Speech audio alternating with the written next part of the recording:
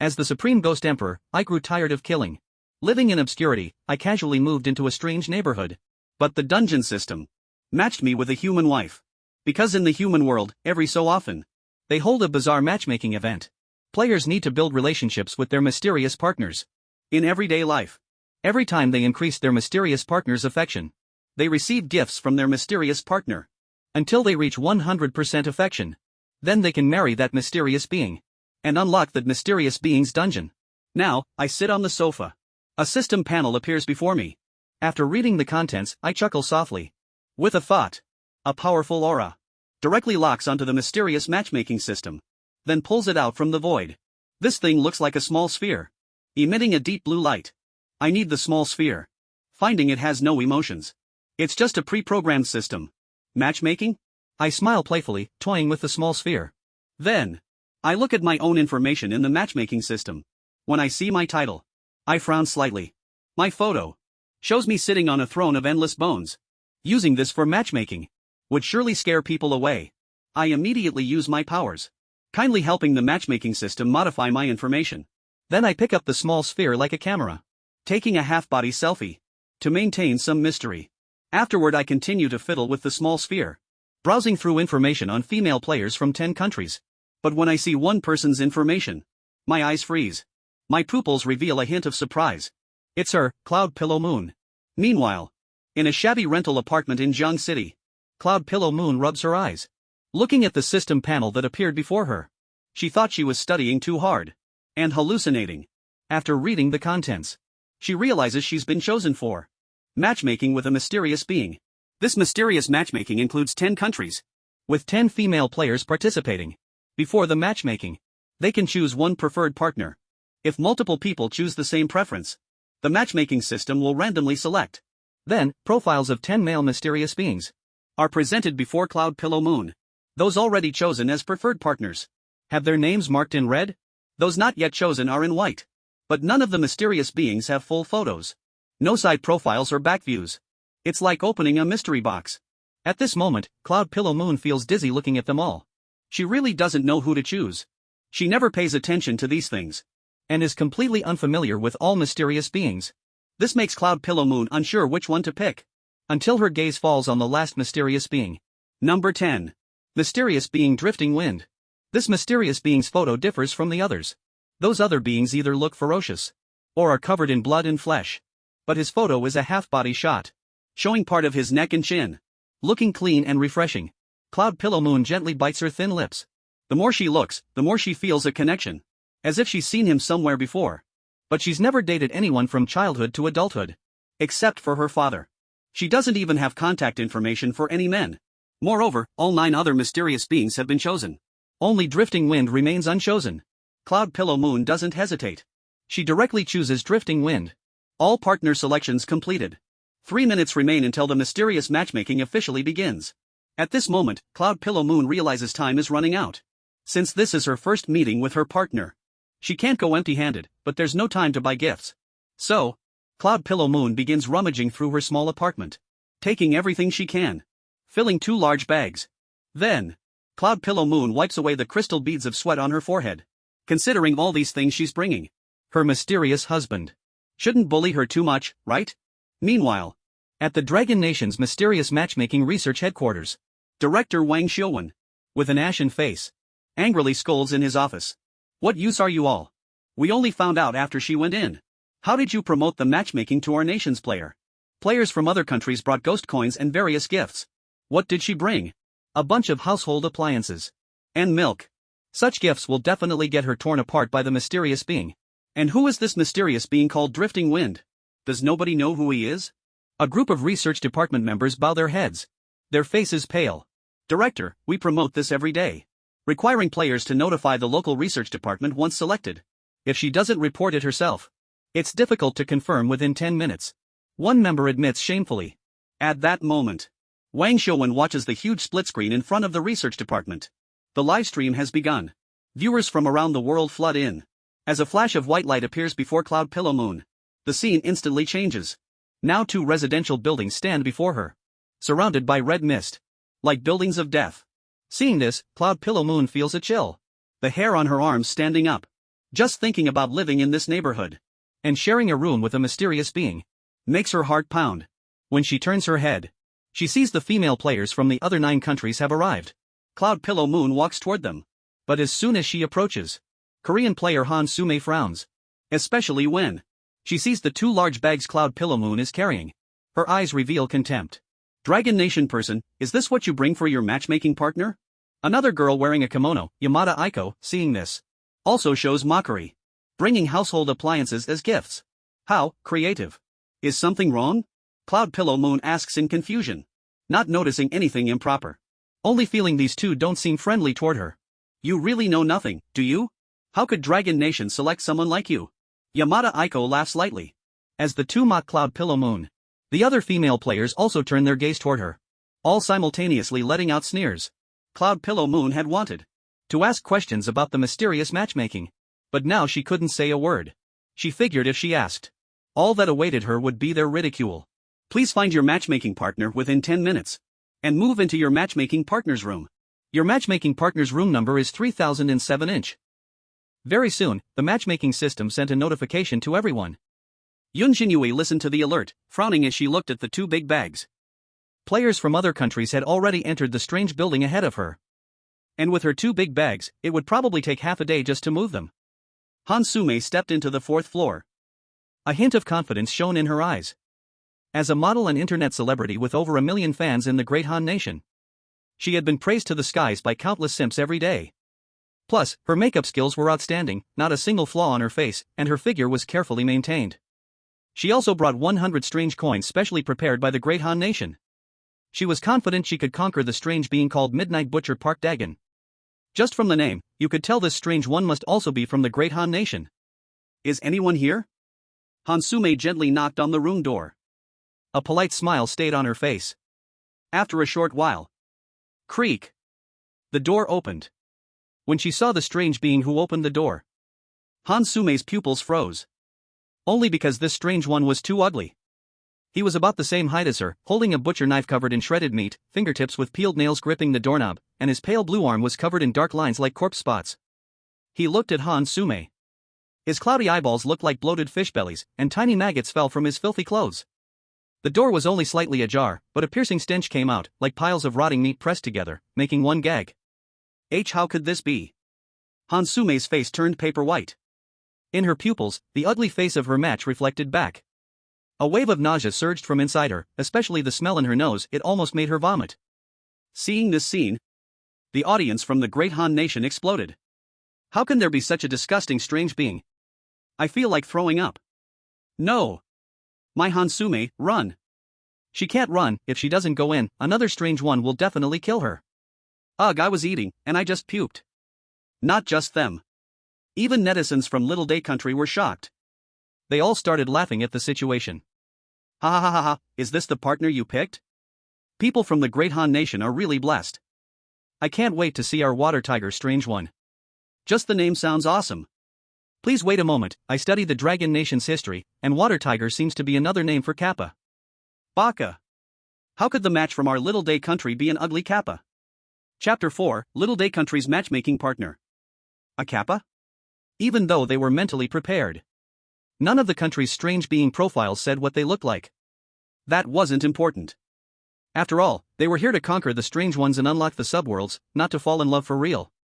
But Hansume still broke down. She had seen a photo of Park Dagon before, it was just a side view. He wasn't handsome, but at least he had a sharp and ruthless aura. Who would have thought, when she really saw him, he was this ugly? So ugly that with just one glance, her brain went dizzy. Thinking of staying in the same room with such a strange being made her legs go soft and tears leaked from the corners of her eyes. If she had known, when she was choosing her expected partner, she would have picked a different strange one. At this moment, Park Dagon sensed Hansume's collapsing emotions. A cold and eerie look appeared on his face. He hated it the most when people looked down on his appearance. All those who looked down on him had been chopped into minced meat. If the matchmaking system hadn't chosen her as his partner, Park Dagon would have already swung his knife by now.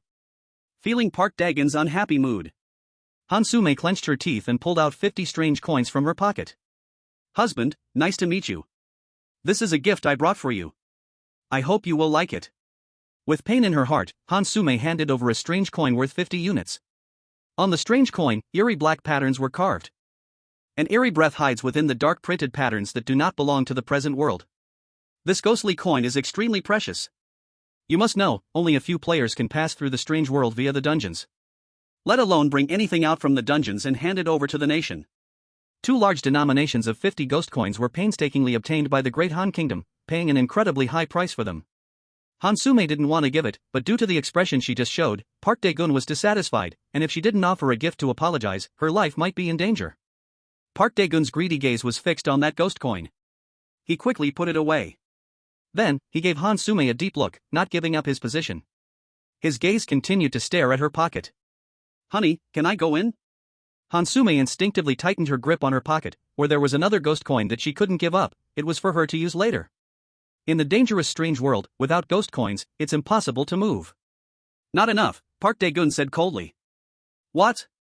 Hansume's face turned pale. She didn't expect her strange counterpart to be so greedy. Having already given him a 50 ghost coin, he still wanted what was in her pocket? The audience from the Great Han Kingdom was furious watching this scene. Damn it, this greedy strange is too despicable. The Great Han Kingdom only has 100 ghost coins, does he really want them all? We can't give it to him, otherwise, Sume will be in danger. Why should he want to take all our ghost coins just because we just met? Shameless little brat, go to hell. Because of too much hatred towards Park Dae-gun. Many people in the Great Han Kingdom started to blame their own, cursing those with the surname Park. This caused a commotion. This comical scene made viewers from all around the world laugh. Especially the audience from Little Japan. They were particularly gloating. After all, the relationship between the two countries was already very poor, and they were glad to see the people of the Great Han Kingdom get rattled. Meanwhile, Yamada Aiko also walked into the 4th floor. However, she was quite far from Hansume. She didn't notice what was happening over there. Her strange counterpart was the strange water tiger, Amamiya 10. Yamada Aiko had high expectations for this. Water tiger sounds fierce. The name Amamiya 10 made her think of a handsome guy holding an umbrella in the night rain. She knew all the strange data in her country. This Mr. Water Tiger rarely appears, quite mysterious, but his strength is formidable. In the photo, only his pair of eyes were visible. Yamada Aiko took a deep breath, filled with confidence. She had had boyfriends in her country, but she was absolutely picky about looks. She kicked her boyfriends out if they had acne on their faces. After that, she dated hundreds of times, almost seamless connections. She was very experienced in how to please men. At this moment, viewers in the live broadcast room from Little Japan were very eager. It was said that someone had the fortune to meet this Mr. Water Tiger, and upon seeing him, they were stunned by his looks. Right now, Yamada Aiko looked like a Yamato Nadeshiko, making them think of love movies filmed in their country. You must know, Little Japan's love movies are internationally famous. Especially this unique human X strange love, just thinking about it excites almost everyone. I can't even eat thinking about the Great Han Kingdom strange. It's time for some handsome faces. Humph, our Little Japan strange must be very handsome. Yes, the adult males in our country are the tallest among surrounding countries. Just hearing this name, I know he must be handsome, tall, and spoils his wife. I can't wait to see him. Yamada Aiko lightly bit her lip, showing a charming demeanor. Knock knock. As soon as she knocked, a deep voice came from inside the room. Who is it? Sure enough. Yamada Aiko's heart raced. Just hearing this voice made her almost unable to close her legs. This voice was deep and touching, striking at the soul. Such a beautiful voice. The appearance is certainly not bad. With a creak, the door opened, and Yamada Aiko softly muttered, "Nice to meet you. I am your wife, Yamada Aiko." She spoke softly, her face flushing slightly with a smile, and she gave a bow. But when Yamada Aiko raised her head, she blinked in confusion. Strange, where is my strange husband? The door clearly opened, but she didn't see the strange husband. Yamada Aiko scanned the room a few times, thinking he must be busy, when suddenly the deep voice sounded right in front of her. I'm here. Ah. Yamada Aiko was startled and quickly lowered her head. That's when she noticed an unfamiliar figure standing in front of her. Her polite smile immediately froze. She saw that her strange husband was actually only about 1.3 meters tall. And the appearance. His body was hunched, his fingers had webbed membranes like dried vines, his dark green skin covered in wart-like lumps, and his beak-shaped mouth was half open, revealing uneven tusks. Yamada Aiko's vision darkened. This strange appearance looked extremely familiar to her. It often appeared in the legends of the Little Sun. Kappa. She shuddered and immediately collapsed in shock. This Kappa was her marriage partner? Only then did Yamada Aiko suddenly understand. No wonder in the photo, he only showed his eyes. Wasn't this a scam? Seeing the scene, the audience of Little Sun couldn't hold back anymore. They had been waiting for the handsome guy. And he turned out to be a Kappa? And probably one of the uglier ones at that. Beautiful appearances are all the same, but ugly appearances are unique. In the field of ugliness, Park Dagon and this Kappa could be considered second and third. No one dared to claim first place. No way, is he really Amamiya 10? What kind of water tiger is this? No, absolutely not him. What kind of good copy could this Kappa have? Baka Yalu, how could you choose such an ugly partner? For the honor of our little son, Aiko, you better endure it. Chapter 5, the whole world went crazy, why is her husband so handsome? On the other side. After seeing the previous examples from the Great Cold Country and Little Sunday, the remaining countries' audiences had no more expectations for the appearance of their marriage partners. At least, they couldn't be uglier than those two, right? Park Dagon and the Kappa's complete appearance, even as shown on the dark web, would be explosive. It might even get banned by the administrators for being too disgusting. The audience from Dragon Country felt a wave of despair.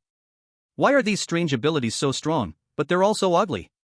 Not only ugly, their personalities are bad. This thing took 100 strange coins from the Great Cold Country just after meeting. Sigh, I wonder what our Dragon Country's marriage partner looks like. Poor Yunjin Yu, our campus beauty Jiangde. Damn it. She was ranked first in the top 10 campus beauties of all the nearby schools. A beautiful flower, could it really be planted in cow dung?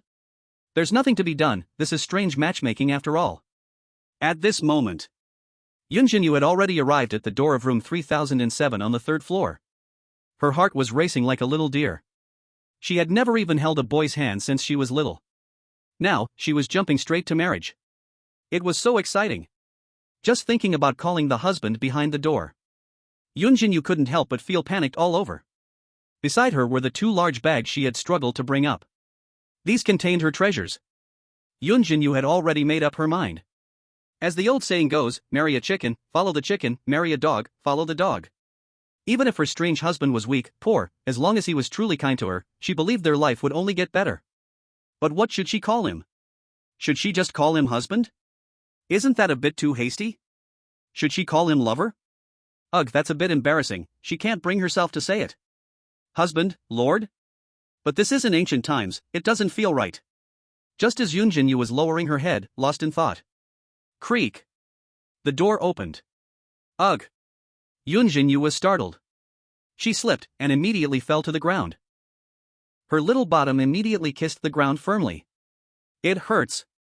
Yunjin Yu rubbed her sore bottom, tears filled the corners of her eyes. At that moment, a light laugh echoed in her ears. Are you okay? I'm fine.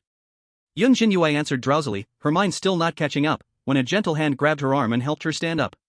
Thank you. Yunjin Yu's neck turned red with embarrassment as she quietly thanked the stranger for his help, feeling utterly ashamed. But in that instant, her reason regained a hint of clarity. This wasn't at home, and it wasn't reality. Who was speaking? Yunjin Yu, still dazed, immediately looked over. She saw a man standing at the door, dressed in a simple black sweater. His features were sharp and defined, and his eyes, under the dim light, appeared slightly softer. His long, thick eyelashes cast shadows below his eyes, emphasizing his depth and mystery. That unique aura was extremely attractive. In a daze, Yunjin Yu's gaze froze. This was completely different from what she had imagined. He was so handsome. He seemed to be about her age. And his appearance made Yunjin Yu feel incredibly familiar, as if she had really seen him somewhere before, and not in a casual way, but as if they had known each other for a long time, naturally wanting to be close. If one day she lost her memory, she would believe he was her husband. So handsome. Yunjin Yu murmured subconsciously. Gu Yuan looked at her with confusion. The girl seemed startled, looking a little silly, her almond-shaped eyes wide open with a hint of innocence, making her naturally misty eyes even clearer and more transparent. He hadn't seen her in a long time. Gu Yuan couldn't help but sigh. Yunjin Yu was his childhood sweetheart in his past life. Because the orphanage was very close to her home, they had been friends since childhood, went to school together, and had a good relationship. Unfortunately, he died unexpectedly in his previous life, and he didn't know how heartbroken she must have been at that time. It could be considered a tragic fate. 2 worlds apart, she actually came to find him again. You see, the first time Gu Yuan met Yunjin Yu, she had secretly sneaked into the orphanage and knocked on his door. Gu Yuan's eyes shifted slightly. He noticed the 2 large bags outside the door. He could see some electrical appliances inside and even a box of her favorite Wangzai milk. Gu Yuan. Did she bring all her belongings with her? Although he didn't care about material things, his home still had quite a few things, so he wasn't that poor, right? When Yunjin Yu realized Gu Yuan's gaze, she also looked at the 2 large bags. It was as if a butterfly had brushed past her nose, and she instinctively shrank her neck, her cheeks instantly flushing red. These are gifts. Husband. She struggled and stammered out the words. Come in. Gu Yuan said softly, taking the 2 large bags and turning to Yunjin Yu. Oh. Yunjin Yu instinctively replied, watching Gu Yuan's retreating back, suddenly realizing some good news. She had just seen players from other countries standing at the door for a long time. It seemed that those strange things wouldn't let them enter the house. Yet, she was able to enter just like that. Sure enough. Her treasure had played its role. Looking at the first meeting between Yunjin Yu and Gu Yuan, all the viewers in the livestream from around the world were stunned. Why are you blushing? Is this still a strange marriage match? If you told them this was some new kind of dating reality show, they'd believe it. Just like that, he let her in? And even took the pile of junk? Why is he so nice? And so handsome too? The Dragon Kingdom viewers went wild. Wow, so handsome? He has half the looks of Wu Yanzu from Zhangcheng. So unbelievable, a bunch of ugly guys and suddenly a handsome guy jumps out. I'm not used to it. Especially after seeing those 2 from the big cold country in little days. Handsome and gentle, still strange, I'd also be willing. I'm genuinely envious of Yunjin Yu. The viewers from the cold great nation and the small days nation were full of anger. Especially the female viewers, their teeth ached from jealousy. Why were the Dragon Nation's marriage partners so good looking? Over there were hobos and kappas. And here, suddenly, a handsome man appeared? Why? This strange matchmaking is way too unfair. Exactly, I'm reporting Dragon Nation for cheating. Shiba. Gu Yuan belongs to our cold great nation. Yes, such a stylish outfit, dragon people could never pull that off. I've had enough of this Kappa. Me too, I don't want to see Park Dagon ever again. Inside the house. Gu Yuan sat on the sofa. He looked at Yunjin Yu like she had come home. Cooking food, cleaning thoroughly. She didn't treat herself like an outsider at all. Her little treasures were finally being used. Smelling a whiff of food, Gu Yuan shook his head. As a ghost emperor, he didn't need to eat and hadn't tasted human food in ages. Looking at Yunjin Yu, who didn't even let a single grain of rice go to waste. Gu Yuan was a bit speechless. This idiot probably really thought he was poor. Seeing Yunjin Yu stack the useless milk cartons together, Gu Yuan asked in confusion. Why are you keeping those cardboard boxes? Of course, to sell them. Yunjin Yu's eyes were full of seriousness. Gu Yuan. He, a ghost emperor, needed to sell cardboard? Was this wife a little too dumb? Chapter 6, First Day of Matchmaking Life, Dragon Nation draws an SSR. The remaining 7 players. All one after another found their matchmaking partners. But aside from Gu Yuan, the other 9 ghosts treated their partners badly. Their attitude was cold, not treating them like wives, but like tools. A tool that was temporarily useful, but could be thrown away after use. After all, most ghosts were extremely indifferent to emotions. If the matchmaking system hadn't promised a dungeon level up, they wouldn't have agreed to the invitation at all. It was extremely difficult to increase affection, let alone take care of them in daily life. Want to eat? The better ghosts at least had some leftovers, or raw meat dripping with blood. That was already considered good conditions. Some ghosts had nothing at all. Players could only rely on their own emergency food to fill their stomachs. As for sleeping? That was even simpler.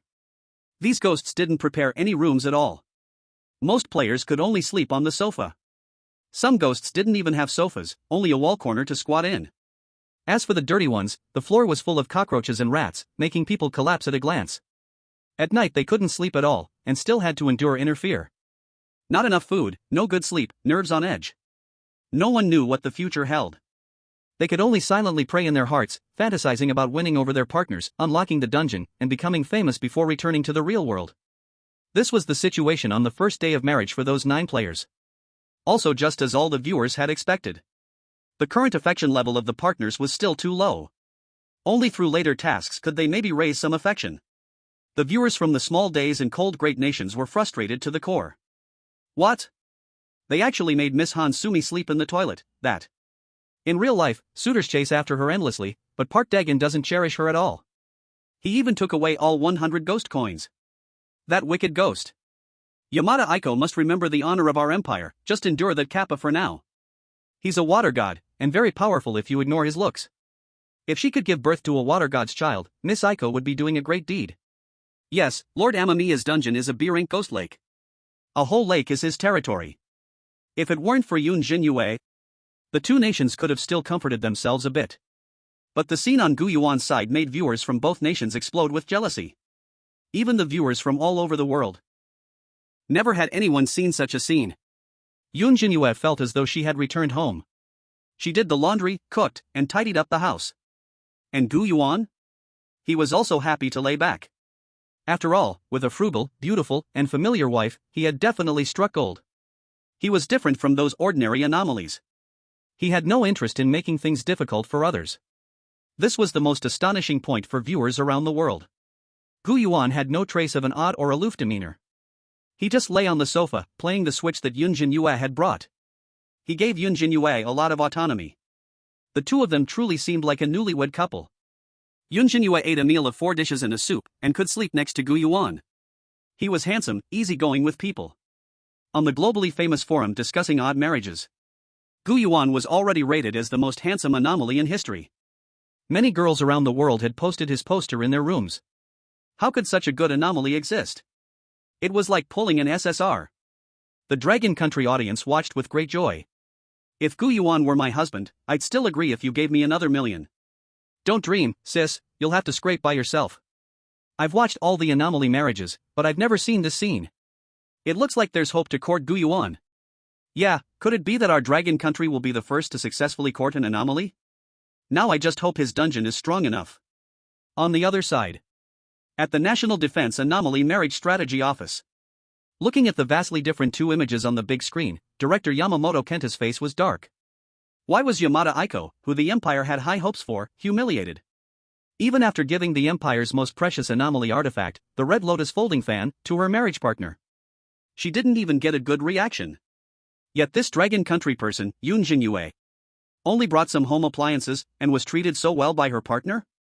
The stark contrast between the two scenes made Yamamoto Kenta, who was over 60, break down. Damn Dragon Country people. They must have some special information. Haven't we found any information on this Dragon Country anomaly called Gu Yuan? One of his subordinates, trembling, swallowed nervously and said, "Report, Director. We've done a thorough investigation, not just in our country, but all countries, there's no data on him." He paused for a moment. But Director, think about it. I think the reason there's no data on him is mainly because his strength is too weak, he doesn't have intelligence value. Those weak anomalies are like street rats, they are too common. He lives on the 3rd floor, that alone proves this point. Even if Dragon Country succeeds in courting him, they will only gain very little benefit. But we are different. Upon hearing this, Yamamoto Kenta's expression softened a bit. This made sense. What good is a good personality? It's nothing but petty people, it doesn't count for much. If they could court that Kappa, it would surely push the Empire to the top of the world. He wasn't the only one who thought this. The small day-to-day life and other country viewers thought the same. Public opinion began to slander Gu Yuan. What's the use of being handsome? An anomaly living on the 3rd floor, ha! Such a weak existence, our country won't bother courting him. Any anomaly from the 4th floor could easily kill him. You're happy now, but you'll be crying later. Yeah. Anomaly marriage isn't like ordinary dating, it's not enough to just treat the player well and win. Weak anomalies definitely give bad gifts, not to mention the dungeon. Seeing this situation, the Dragon Country viewers' faces gradually became difficult. They wanted to refute, but couldn't think of any reasons. Anomaly marriage isn't about who treats the other well and wins. It's about the gifts given next, and unlocking the dungeon phase. If the marriage partner is weak, and gives nothing but trash, or even the dungeon is trash, it's completely useless. Dragon Country Anomaly Marriage Research Headquarters. Wang Xiuwan also thought of this. He sighed deeply, revealing a hint of helplessness in his eyes. There was no other way. They had no prior knowledge of Gu Yuan's information. Moreover, Yunjin Yu had not actively contacted her superiors at all. Otherwise, she would definitely not have been allowed to choose so easily. Now, Gu Yuan being nice to her was really of no use. It still depended on what gifts he could provide later. And the dungeons unlocked after successfully completing the strategy. Wang Shouwen thought a lot, but in the end, he still shook his head. Forget it. As long as she can come back alive. Everything else is trivial. Chapter 7, The Mysterious Shadow Shop, the membership card used as a table mat. Yunjin Yu woke up from her dream, rubbing the corners of her eyes. Her mind was still fuzzy, and she couldn't figure out the situation. Feeling something warm beside her, she instinctively snuggled deeper into the covers. Like a little orange cat, she rubbed against that side. Until her hand touched something hard. Yunjin Yu instantly became alert, realizing she wasn't in her small rental apartment. Her hazy eyes narrowed a bit. She saw Gu Yuan beside her also opening his eyes, looking at her with a gentle smile. And her disobedient hand was resting on his abs. Good morning, husband. A slight blush appeared on Yunjin Yu's cheeks as she unconsciously muttered. Being naturally naive, she didn't feel anything was wrong. Gu Yuan was her husband now, and it was normal for them to sleep on the same bed. She had done a big cleaning at home yesterday and played games with him until very late. She didn't even know when she fell asleep. He must have carried her to bed, right? Yunjin Yu wrinkled her nose, stifling a small yawn, tears pooling at the corners of her eyes. Do you want to keep sleeping? Seeing this, Gu Yuan asked. The girl's misty apricot eyes opened a crack, her pupils still holding on to lingering sleepiness, her disheveled hair revealing half of her porcelain white face, glowing with a peach-like fuzz in the light. Upon hearing Gu Yuan's question, Yunjin Yu slowly propped herself up, her silk nightgown slipped halfway down, exposing her delicate collarbone. No, I won't sleep anymore, she whispered. Of course. The audience in this scene could not see anything. Certain private places, like the bathroom and bedroom, would be blocked by the live stream. The mysterious marriage had a program that protected the privacy of both participants. Yunjin Yu slept very soundly this time. Even more comfortable than sleeping alone in the rental apartment. As she walked out of the bedroom, she began to doubt the AI information she had searched before. This mysterious marriage didn't seem to be as dangerous as others said. Gu Yuan treated her very well. She didn't feel anything was wrong staying here. What kind of partner would bully, abuse, or act coldly towards her? She didn't feel any of that at all. After finishing breakfast with Gu Yuan, Yunjin Yu washed the dishes and saw Gu Yuan sitting on the sofa, playing a game. It was still Stardew Valley, the same one they played together yesterday, so she hurried over. Husband, can you not play this right now? Yunjin Yu said anxiously. She suddenly received a message about the mysterious marriage. There was no time to play games now. Gu Yuan replied, confused. Wait for me to complete a task, I need to buy some ingredients, let's duo later tonight. Okay. Gu Yuan nodded and chose another game. Yunjin Yu's Switch had many games, and he randomly picked a single-player game, then started playing. Thank you, husband. Seeing this, Yunjin Yu expressed her gratitude, as Stardew Valley was more fun to play together. If Gu Yuan played alone for too long, she wouldn't keep up with the progress. No problem. Gu Yuan chuckled, his wife wasn't afraid of him at all, which was something he was happy to see. Instead, he felt lucky it was her. Otherwise, finding any random wife would lead to feelings of fear and uneasiness, constantly obeying him. What would be the point of that? He didn't want a servant. If he wanted a servant, he could just expose his identity as the Weird Emperor, and all the strange beings from the mysterious world would come rushing in. By the way, do you need me to help with your task? Gu Yuan asked. Yunjin Yu shook her head when she heard. This task is not difficult. Ding! You have a new matchmaking task. As a matchmaking wife, you are obligated to do things within your ability. Please buy the required ingredients from the Ghost Shadow shop today. Task reward, items based on task completion. It's just buying ingredients. Gu Yuan had already provided her with a place to stay, so doing something within her ability was only natural. If she needed help with this, would she not be considered someone who was being kept? Do you have money? Gu Yuan asked while playing a game. It's okay, husband, don't worry. Yunjin Yu rejected, although she had no money, she could pay in other ways. She figured buying some ingredients wouldn't be expensive, she could work a bit and earn it. In the real world, she often worked during winter and summer vacations. Moreover, her husband was so poor. She didn't want to spend his money. Gu Yuan turned around and saw Yunjin Yu's firm expression, feeling a little amused. This was not the real world, those strange, human-like figures exploited humans to the extreme, wishing they could lick every drop of blood clean. Thinking of this, Gu Yuan reminded her, I happen to have a membership card for the shop downstairs. Yunjin Yu blinked her eyes, a membership card? Maybe it could offer a discount, she needed this. According to Gu Yuan, she found the card under the table in the living room. The card was actually being used to prop up the table leg, there was probably no money left on it. Thank you, husband. Yunjin Yu cheerfully took the membership card and left. Gu Yuan was still playing his game, not turning around. With this membership card, the weird things in the store should not dare to bother her. Moreover, the entire strange world was under his watch. After playing for a while, Gu Yuan felt a bit bored, so he put down his Switch. Forget it, I'll wait for her to come back and play together. After a while, Yunjin Yu arrived at the Ghost Shadow Shop store. This shop was located right next to the Rebirth District, very close. The 24-hour open sign had been dyed blood red for some reason. It made the Ghost Shadow Shop look especially eerie. A bloodstained drag mark spread at the shop's entrance, as if something heavy had been dragged inside. The 9 female players from other countries had all arrived at the shop's door.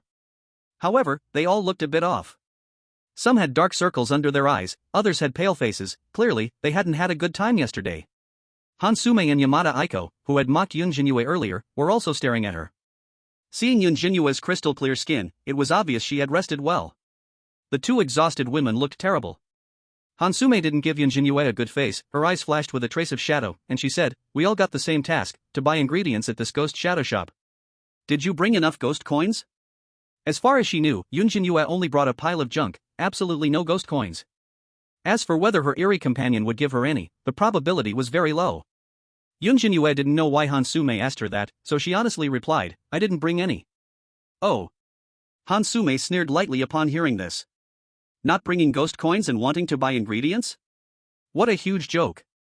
How about you beg me? My husband knows the Eerie in this Ghost Shadow Shop. Maybe if I'm in a good mood, I could help you. Hansume said on purpose. She wanted to see Yunjin Yu beg her with tears. Then, she would reject her mercilessly. It must be said, her ugly husband still had some use. Although she had given him all the 100 ghost coins she brought. When she mentioned buying ingredients, he still actively gave her some ghost coins. It was probably thanks to those 100 ghost coins. It raised his favorability a little bit. In the end, Park Dagon even said that he knew the cashier at the Ghost Shadow Shop. That gave Hansume the chance to show off. When she brought this up, she received envious looks from everyone. The only one missing was Yunjin Yu's. But at this moment, after hearing Hansume's words, Yunjin Yu shook her head. No need. I want to work at this store. It should be enough to buy some vegetables. Chapter 8, Terrifying and Strange Cashier, Not a penny can be missing. When the others heard Yunjin Yu's words, everyone there was stunned. Work? What was she thinking? Does this store even need her to work? They hadn't heard anything about the strange shadow store hiring. And this store was an A-level dungeon. It was known for devouring people without spitting out bones. The items inside were extremely expensive. The attitude of the cashier was even worse. They knew all this information even before the strange matchmaking. She couldn't possibly not understand anything, right? Did she think it was just like the real world? Hearing this, Hansume immediately fell silent. But the fierce light in her eyes flickered. Although she didn't see Yunjin Yu begging her. Upon hearing her foolish behavior, she couldn't wait to see her being killed by the strange world. The other female players didn't offer any help either. After all, it had nothing to do with them. They were happy to see Yunjin Yu go to her death. Except for Longhua. The rest of the country's audiences were gloating. Ha, the stupid woman, actually thinking about working? Does she really think working for a bit will make up for the money to buy vegetables? This is just going to her death. Looks like the first death in the strange matchmaking is about to happen. It's still our Han country. Hansume's husband knows the strange one from the store. Who else has such a valuable connection? I didn't expect Park Dagon to hide it so well. He's ugly but strong. Meanwhile, the Dragon Country audience was shocked, feeling something bad was about to happen. They hadn't seen Gu Yuan give Yunjin Yu any strange coins. He only gave her a membership card of unknown authenticity. This meant she wasn't joking, she was actually going to take action. Oh my god, I knew she was naturally clueless, but I didn't expect her to be this clueless. Sigh, how can she mix the real world with the strange world? Buying things and then using work to compensate, isn't that a joke? This is bad. I can't bear to watch anymore. By the way, didn't Gu Yuan give her a membership card? That card is just for propping up a table, there's no money in it at all. At the Dragon Country Strange Matchmaking Research Headquarters, all the staff had frozen expressions. Minister Wang Xiuwan was especially furious. What is she thinking? Without strange coins, how can she buy vegetables? Why did she refuse Gu Yuan's help? One staff member had a pessimistic expression and said, the best solution now is for her to go back and ask Gu Yuan for strange coins. But it seems impossible now. The strange cashier at the strange shadow store is a fierce one, having killed many strange matchmaking players without mercy. Through thousands of AI simulations, the probability of Yunjin Yu being killed is 99.99%. If Hansume could help her speak up, it would be good. After all, her husband knows the strange one from the store. That might give her a slim chance of survival. They couldn't talk to players who had already entered the strange matchmaking. Otherwise, they would definitely try to persuade Yunjin Yu to give up on this idea. Other countries' players had strange coins, more or less. In the earlier matchmaking sessions, no players had died. Could it be that after finally seeing a chance for a successful strategy, it's going to fail at the first task? Wang Xiuwen's eyes revealed despair. Now, all he could do was silently pray that the cashier would spare Yunjin Yu's life. But deep down, he knew it was impossible. Strange shadow store. Everyone slowly walked in. They saw a terrifying strange cashier. He stood behind the counter, tall and thin, with a pale, paper-like face and deep-set eye sockets.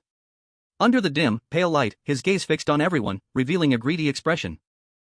Like a starving man staring at food, it was creepy to the bone. No one dared to make eye contact, and they quickly scattered to pick out their items. Though the scary cashier was terrifying, this store had a wide variety of goods. Not only were there daily necessities, but also meat and vegetables. Yunjin Yu carefully picked out today's ingredients. She had eaten almost all the food she brought yesterday, so she needed to restock properly.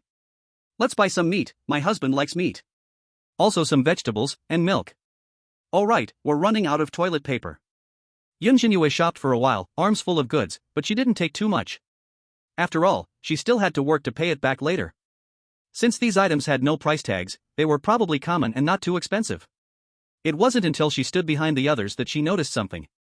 She realized the other players from different countries had chosen very few items. Some only took a little meat, some only held a single green vegetable. These things aren't enough to eat, right? Yunjin Yu's eyes were filled with confusion. When they saw her holding so much food, the other women couldn't help but show strange looks in their eyes. She's doomed. Doesn't she know the things people can eat are the most expensive? This much stuff will cost at least 50 or 60 Eerie coins. She even dares to take toilet paper, how luxurious. They whispered in low voices, gossiping. It was time to check out. The Eerie cashier looked at the women who had taken only a few things. His deep eye sockets were filled with coldness and impatience. But due to strict store rules, he couldn't harm players who paid. As the female players nervously handed over their Eerie coins, the Eerie cashier snorted coldly. **ing rats. If you dare buy this little again next time, don't think you can leave. Hearing that, the women looked terrified, their bodies numb, and they quickly left with their things. Only Yunjin Yu, Korea's Hansume, and Japan's Yamada Aiko were left on the scene. Hansume had picked a few items. 17 Eerie coins. The Eerie cashier stared at her coldly. That expensive?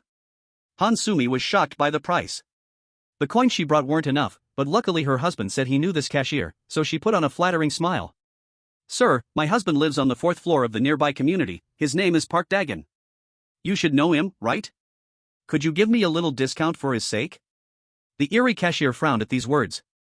Park Dagon? He did know that Eerie being, had chatted with him at the store before, knew he was also a fierce Eerie. But what kind of face does Park Dagon have to give? Eerie shadow stores spread all across the Eerie world, even a cashier like him had the strength of a fierce Eerie. Let alone those higher beings above. He didn't need to give face to any Eerie. Besides, the manager was coming today for inspection. There was no way he would risk punishment to give a discount. The Eerie cashier sneered impatiently, him? What kind of trash is he? Still dares to ask for a discount. These goods can't be short even 1 Eerie coin, or else. Hearing this, Hansume was scared silly. She didn't expect the Eerie cashier to be so merciless. She didn't expect Park Dagon to lie to her. He said he knew the Eerie cashier. But in the end, it only made the cashier angry. Sweat ran down Hansume's forehead, her scalp tingled, but without a discount, she simply couldn't afford these things. She had planned to take more to raise Park Dagon's favorability. Now she even felt like killing him. This. Sir. Maybe I'll put these things back. I promise they're all clean. Hansume was in a dilemma, and could only beg the Eerie cashier to let her go. But all she got was his greedy gaze. Put them back? There's no such rule in the store. If you can't pay, then use your body to repay. Chapter 9, The Mysterious Black Gold Membership Card, The Shocked Eerie Cashier. Hansume fell into crisis.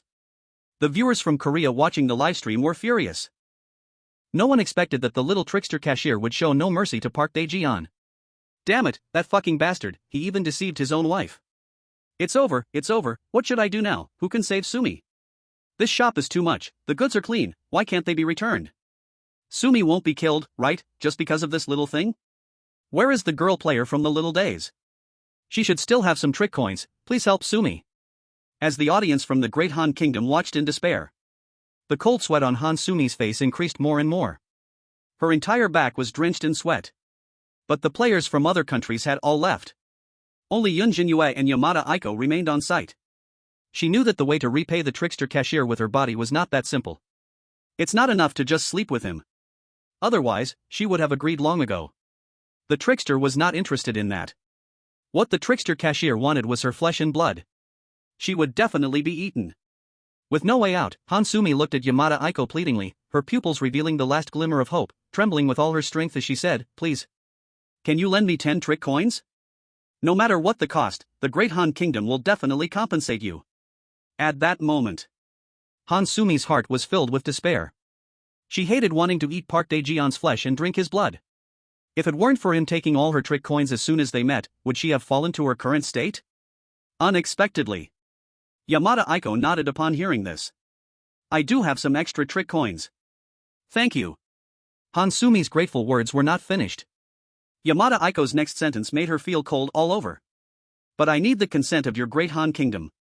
For example, lower the tariffs on our country a bit.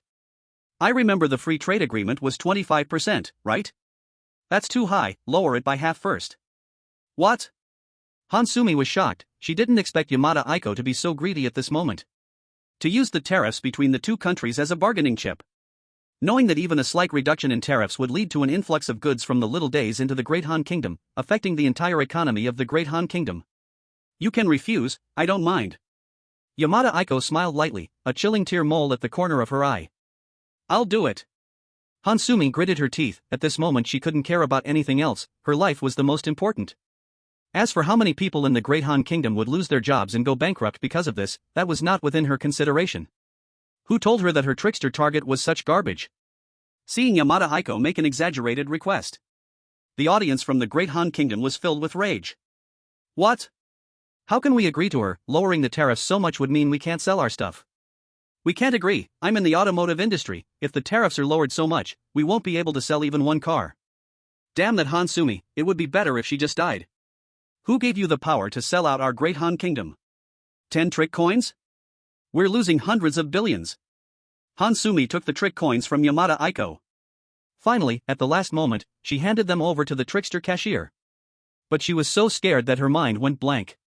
She paid but even forgot to take the items she chose. It was the trickster cashier who kindly reminded her, you haven't taken your items. That cold voice directly made Hansume feel something warm between her legs. She was so scared she peed herself. She collapsed onto the ground. And seeing Yamada Aiko successfully pay, the trickster cashier's expression became even more unpleasant. Not a single person went against the rules. He hadn't tasted fresh flesh and blood in a long time. Just at that moment, Yunjin Yu walked to the cash register. Looking at the pile of goods Yunjin Yu was carrying, the trickster cashier silently calculated and found it was a huge amount, and couldn't help but sneer. If this mouse couldn't pay up, he wouldn't give another chance. Hello, please help me check out. Yunjin Yu placed a pile of goods on the counter and politely said. Hansume and Yamada Aiko had not left yet. They wanted to see how Yunjin Yu was killed. The strange cashier took all the goods, and seemingly kindly asked, do you need a plastic bag? Do you have it? Yes. Yunjin Yu exclaimed in surprise. With so many items, it would indeed be a bit exhausting to carry them back. Anyway, plastic bags are not expensive and can be reused multiple times, not a waste.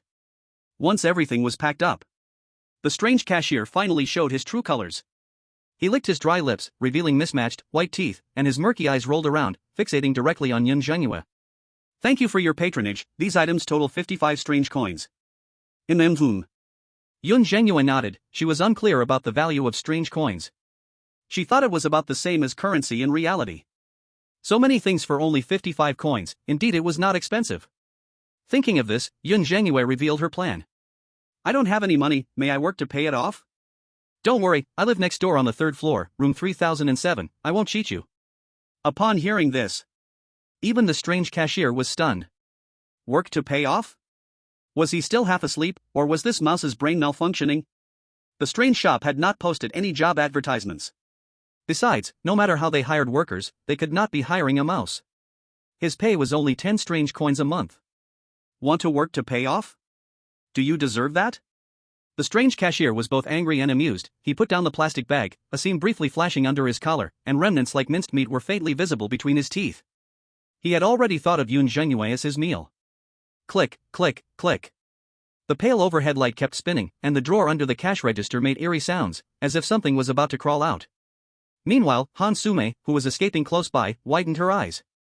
She stared hard at the Yunjin Yu she hated. Her heart had already plunged into madness. Kill her, Hansume kept whispering. Yamada Aiko also showed a cold expression of watching the drama unfold. But at that moment, the big-hearted Yunjin Yu did not sense anything unusual.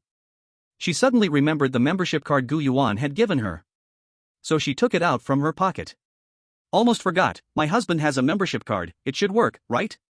Can you help me calculate the discounted price? Membership card? When the strange cashier heard this, he did not take it seriously. The strange supermarket indeed had membership cards, but they were extremely rare, barely a few, and he had only heard about them from the manager. Those membership cards were only specially given to powerful strange beings.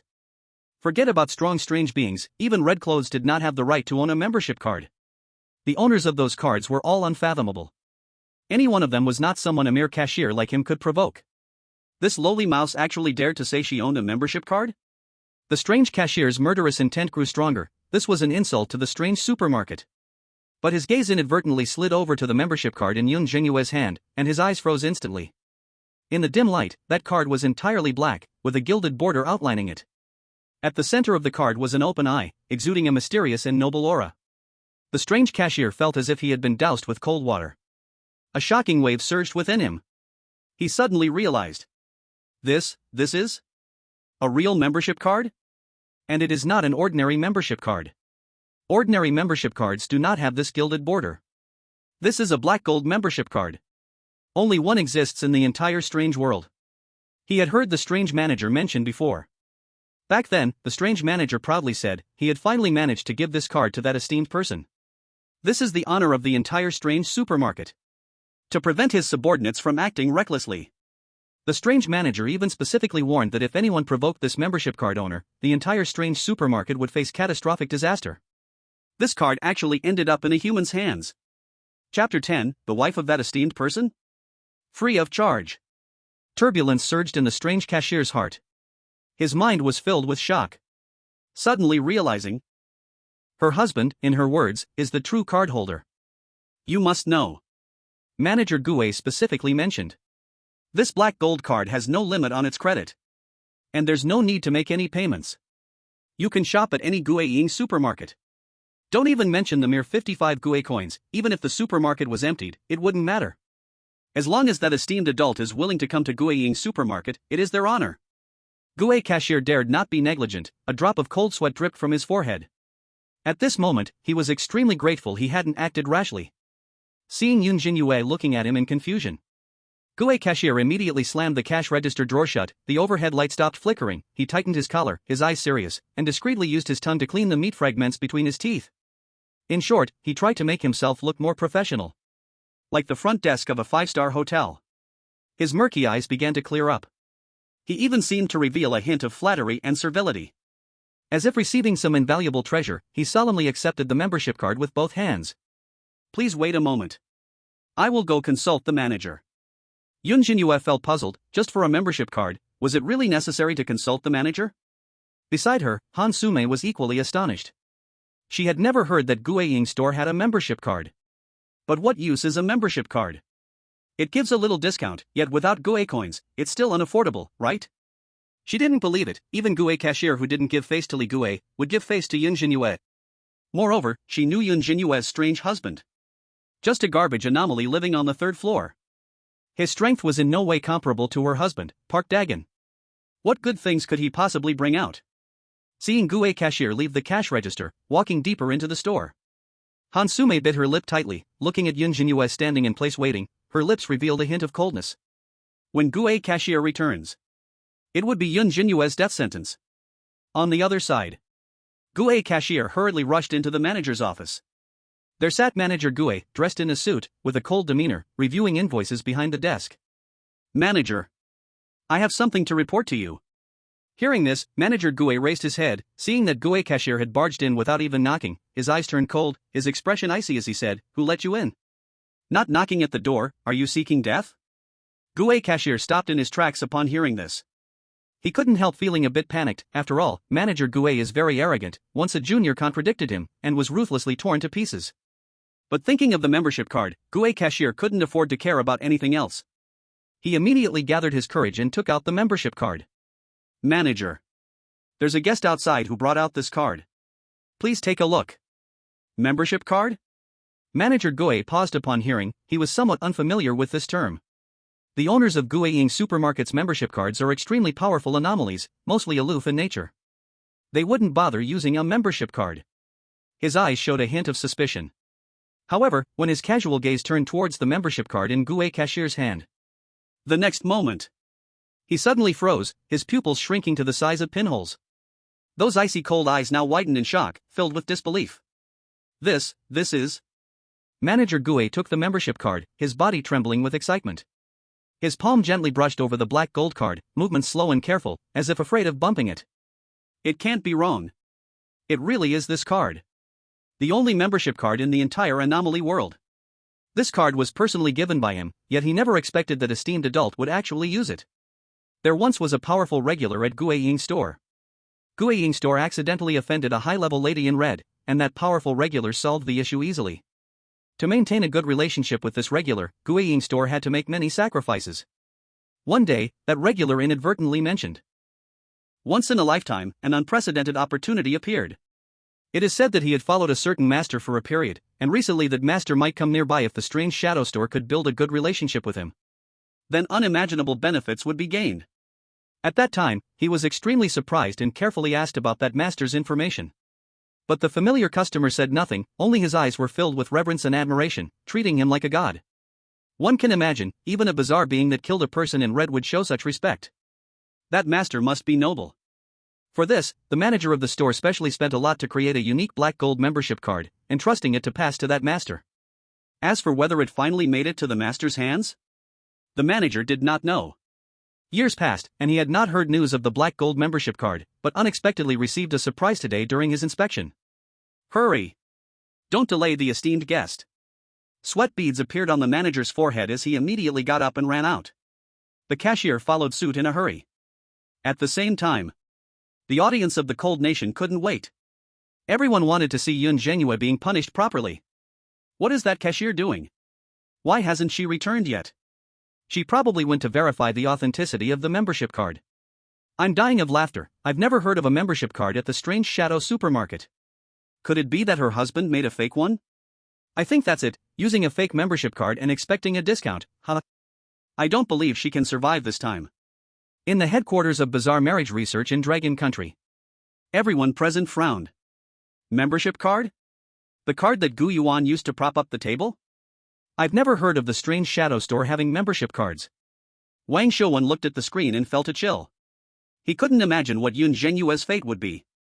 She didn't use bizarre coins to pay and was trying to get a discount with a card of unknown authenticity. What was she thinking? After a while, just as Yunjin Yu was about to fall asleep, she noticed the cashier and a strange guest rushing in. The strange guest was dressed in a neatly tailored suit, his status clearly higher than that of the cashier. But at this moment, he was sweating profusely, seeming a bit overly excited. When he saw the people present, the manager looked at the cashier beside him. It's her, this guest. The cashier gestured towards Yunjin Yu with her eyes.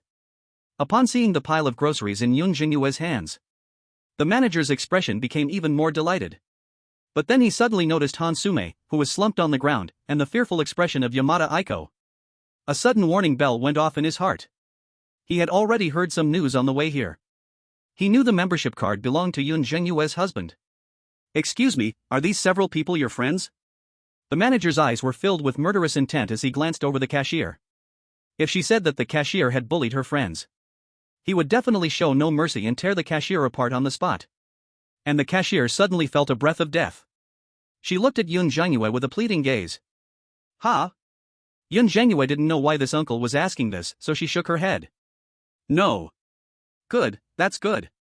The manager's heart, which was in his throat, finally relaxed. Then remembering what the cashier said, that this human girl wanted to work for exchange of goods, he immediately wiped the sweat from his forehead. Who would dare let that master's wife work? Wasn't that looking for death? Under the bewildered gazes of Hansume and Yamada Aiko, the manager bowed and spoke gently, I'm sorry to have startled you. To express our store's apology, this time your consumption is on the house. Chapter 11, the bizarre version of Fat Don't Lie, is this called working? Upon hearing this, the whole place fell silent. On the house, on the house? Not only were Hansume and Yamada Aiko wide-eyed, even Yunjin Yu's eyes revealed a hint of surprise. I never expected the service attitude in this store to be so good. And she wasn't scared at all. Seeing this scene, the global audience and the live broadcast exploded. Is this still that scary shadow store that eats people without spitting out bones? If you didn't know, you'd think it was Fat Don't Lie. Manager Gu personally came to apologize. He voluntarily waived the payment for this order. He took a bag of products and said it was free? Even in the real world, there are rarely stores with such a service attitude. The audience from Long Country looked confused. You have to know. The strange powers range from weak to strong, which are Remnant Soul, Spectre, Vengeful Soul, Fierce Ghost, Red Clothes, Evil Star, Great Evil, Ghost Emperor. Among them, there are also divisions of low level, mid level, high level, and top level. But all the audience only knows that the most powerful strange being is the Great Evil. The Ghost Emperor level can only be achieved by Gu Yuan. The strength of Manager Gu is recorded in global data. It is rumored that he is a low-level red clothes, with an arrogant personality, highly looking down on humans. He once single-handedly killed all the strange beings of a competing store. Originally, when they saw Manager Gu coming, they thought the membership card was fake and was discovered, intending to kill Yunjin Yu. But now, it's completely the opposite of what everyone imagined. Why? I don't understand. Could it be that Yunjin Yu has some unknown secret? Damn, Manager Gu personally apologizes, am I dreaming? This Manager Gu is a red clothes, and has never even looked at humans properly. Is it the effect of that membership card? Hiss, now that you mention it, it is possible. Unlike the excitement of the Long Country audience, the audience from Dehan Country was almost spitting blood from anger. Just a moment ago, Hansume tried every possible way to ask for a discount, and they wouldn't give her anything. Now they are fawning over someone else to waive their payment? There shouldn't be such a blatant difference, right? What kind of identity does she have to deserve a free meal? This manager definitely has a problem. Why wasn't Sume given a free meal, causing us to lose hundreds of billions? Has Manager Gu gone crazy? Why not kill her? Why didn't this good thing happen for our Dehan Country? Scared, isn't Sume scared enough already? At this moment, Hansume felt cold all over, as if she had fallen into an ice cellar. She could never dream that the products she bought with great difficulty, Yunjin Yu could obtain without spending a single Gu coin. She felt extremely wronged inside. If we have to talk about who is scared, it should be herself. She was just scared out of her wits by the strange cashier. If that's the case, shouldn't she also get a free meal? Hansume looked at Yunjin Yu with jealousy. Why is she so lucky to bump into Manager Gu? This fool has nothing special about her, even her strange husband is rubbish. It must be that Manager Gu was in a good mood today, wanting to discipline his subordinates, that he made this gesture. Yunjin Yu took the membership card that Manager Gu respectfully handed over. Under his shocked gaze, she casually tossed it into the bag full of products. Yunjin Yu hesitated for a moment and did not accept Manager Gu's flattery. She didn't want to owe a favor, and moreover, it was so inexplicably free. If she took advantage for no reason, she would probably feel embarrassed to come to this store in the future. Forget it. Just give me a discount at the member price. Whatever the amount is, that's what it is. I will repay this money by working. Manager Gu was stunned when he heard this. He never expected to be rejected. But then a terrifying thought flashed through his mind. After all, she is the wife of that great person. Does he really think a mere few Gu coins can make her owe a favor? If that great person finds out, he might think the shadow store is too cunning and might not like it. Thinking of this possibility, cold sweat broke out on Manager Gu's back. He looked gratefully at Yunjin Yu. He felt that she was very clever standing in front of the cash register. And he felt that he had been too arrogant just now. Can the wife of that lord be an ordinary person? At this moment, Manager Gue's attitude became even more respectful. He nodded and said, in that case. Just right, our Gueying shop has some work that lacks manpower. Let's do as you say. After saying this, he turned to the bewildered cashier Gu and said, why haven't you arranged work for her yet? Remember. It must be work that is equivalent to these groceries. When it came to the term equivalent, Manager Gu emphasized his tone. The cashier Gu understood the meaning. Just find some simple work, that's all. But he also felt a bit troubled. All positions in the Gueying shop had strange responsibilities. The management was orderly, where could he find work for her? At that moment, the cashier Gu noticed some empty shelves and had a bright idea. How about you organize the shelves? Just right, there are some products in the store's inventory that haven't been put out. Organizing shelves? Yunjin Yu nodded. She followed the cashier Gu to the store's warehouse. But before she could take action, the cashier Gu moved quickly, finding the missing products one by one from the shelves and handing them to her. Ha! Yunjin Yu blinked. You just need to put these items up. This is your job, the cashier Gu explained. Following what the cashier Gu said, Yunjin Yu placed the 10 or so items in her arms onto the corresponding shelves. It was simple and light. The whole working time did not exceed 3 minutes. Seeing that there were still some empty shelves, Yunjin Yu wanted to continue working. But before she could return to the warehouse, Manager Gu hurriedly reminded her from the side, that's enough, that's enough. Your work is already complete. If you work more, I'll have to give you overtime pay. So simple? A hint of confusion appeared in Yunjin Yu's eyes.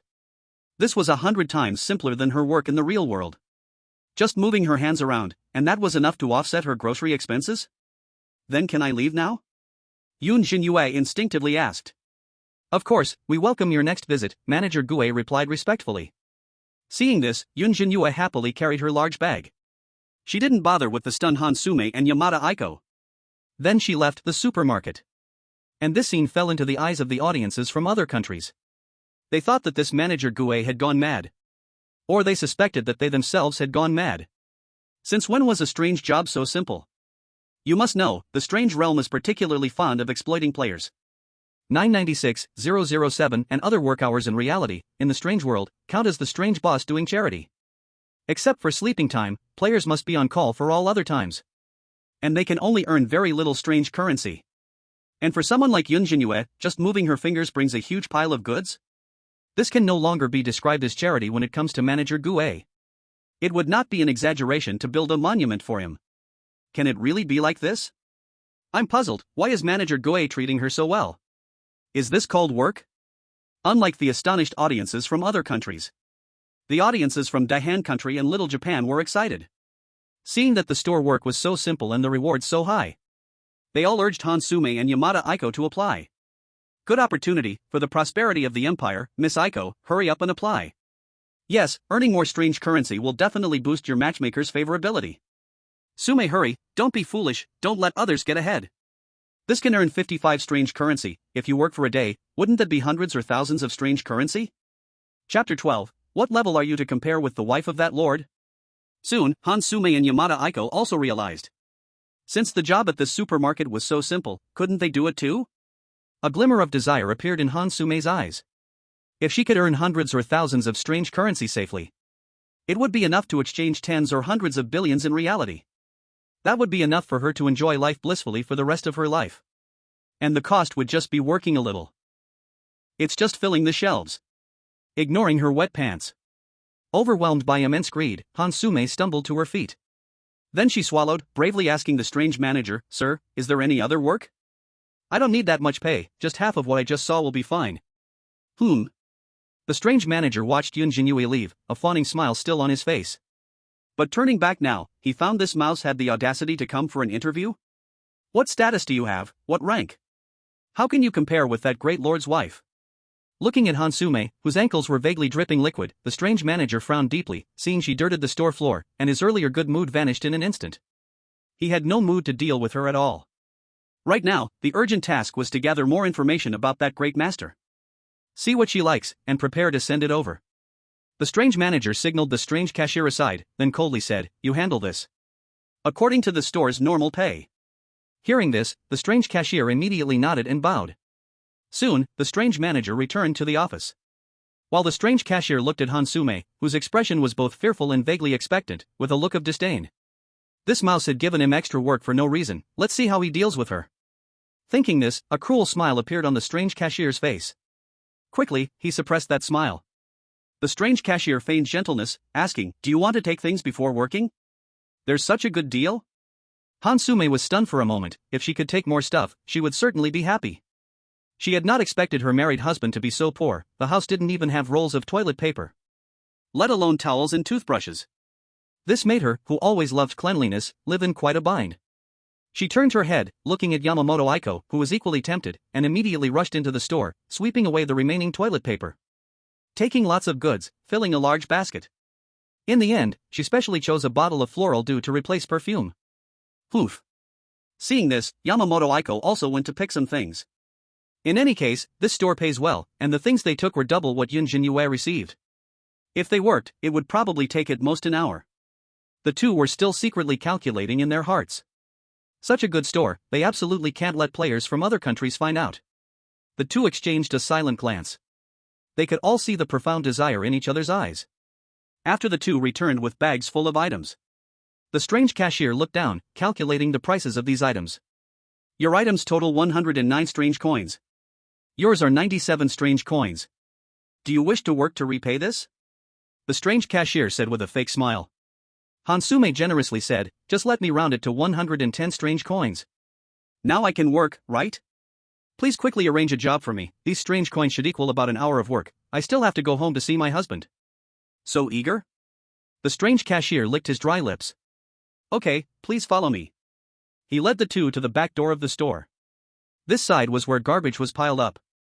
There were heaps of trash, rotten meat scattered everywhere, and all sorts of garbage. The ground was covered with filth, and by several stinking puddles, cockroaches and rats were drinking water. Your task today is to clean this place up. Hansume and Yamamoto Aiko turned green at those words. Never would they dream that their work would involve dealing with this garbage. For two women who were regarded as goddesses by countless devoted fans in the real world. Without a doubt, this was a nightmare. That's not right, sir, was it not to organize the shelves? Hansume asked with a stiff neck. Yamamoto Aiko hastily added, moreover, what does today's work mean? Isn't it enough to just work for 1 hour? The coldness in Gu Yuan's eyes could not be hidden upon hearing this. He snorted coldly and said, who said that work means just organizing the shelves? Working for 1 hour earns you goods worth 100 ghost coins, are you all out of your minds? My monthly salary is only 10 ghost coins. As he spoke, his greedy gaze shifted to the two, revealing a murderous intent. If you don't clean this place properly today, don't blame me for being rude. According to my calculations, with the interest, you will need to work for Gu Yuan supermarket for 10 years for 100 ghost coins. Remember to come every morning, or else, don't blame me for personally going to catch you in your neighborhood. Your husbands probably don't want to anger the Gu Yuan store either, right? As soon as these words came out, it was like a thunderclap on a clear day. For such a small thing, they actually needed to work for 10 years? And it was the hardest and dirtiest work. Ugh. Hansume looked at the stinking pile of garbage, instantly feeling nauseous, unable to hold back her vomit, and the goods in her hand fell weakly with a loud bang into the stinking ditch. Her face turned pale, and her heart was filled with regret. She should have known better, the ghost wasn't so easy to deal with. Gu Yuan saw this and ignored her. Instead, he closed the back door of the store, leaving behind the two with dumbfounded expressions, accompanied by the garbage pile. At this moment, the audience from the Great Cold Country and Little Sun Country were equally green with envy. How could they make their goddess work as a cleaner? And for a whole 10 years? What a joke! Their hearts were filled with increasing jealousy towards Yunjin Yu. Why did manager Gue treat her so well, while being so cruel to players from their two countries? This isn't charity, it's simply a bloody factory. Damn Gu Yuan, my goddess. Clearly, the Dragon Country made them work for just 3 minutes. 100 ghost coins, Sume already had 100 ghost coins, it would have been better if she hadn't given them to her husband.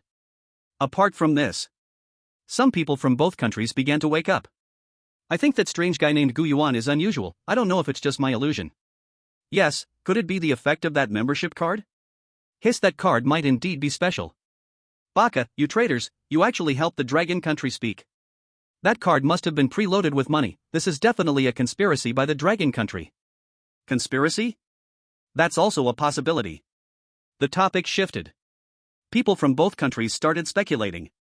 Could all this be Gu Yuan's conspiracy? Did he preload the money to purposely deceive them?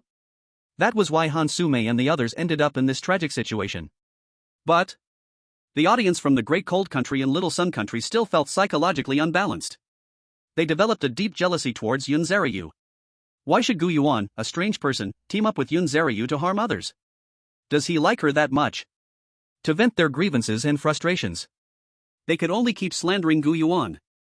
A trashy anomaly living on the third floor, being able to do such a thing is already his limit. Right, he must be too weak, which is why he chose to please that person from the Dragon Country. Otherwise, that person from the Dragon Country might betray him and try to seduce our country's Park Daegu. Just wait and see, he'll definitely be punished sooner or later. On the day we choose the dungeon, it will be his day of death. Chapter 13 Gu Yuan's Dungeon Exposed? S-Class Orphanage. Not long after, Yunjin Yu returned home with the groceries. And just as she stepped through the door, suddenly, she heard the marriage system's prompt sound. Ding! Your task has been completed. Because you perfectly completed the marriage task. Congratulations, you have received a reward, Inchi Dan times 1. Giving it to your marriage partner will help improve affection. Wishing you family happiness and a blissful marriage. Please continue to work hard, reaching full affection will unlock the dungeon of your marriage partner. There's a reward? Yunjin Yu lightly pursed her lips, her face showing a joyful expression.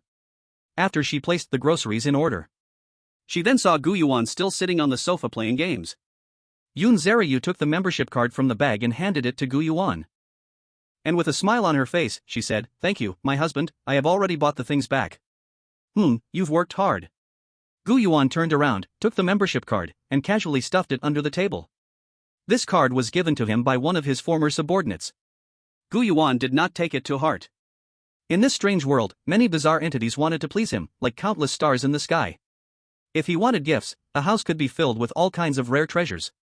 No one made things difficult for you, right? Gu Yuan asked casually as he thought about this. No.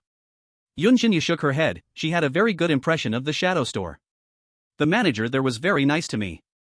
Look, I only worked for a little while and bought back so many things. Yunjin Yu said proudly. Really amazing. Gu Yuan's face also showed a smile as he gently patted her head. Husband, I also received an extra reward, do you want it? Yunjin Yu suggested actively. She took out the Inchi Dan from the system reward. Gu Yuan glanced at it.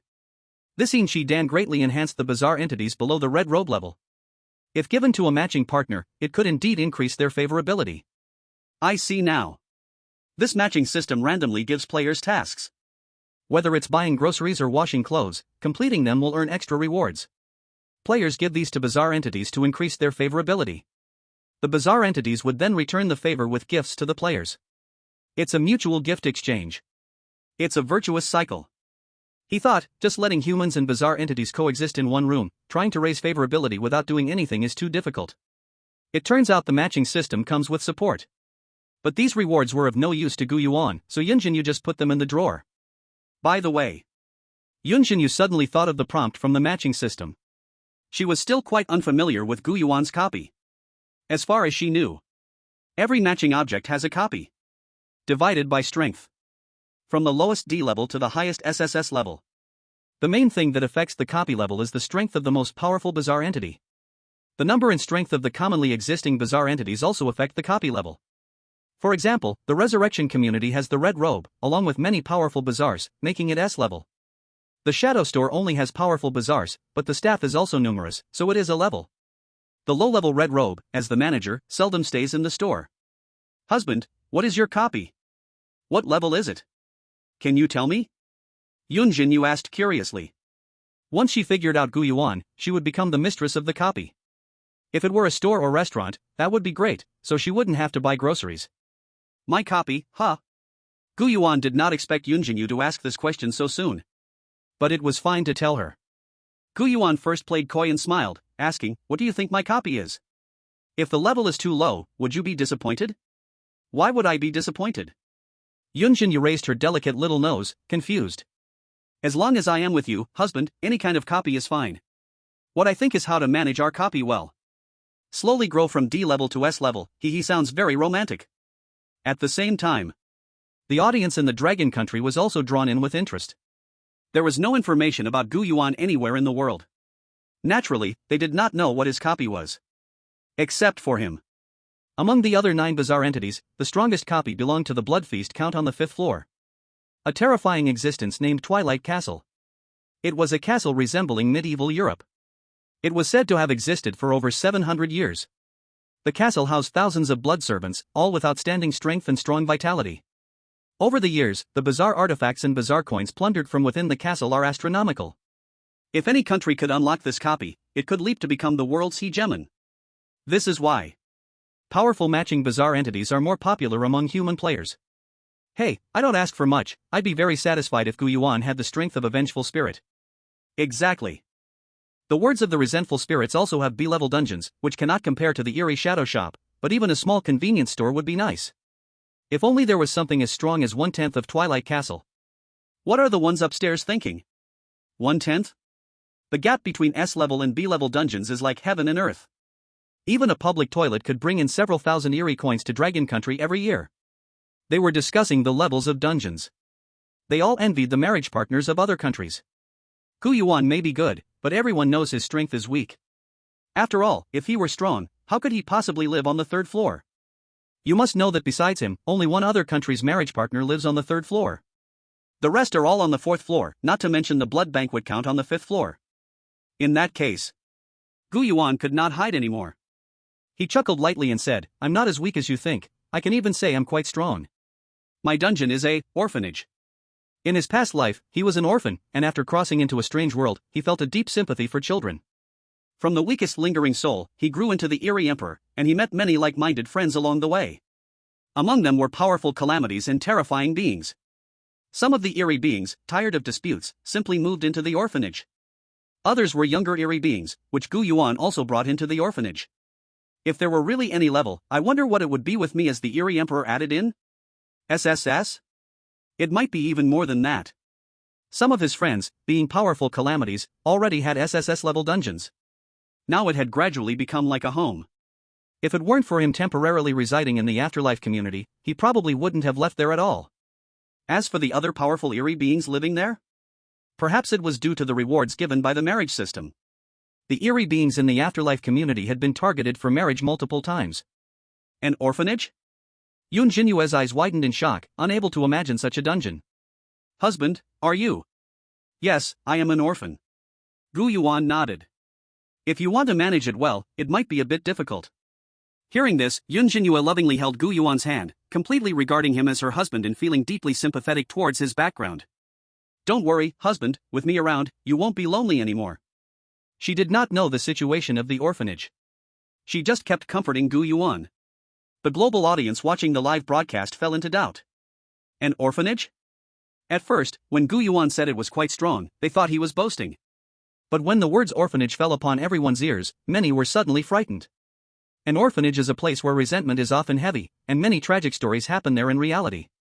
If it became a dungeon, it surely wouldn't have a low level. But they had never heard of an orphanage existing in the Eerie world. No country had any information about this. With such a powerful dungeon, there could not possibly be any oversight by other countries. The audience from Dragon Country was baffled. Could it be that Gu Yuan is deceiving Yunjin Yu? I haven't heard of an orphanage in the Eerie world. The horror games I play often have orphanages as backgrounds. I have psychological shadows about that place. Theater, vegetable market, crematorium, hospital, church, temple, orphanage, as far as I know, the earlier dungeons are basically all S-level. S-level? Could it be that Gu Yuan's dungeon is also S-level? It's unlikely, right? S-level would be so low-key while still playing games? At this moment. In the Dragon Country Eerie Marriage Research Headquarters. Wang Xiuwen frowned slightly. He couldn't understand Gu Yuan's intention in deceiving Yunjin Yu. But then, a horrific rumor suddenly swept through his mind. He immediately broke out in a cold sweat and his pupils shrank to pinhole size, even holding his breath. An orphanage? I remember a Dragon Country player once inadvertently entered a very terrifying place. The rumor seemed to be an orphanage? No, it can't be. How could it be there? Chapter 14, The Terrifying Rumor of the Orphanage, All the Children in Red? Wang Xiuwen still remembers. 5 years ago, he had just been promoted to the head of the research department. At that time, the strange matchmaking had not yet appeared. The research department was only studying various copies in the strange world. The death rate for players during that time was alarmingly high. Out of 100 people entering, having even one return alive was considered luck. But even those who returned were mostly injured or in a daze, suffering from various mental illnesses. It was against this background. The research staff reported that they had discovered a little girl who had just returned from the strange world. The girl named Ji Mengen was only 8 years old, returned unscathed, and in good spirits. This news shocked Wang Xiuwen. He wanted to know if there was any secret or hidden information about the copy to benefit the players of Longhua. But when he saw Yi Mengen's information, he found out that she was an orphan living in the Jiangcheng orphanage. That day was gloomy, and he went alone to the Jiangcheng orphanage. Under the guidance of the director, he found the little girl sitting quietly in a chair with an old cloth doll in her hand in an empty room. Upon seeing a stranger, the girl's expression became wary, but with the director's persuasion, she gradually relaxed and told him her story. The strange copy she entered was an S-class copy called Screaming Amusement Park. The park's manager was a high-ranking figure in red, a bizarre clown with a bright red face. Along with her were 3 players from Longhua and 10 players from other countries. Due to her young age, the 3 Longhua players treated Yi Mengen with great care, mostly protecting her. But one day, for some unknown reason, the strange clown was angered, and he began a massacre in the amusement park. When speaking of that day, terror filled Yi Mengen's eyes as she recalled the amusement park. She saw the carousel bursting through the lifeless confines, ripping into the flesh of players like a savage beast, and the Ferris wheel crashing down, grinding countless limbs like a millstone. That day's amusement park was filled with the screams of despair. Boiling blood soaked the ground, as if the entire world had turned scarlet. The 3 brothers and sisters who had always protected her were also killed. After a day's slaughter, the amusement park fell into an eerie silence. All the other players were dead. She hid trembling in a corner. But eventually, Yi Mengen was discovered. In a panic, she crawled out through a hole in the amusement park. Not knowing where to run, she only wanted to survive. The strange clown behind her, like a predator toying with its prey, closed in on her step by step. In her moment of desperation, she discovered an orphanage. Not thinking about anything else, she burst inside. A pretty big sister took her in after hearing her story. The trees in the orphanage were laden with bright red fruits, and the leaves were shaped like hearts. The children there wore vibrant red clothes, playing games without a care. The adults in the orphanage all had kind faces. Some played a bloody bone flute, playing music she could not understand, while others had dozens of hands growing from their bodies, each holding countless strands of thread to help the children peel fruit. The atmosphere was gentle and soothing. Upon hearing about Yi Mengen's ordeal, the children in the orphanage were furious. Ignoring her pleas, they were led by an adult and returned to the amusement park. At this time, when the strange clown saw them, his expression changed drastically, turning to one of flattery. Whatever that adult said filled the strange clown's face with terror. It was the kind of panicked expression Yi Mengen had seen before on the faces of players who had been killed. Just when Yi Mengen thought something bad was going to happen, the children from the orphanage changed in appearance. Each face revealed a violent and fierce intention. They smashed all the facilities in the amusement park. Even the strange clown was killed by them. Its head, filled with terror until death, was kicked like a ball by the children. The adults didn't say anything, just let them play until they finished and then leave. At that time, Yi Mengen didn't understand what it meant to easily kill the high-ranking red-clothed clown. She was still invited by kind-hearted children to stay at the orphanage. But Yi Mengen ultimately refused. She was too scared. Before leaving, a little boy gave her a cloth doll. In later dungeons, players from other countries tried to snatch this cloth doll, but each time she was too frightened to open her eyes. When she did, those wicked bad guys were all dead. Their deaths were tragic, as if witnessing something terrifying that pierced deep into the bones. Later, she returned to reality. Wang Xiuwen recalled this event. At that time, he thought Yi Mengen was just frightened, which was why she spoke nonsense. After all, she was a child with a rich imagination. If what she said was true, then all the children in the orphanage were red-clothed. Could it be that the adults were all beings above red-clothed? You have to know. At that time, the Screaming Amusement Park was considered one of the top 10 most terrifying dungeons by players from around the world. Wang Xiuwen studied this matter for a long time afterwards. If what Yi Mengen said was true, then this orphanage indeed existed. Its level would be at least SS level.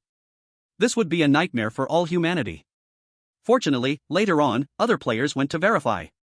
But the strange clown still existed. It had just become deathly silent, as if a puppet manipulated by strings. The death rate of the Screaming Amusement Park also decreased significantly. As long as you did your work honestly, you wouldn't be killed. That horrific and bizarre orphanage had also never been discovered. As for that cloth doll, he checked it carefully and found it was just an ordinary toy, with nothing strange about it. He attributed everything to children's lies. At that moment, Wang Xiuwen suddenly heard about this matter from Gu Yuan, which scared him into a cold sweat. If this orphanage is truly his dungeon. His heart could not stop thumping wildly. His mind was filled with shock and horror. If this were true, then the strong person Gu Yuan mentioned matched up. No kidding. This was no longer called strong. What S-level Twilight Castle was, compared to that orphanage, like an ant facing the sky. Relying on Yunjin Yu's connection, wouldn't the Dragon Kingdom players be able to walk sideways from now on? Wang Xiuwen trembled all over. He hurriedly instructed his subordinates to call Yi Mengan over. He wanted her to identify Gu Yuan. At the same time, he took a calming pill from the drawer and swallowed one. Seeing the surrounding members all confused, Wang Xiuwen licked his dried lips. Gu Yuan, oh Gu Yuan. What exactly is your identity? If this is true, you cannot just be a vengeful spirit. Could it be that you are a calamity star? Wang Xiuwen silently uttered these two words. These two words made him feel a chill down his spine. That was something more violent than Red Clove. The so-called calamity star once born could ruin nations and slaughter cities. It possessed terrifying schemes, capable of easily annihilating everyone in a small country. Soon. Now, a much taller Yi Mengan, looking more graceful and holding the cloth doll, hurried over. Her eyes were cold, seemingly uninterested in anything. Because of the story she told about the orphanage, no one was willing to believe her. Yi Mengan disliked the research department. She was even annoyed to see Wang Xiuwen. When Wang Xiuwen flatteringly showed her the screen with Gu Yuan on it. Little Yi, take a look, is this person in the orphanage you mentioned? In an instant. Yi Mengan frowned. When she saw Gu Yuan, her eyes lit up. Under Wang Xiuwen's shocked expression, she said coldly, it's him. Chapter 15, The Gift from the Strange Husband. Does the Great Han Kingdom obtain the manager's identity badge? It's him. It really is him. These two words are like a thunderbolt that exploded in Wang Xiuwen's mind. In an instant, he felt his breath quicken, sweat pouring from his body, and his heart almost stopped. With such a terrifying copy, the Dragon Country would surely suppress all other countries. Even if it only gained 1/10 or even 1/100th of the benefits from the orphanage, it would be enough to be invincible. But then, Yi Mengan suddenly shook her head. No, that's not right. Her words were like a cold bucket of water. It chilled Wang Xiuwen to the core. Isn't it him? He asked nervously. I remember very clearly when I entered that orphanage. There were very few adults inside, and those adults all listened to one older brother. I saw that older brother walk out from the deepest room of the orphanage. He even asked me where I came from in reality. I said Jiangcheng, and he smiled at me, saying Jiangcheng is a nice place, and even made me a bowl of hot dry noodles. Jiangcheng? Wang Xiuwen's mind was in a fog. Gu Yuan had no information, and it couldn't be determined whether he was from Jiangcheng before his death. At this moment, Yi Mengan carefully observed Gu Yuan on the big screen. But at that time, I was very afraid of that big brother. Because he looked very fierce. I only remember that his clothes were stained red with blood, and he looked like a Shura. There were countless white bones at his feet, and a very scary cat lay in his arms. His aura was 1,000 times more terrifying than a strange clown. This looks very gentle, their temperaments are different. Different temperament? Wang Xiuwen also fixed his gaze on Gu Yuan on the screen. Gu Yuan had the best personality among all the strange beings he had encountered. Aside from being a bit lazy, he was quite similar to ordinary Dragon Country men. How could he possibly be the Shura-like figure she described, surrounded by white bones? At this moment, a complex emotion arose in Wang Xiuwen's heart. He didn't know whether to feel relieved or disappointed. If the orphanage really belonged to Gu Yuan, then what was he doing hidden in this reincarnation community? Could it really be to find a wife? That's impossible. With his existence, just a glance would attract countless beautiful strange beings and humans. Forget it. Wang Xiuwen let Yi Mengan leave. This strange matchmaking had just begun. Wanting to know about his copy, wouldn't it naturally be revealed when Yunjin Yu's affection level was maxed out? But a seed was planted deep in his heart. Gu Yuan spoke with such conviction, maybe it really is true? The next day. Reincarnation community. All the women heard that a new task had arrived. Ding! You have a new matchmaking task. Having sufficient finances can effectively improve marriage quality. Please go to Blood Moon Restaurant today and work for 3 days. Task reward, the strange coins earned from working will be additionally supplemented by the matchmaking system. At Hansume's home. She bitterly cleaned up the scraps left from her strange husband's butchering. The air was filled with a foul stench, and after a few days of exposure, her body was almost pickled with the smell. Having lost hope in life, she was forced to work at the strange shadow store, exhausted like a dog every day, enduring the cold stares of the strange cashiers without any coins to split. In reality, she didn't even have to put on her own clothes, as those men treated her like a little princess. But what about Park Dagon? He didn't cherish her at all. Every night he would go out and come back with a pile of rotten meat. Then came the daily butchering, feasting, making her feel nauseated. Asterisk. Hansume gritted her teeth, her mind filled with the awful image of Yunjin Yu. In her view, aside from being a bit more attractive, Yunjin Yu wasn't even comparable to her. She couldn't even charm men and her figure was so slender. How could she have such good luck? If she had known, she should not have chosen Park Dagon as her candidate. Even choosing the Gu Yuan from the third floor would be 1,000 times better than Park Dagon. At least, how did he treat his wife? When hearing the new system task, Hansume's eyes revealed a flash of wild joy. Although she was asked to work at a restaurant, it was at least much better than staying at home. Looking at Park Dagon, who was chopping meat not far away, she painfully took out the item from the last task reward. Half a Inchi pill. This treasure has a huge attraction to the evil spirits. Husband, this is for you. Park Dagon, covered in filth, turned his head coldly when he heard that. When he saw the half-Inchi pill, a greedy look appeared on his face. Where did this come from? It's a system reward, Hansume quickly explained. And she showed a hint of pleading on her face. Husband, do you have any gift for me? I am going to work at the Blood Moon restaurant. If there is a gift that can help me, I can earn more ghost coins to offer to you. Park Dagon took the Inchi pill and nodded. The marriage system requires it, so he also needs to give a gift to this rat. Moreover, if she completes the task well, the reward she receives will be more, and in the end, it will all be his, right? Thinking of this, he returned to his bedroom. Then he took out a card and handed it to Hansume, saying proudly, "This is the ID card for the Blood Moon restaurant. I worked hard to get it back in the day. Remember to work well and don't let me down." Really? Hansume exclaimed in joy and excitement as she took it in her hands. Husband, you're not lying to me, right? She still remembered the last time Park Dagon said he knew the ghost cashier. But what happened? He didn't have that much influence at all. Not only did he fail to get any discounts, but he also tricked her. Park Dagon snorted coldly at her reaction. If you don't want it, just give it back to me. Do you know how precious this ID card is? How many ghosts are fighting for a good job, but they can't even get a single chance? Hansume calmed down instantly when she heard this. Her heart was beating wildly. Jobs in the ghost world are indeed precious. Over the years, only a handful of players have been able to get jobs in the ghost world. Up to now, the best job a player could get was a conductor on a ghost train. But what kind of job could it be? Could it be a manager? If that's the case, just wait and see how she gets back at Yunjin Yu, that at the Blood Moon restaurant. Meanwhile, other women also gave the Inchi pills to their marriage partners. They received some gifts that would help them with their work. Some received skills from their ghost partners, which sped up their dish serving. Others received a white candle, which, when lit, could reduce the attention of the ghost world. But none of these were very precious. Yamada Aiko, after begging for a long time, finally received her gift from her Kappa partner. It was a bloodstained IOU. It said that if she gave it to the manager at the Blood Moon restaurant, she would receive special treatment. Seeing that both of them were winning from the start, the viewers from both countries were excited. ID card? This time, our Han country is going to rise. I didn't expect Park Dagon to be so generous. To get a job so easily, no wonder it's a ghost marriage. I'm so envious.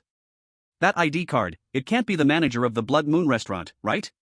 It's very likely. Looks like Miss Sume is going to become the most prestigious player in the ghost world. Miss Yamada Aiko isn't doing badly either. That IOU will get her special treatment. Dragon country is going to be in trouble. Gu Yuan from the third floor probably has nothing good to give. At that time, that woman from Dragon Country will probably have to kneel and bow to Miss Sume. Haha. Chapter 16, the little notebook in the bedside table, is this pile of copies? Meanwhile, seeing that Gu Yuan had yet to give any gift, and even Yunjin Yu didn't take the initiative to ask for one. The viewers from Dragon Country were almost going crazy. Doesn't Gu Yuan have anything to give? Just now, he was bragging about some orphanage. Sigh, don't even think about it. What good things can a vengeful spirit have? I guess at most, it's a small ghost item, maybe even worse. Didn't he give out a membership card in the last task? That card, who knows if it has any effect. Manager Gue even gave Yunjin Yu a free meal, and he didn't use that card.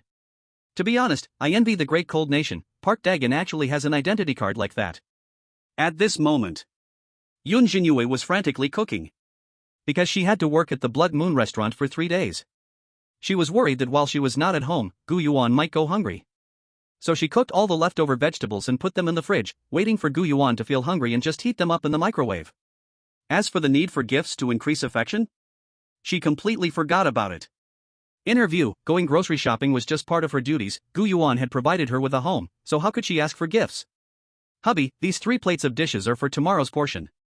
There is your favorite pork rib and lotus root soup. By the way, remember to eat more vegetables and drink water. These dishes should last 3 days in the fridge and won't spoil. Just make do with them, and I'll make you something delicious when I get back. Yunjin Yu was busy for half a day. She placed dozens of platters on the table.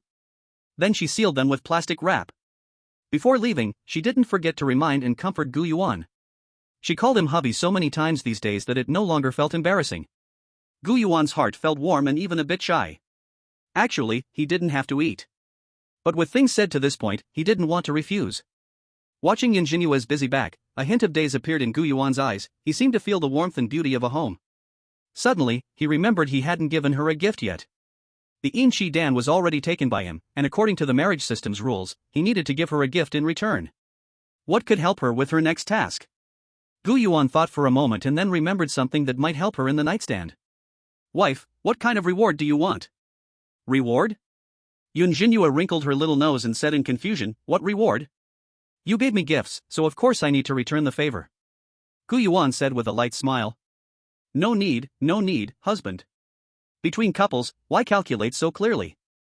My parents never gave each other gifts, yet their relationship has always been good. Yunjin Yu shook her small head, mumbling softly. Gu Yuan didn't give up when he heard her. He just said softly, but I want to give you something. The creepy neighbors have given gifts to their wives. If I don't give anything, wouldn't that be very stingy? Besides, this is a little fun for couples to increase their feelings. Don't you want to make our relationship a bit closer? Closer. When Yunjin Yu heard this, her clear eyes flickered like a startled little deer, dodging away. Her lips showed shallow bite marks, and her cheeks turned a rosy hue like evening clouds. Even the tips of her ears blushed coral. She may be a natural airhead, but she wasn't completely clueless about matters between men and women. She and Gu Yuan had already slept together. Wasn't that close enough? Closer? More intimate things. Yunjin Yu's cheeks suddenly turned completely red, and she became lost in her fantasies. Seeing Yunjin Yu's shy demeanor, Gu Yuan smiled gently. Then he stroked her head and said, I remember it should be in the nightstand. At your side of the bed, that cabinet has 3 tiers, open the first tier. Inside, there are many small notebooks, you can take whichever one you like. The small notebooks in the nightstand. Yunjin Yu still hadn't returned to normal from her state of shyness. She felt a bit dazed. Until she arrived at their bedroom and looked at the nightstand. This nightstand is close to her side, something she sees every day, but since it only had Gu Yuan's things, she had never opened it. Could there be his little secrets inside? Yunjin Yu felt both curious and hesitant. What if Gu Yuan gave her a gift that was too valuable? The small notebooks, could it possibly be the marriage certificate?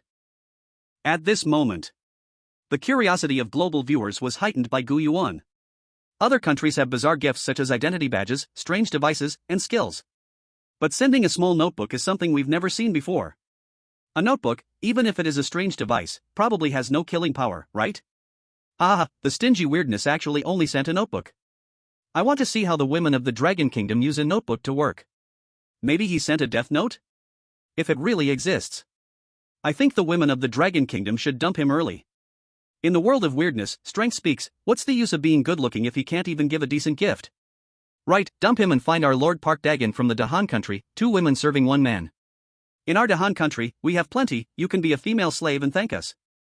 The audience from Dahan country laughed, causing the Dragon Kingdom viewers to feel unhappy. But they had nothing to refute. Gu Yuan said it was a notebook. A notebook, no matter how you look at it, is far less precious than an identity badge. All the audience's eyes were focused on the drawer. But when Yunjin Yu pulled open the drawer, seeing what was inside, she looked confused. There was a neat stack of various dark red-covered small notebooks. There should be about 10 or so. Yunjin Yu took out the outermost notebook. On it were 5 words. Weird property certificate. Property certificate? Just when Yunjin Yu was puzzled that there were property certificates in the weird world. Her delicate fingertip touched the cover, and suddenly a cold sticky liquid seeped out. The blurry blood letters slowly writhed and reassembled, eventually forming several unfamiliar characters. Forbidden Cinema. Owner, Gu Yuan. Forbidden Cinema? Yunjin Yu was confused. Her husband's instance was an orphanage, why was there suddenly a cinema? Boom! Like a giant stone plunging into a deep pond. All the viewers witnessing this scene exploded. Dragon Kingdom players were filled with suspicion, their eyes wide with shock. Property certificate? There are property certificates in the weird world? The S-rank forbidden cinema is recognized as one of the 10 most terrifying instances. Is it Gu Yuan's property? I was stunned. That cinema is also called the Eternal Night Theater, and even the red cloth weirdness dares not step in lightly. I remember players from Shaori entered once and came out insane, unable to distinguish between the cinema and reality. My scalp is tingling. They say there are 36 rules there, and every single one must not be violated, otherwise, you will be integrated into the screen, becoming an actor inside from an audience.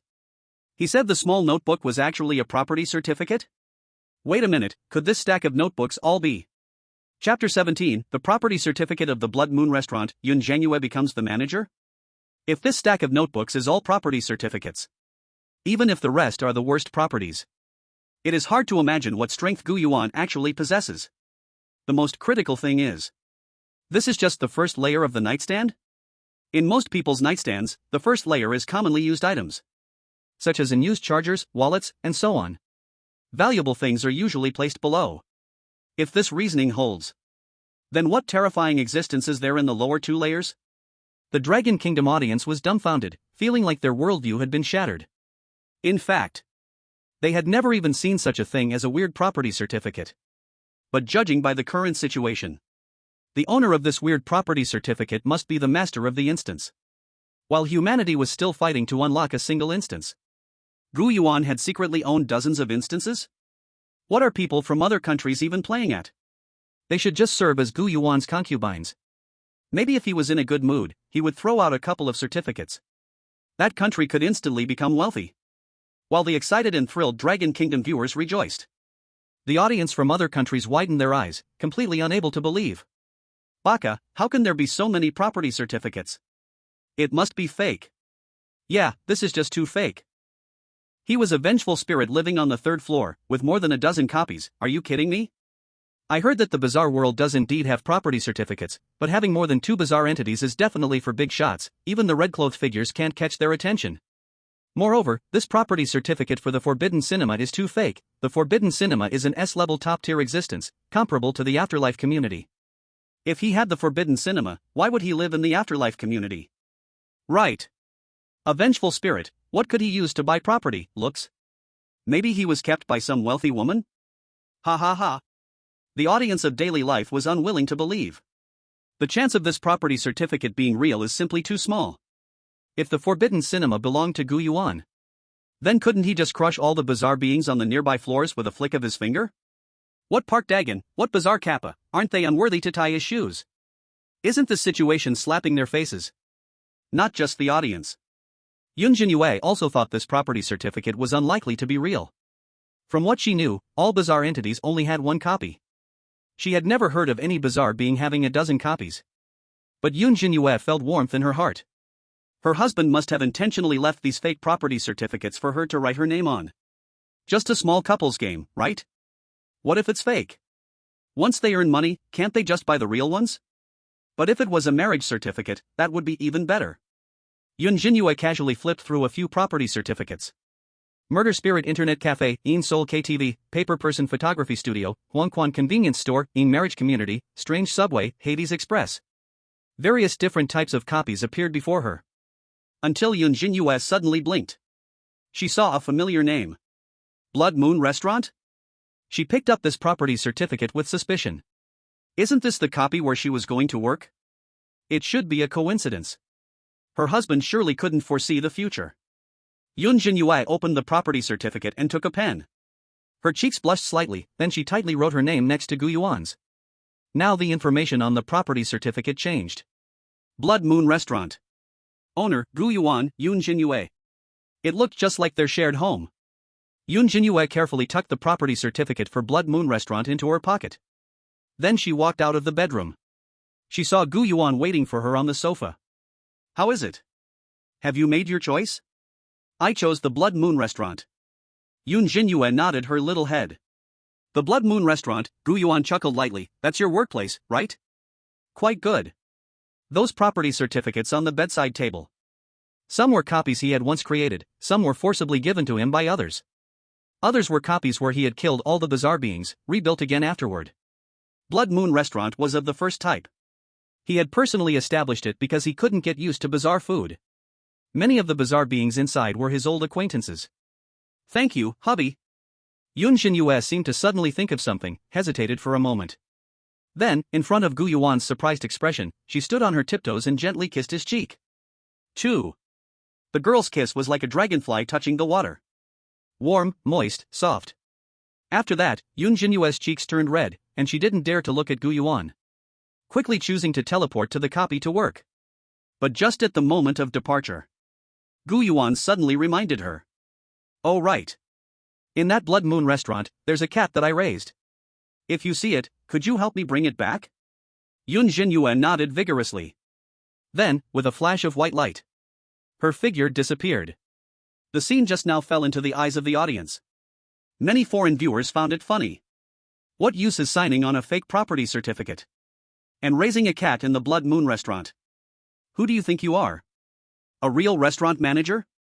Still pretending, wait until you arrive at the Blood Moon restaurant and you won't even have the chance to cry. Even if it takes some trick money, it's still just a fake property certificate. The bizarre true love of Long Country is just a show. We still have to see Park Dae-kian's identity card, his must be real. Exactly, when Sume becomes the manager, she can only watch with a fake one. Is this what they call the AQ spirit of Long Country?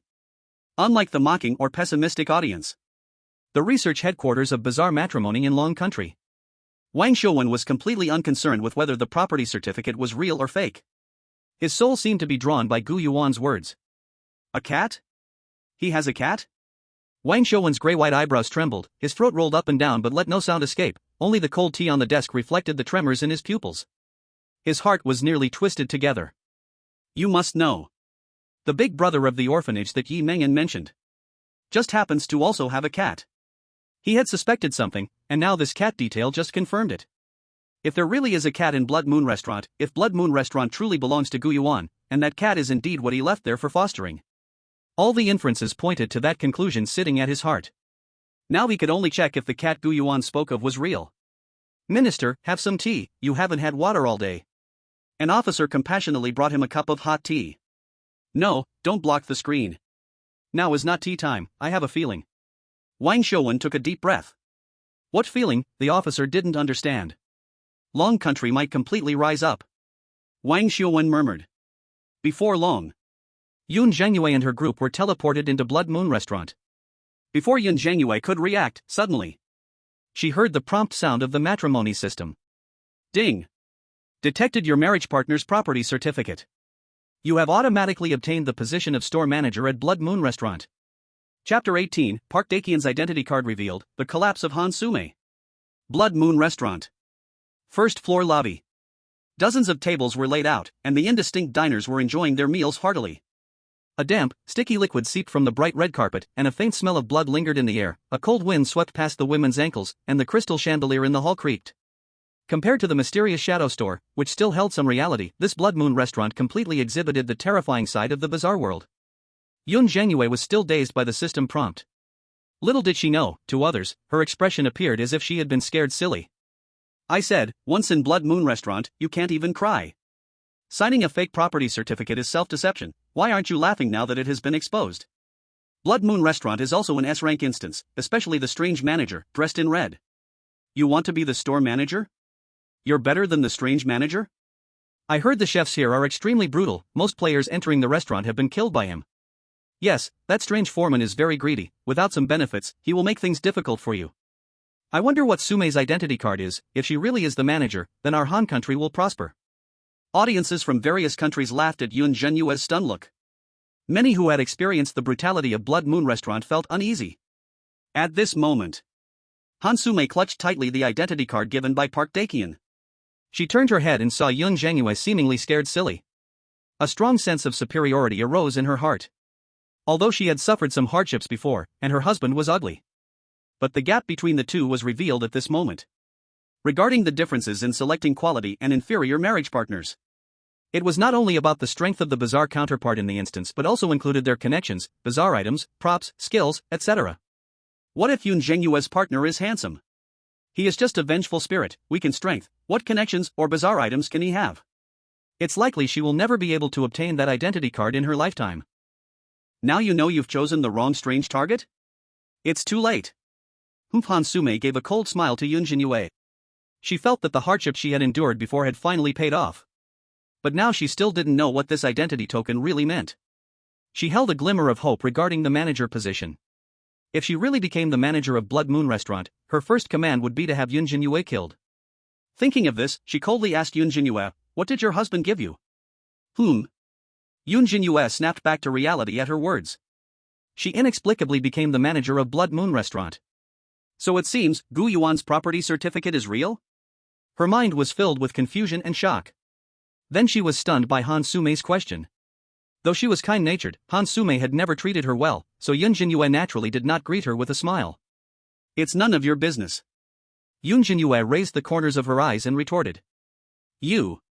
Hansume's nostrils flared with quick breaths, her body stiff. She didn't expect Yunjin Yu would dare to confront her. In her view, Yunjin Yu's previous mission was merely a stroke of luck, encountering the strange manager overseeing the subordinates. Yunjin Yu should obediently endure her bullying. In the previous bizarre matchmaking events, the girls from Dahan country bullied those from Long country without ever showing resistance.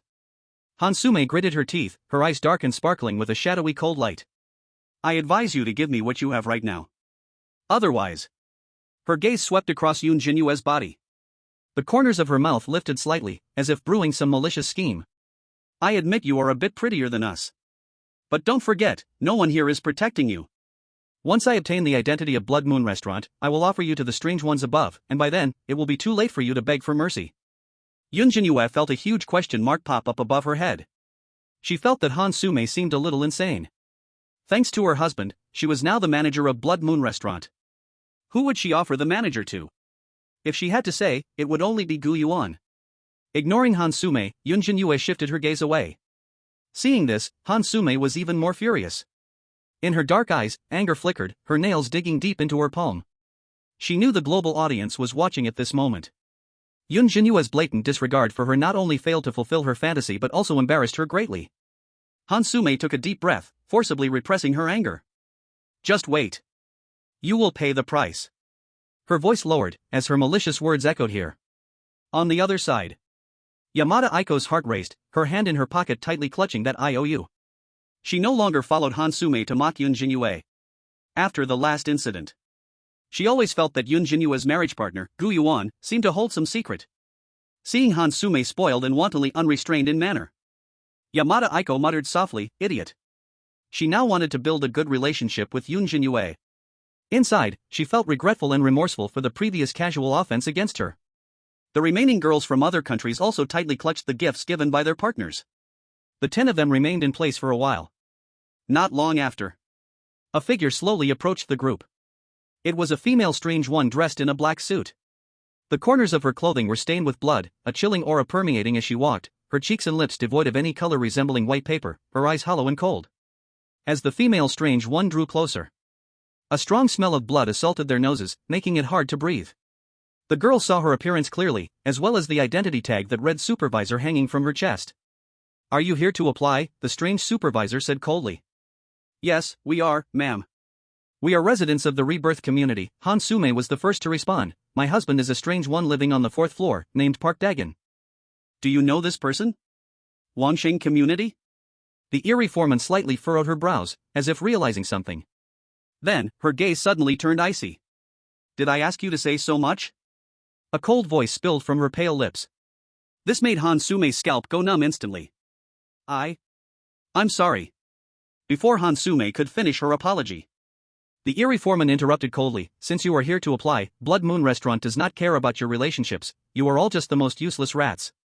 I am the foreman of Blood Moon Restaurant, for the time being, any matters will be handled by me. Now let's assign your positions." At that moment, Hansume braced herself against the pressure. Her heart was racing wildly. Facing the foreman's frost-like gaze, she took out her identity badge from her pocket. "Sir, I have an identity badge. Could you take a look at it? This doesn't count as a special relationship, right?" Upon hearing the words identity badge, the foreman's expression stiffened for a moment. "You must know." The manager of Blood Moon Restaurant hadn't come to inspect for a long time. Could it be that she is the manager's woman? If that were the case, having a conflict with the manager's woman and calling her a rat might lead to punishment from the manager that could kill her. The Eerie foreman remained expressionless, slowly accepted the identity badge Hansume offered. When she clearly saw the mark on the badge, the hesitation and worry on her face instantly vanished. Instead, it was replaced by deep disdain. Fortunately, it was just a false alarm. She was just scaring herself. I understand now, she said in a deep voice. I originally intended to make you a waitress. Since it's a cleaner's identity badge, then you can go clean the restroom. Chapter 19, The Shocked Eerie Foreman. Has the manager come to inspect? Clean. Cleaner? Hansume originally felt a sense of superiority, even fantasizing about the manager's position. After all, it was a precious identity badge. Even if it was just a little less, being a foreman would still be pretty good. But she could never have imagined that the so-called identity badge was actually for a cleaner, and she had to go clean the restroom? She had already cleaned in the Eerie shadow shop for several days, and now she was back to cleaning the restroom in a new instance? Was she fated to be connected to restrooms? Hansume's smile froze on her face, her expression changed in an instant, panic surged, and a strong sense of shame and anger was born in her heart, wishing she could bury her head in the ground. Her cheeks turned pale, beads of sweat slid down her side of her face, and she couldn't help but urgently ask, Sir, did you make a mistake? This identity badge was given to me by my husband. He is quite powerful. How could it be for a cleaner? The Eerie foreman, hearing this, tossed the identity badge back to her like it was garbage. Then contemptuously said, This identity badge is just for a cleaner. And it was a long time ago that Blood Moon Restaurant needed to hire more cleaners to welcome a distinguished guest. Your powerful husband must have used a lot of Eerie coins when buying the identity badge, right? He's so foolish, he doesn't even know he was scammed. Forget it, since that's the case, let's make you a cleaner foreman. Cleaner foreman? Hansume's heart felt like a roller coaster. Though it was just for a cleaner, at least it was a foreman, much nobler than Yunjin Yu and the others. Suddenly hearing this good news in the midst of despair, she regained her composure and curiously asked, Then, sir, how many cleaners does the restaurant have? Just you. Huh? The Eerie foreman said mercilessly. Just one cleaner, what kind of foreman is that? Hansume collapsed. Can't I switch to another position, she forced herself to say. No. The Eerie foreman looked at her coldly. Do you still expect a worthless rat to have a good job? Do you want to be a supervisor or a manager? Being a cleaner foreman is already me pitying you. The women present felt like they could barely contain themselves.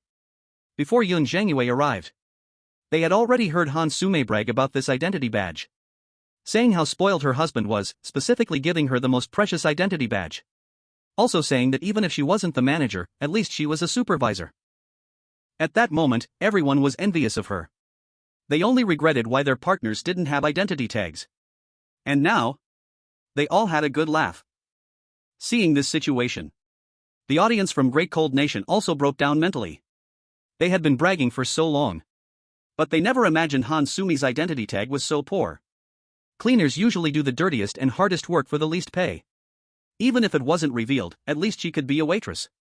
Isn't this slapping them in the face? Damn it, stupid woman, you shouldn't have trusted Park Dagon, that fool. Idiot, so foolish to the bone.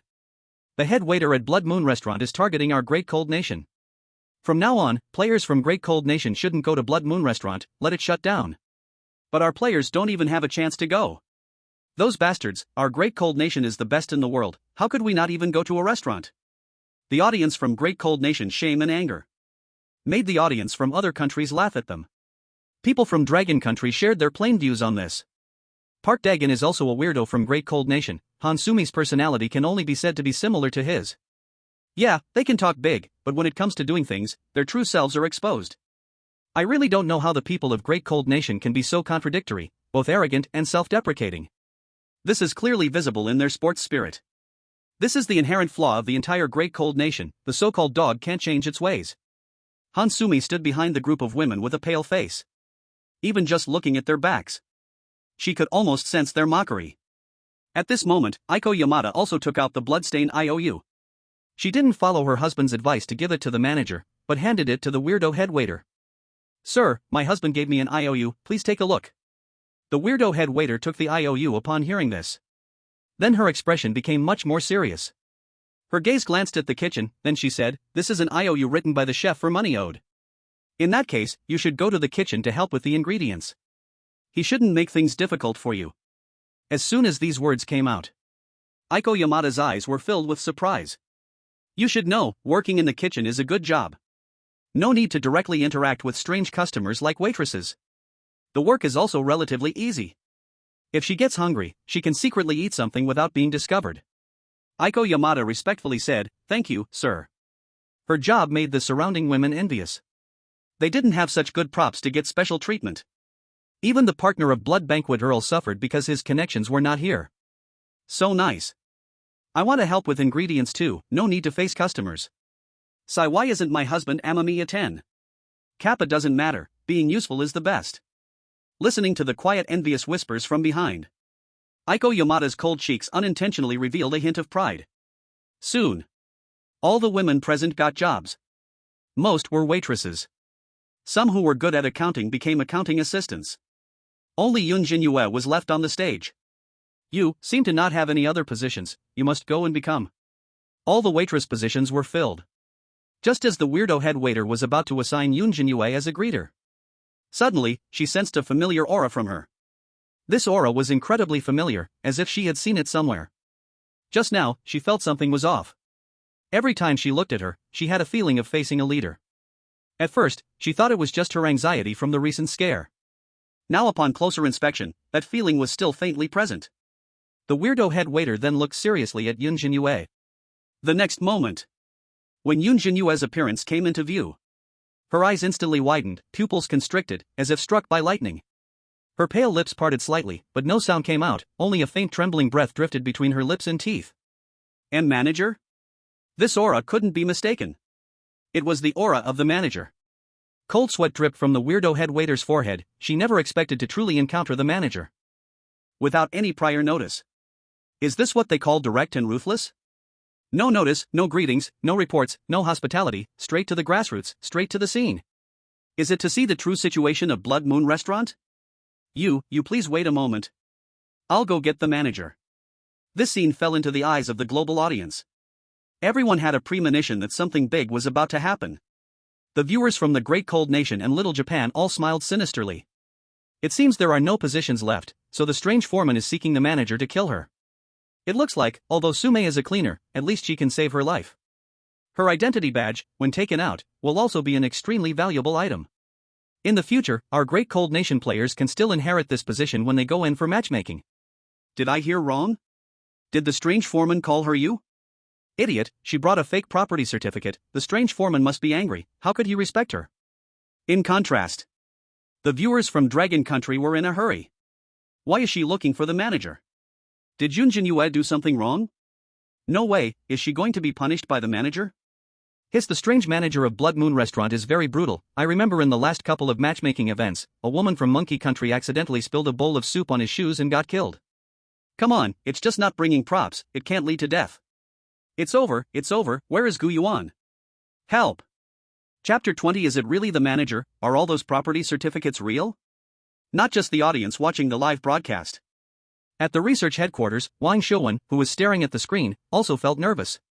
To verify Gu Yuan's identity, Blood Moon Restaurant is an indispensable part. As long as he admits that Yunjin Yu is the manager, then he has a 70 to 80% chance to confirm it. If there really is a cat in Blood Moon Restaurant, then this probability can rise to 90%. On the contrary, everything he fantasized about will turn to bubbles. Perhaps Yunjin Yu might die in Blood Moon Restaurant. It must not be a punishment. Wang Shouwen's eyelids did not blink as he kept mumbling. Soon, under Yunjin Yu's puzzled gaze, the strange foreman lost the cold demeanor from before. As if seeing some great horror, he hurriedly fled. Just 10 seconds later, Yunjin Yu saw a middle-aged man in a red suit, with a serious demeanor, hurriedly running down from the second floor of the restaurant. His forehead was covered in sweat, as if he was frightened, and his whole being was like a startled bird. Behind him, all the employees of Blood Moon Restaurant seemed to have received some great order. Chefs, accountants, security guards, foremen. These basic positions that make up the restaurant all had expressions of nervousness and excitement. Hoo-hoo! When that middle-aged man in the red suit saw Yunjin Yu, he froze. Then it seemed as if fireworks exploded in his eyes, filled with surprise. At that moment, swish! The middle-aged man appeared before Yunjin Yu. And all the employees of Blood Moon Restaurant stood behind him. These strange beings, who seemed terrifying and brutal to ordinary people, showed respect. All bent down towards the bewildered Yunjin Yu. They bent at a 90-degree angle, which was the highest tribute. It is known that in reality, one only bows this deeply in front of extremely important people. Not to mention that these are all powerful beings, rumored to be horrifying. Welcome, esteemed manager, to Blood Moon Restaurant for an inspection. The manager of Blood Moon Restaurant and all employees salute you, esteemed manager. Inspection, work? Yunjin Yu was shocked with her mouth slightly open, her eyes filled with astonishment. She did not expect that by simply signing her name on a small property certificate, it could make these high-ranking strange beings worship her. Moreover, she was just here to work. How did she end up becoming the one inspecting the work? She knew this whole scene relied on Gu Yuan. This meant that. Is my own husband really this respected? What exactly is his identity? At this moment, the global audience was stunned. Everyone's heart stirred with waves of shock. This scene was about to completely rewrite everyone's worldview. Especially the viewers from Little Japan and Big Han Country who were just shouting moments ago. Boom! The scene in front of them was like a giant rock. It smashed their pride and confidence into countless pieces. Many faces turned pale, their faces slapped by the bitter truth, deeply piercing their hearts. How is it possible that Yunjin Yu is the restaurant manager? No, I don't believe it. You Dragon Country people must have faked the live broadcast. I just opened the live stream. Didn't they say that Manager Gu is a killer? Why does she bow to a human? Check work? Didn't they come to work? No way, I thought Miss Izzy's position was already very high. How did a manager suddenly pop up? On the other side, Wang Shouwen looked at this scene on the screen. His whole being seemed to glow, as if he had taken drugs, his legs trembling non-stop. He felt an ultimate sense of relief. This was far more exciting than any wedding night or another big life event. Especially seeing the despairing comments from the viewers in other countries. It felt as if the person standing in the Blood Moon restaurant was him. That feeling of showing off surged within him. Not my sister, I was wrong, I should not have doubted Gu Yuan. His so, could it be that stack of property certificates is real? There's a possibility. Oh my scalp is tingling. My Dragon Country has really latched onto a big leg. Damn, this actually works? Just signing the property certificate makes you a manager? Wang Shouwen was also observing the comments from the Dragon Country audience. His face was almost turning red from joy. The praises from the Dragon Country audience struck his heart. But he was still unsatisfied, even shaking his head, saying, "This is just the beginning. You're shocked by just one Blood Moon restaurant, wait until you see that orphanage, you'll probably have your eyes pop out." A small information gap made him feel a wave of secret satisfaction. Only he knew how impressive Gu Yuan really was. At present, Yunjin Yu had just recovered from the shock of Gu Yuan's identity. She saw Manager Gu discreetly signaling to the strange staff beside him. Then all the employees began to move. Legend has it that a meal involves several children, and the strange chef with a round face brought over fresh fruit platters and snacks. The accountant hurried to the second-floor manager's office to bring a brand new chair. The security guard showed a fierce look, intimidating the strange bystanders nearby. So that all the strange beings had to look away. Even the strange team leader who had just ignored them now revealed a flattering smile, with warmth in his empty eyes. She stood behind Yunjin Yu, gently pressed her down, and Yunjin Yu instinctively sat in the chair. Then she used her delicate hands to knead Yunjin Yu's shoulders and back. After this whole process, Yunjin Yu thought she accidentally wandered into some massage parlor. Just short of the strange team leader advertising some massage services in her ear. "You are my guest." The strange team leader peeled a grape and gently offered it to Yunjin Yu's mouth. "Oh, okay." Yunjin Yu was so overwhelmed by the service that when she was about to eat the grape, her brain instantly cleared, and she jumped up. Wait a minute. She was not there to enjoy, but to work. "Don't treat me like this, I am just an ordinary person." Yunjin Yu rejected, stepping aside a little, not wanting to sit in the chair. The strange team leader was momentarily stunned upon hearing this, then showed a faint smile and moved the chair back to behind Yunjin Yu. "You are joking. If you, the manager, are considered an ordinary person, what are we? We probably aren't even worth a bug." Yunjin Yu. Did she just engage in a bit of humble bragging? From this point on, Yunjin Yu also realized it. Her husband should not be very poor. With so many customers at this Blood Moon restaurant, his income must be considerable. Thinking back to when she first met Gu Yuan a few days ago, he brought a bunch of trendy little trinkets. Yunjin Yu's neck turned slightly red. However, since this is his store, she should still keep frugal. Manager. Yunjin Yu said to the bowing and scraping but strange manager Lee beside her. Just call me Old Lee, manager. Is there anything I can help you with? Just give me your orders, and I will help you right away, the strange manager, Old Lee kindly reminded her. Old Lee. Yunjin Yu bit her thin lips, troubled. I was wondering if there are any extra positions available in the restaurant? You mean Old Lee looked confused. I want to work part-time. Yunjin Yu said earnestly. Old Lee. Chapter 21, the dreamy senior girl gets hit, Yunjin Yu is angry. In the end, Yunjin Yu still did not achieve her wish to work part-time. According to Old Lee, how could a manager work alongside their subordinates? Moreover, the position of manager could also be considered as part of a job. If Yunjin Yu was willing, he could arrange for the accountant to pay her a salary. The salary would be 10 times his. The job involved checking the various operations of the Blood Moon restaurant. As long as she stayed at the Blood Moon restaurant, that counted as working. She just needed to stroll around and take a look. Guiding the employees a bit. Even eating could be considered checking the quality of the dishes.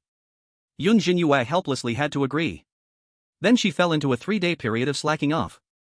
To avoid delaying things, she had all the employees return to their posts.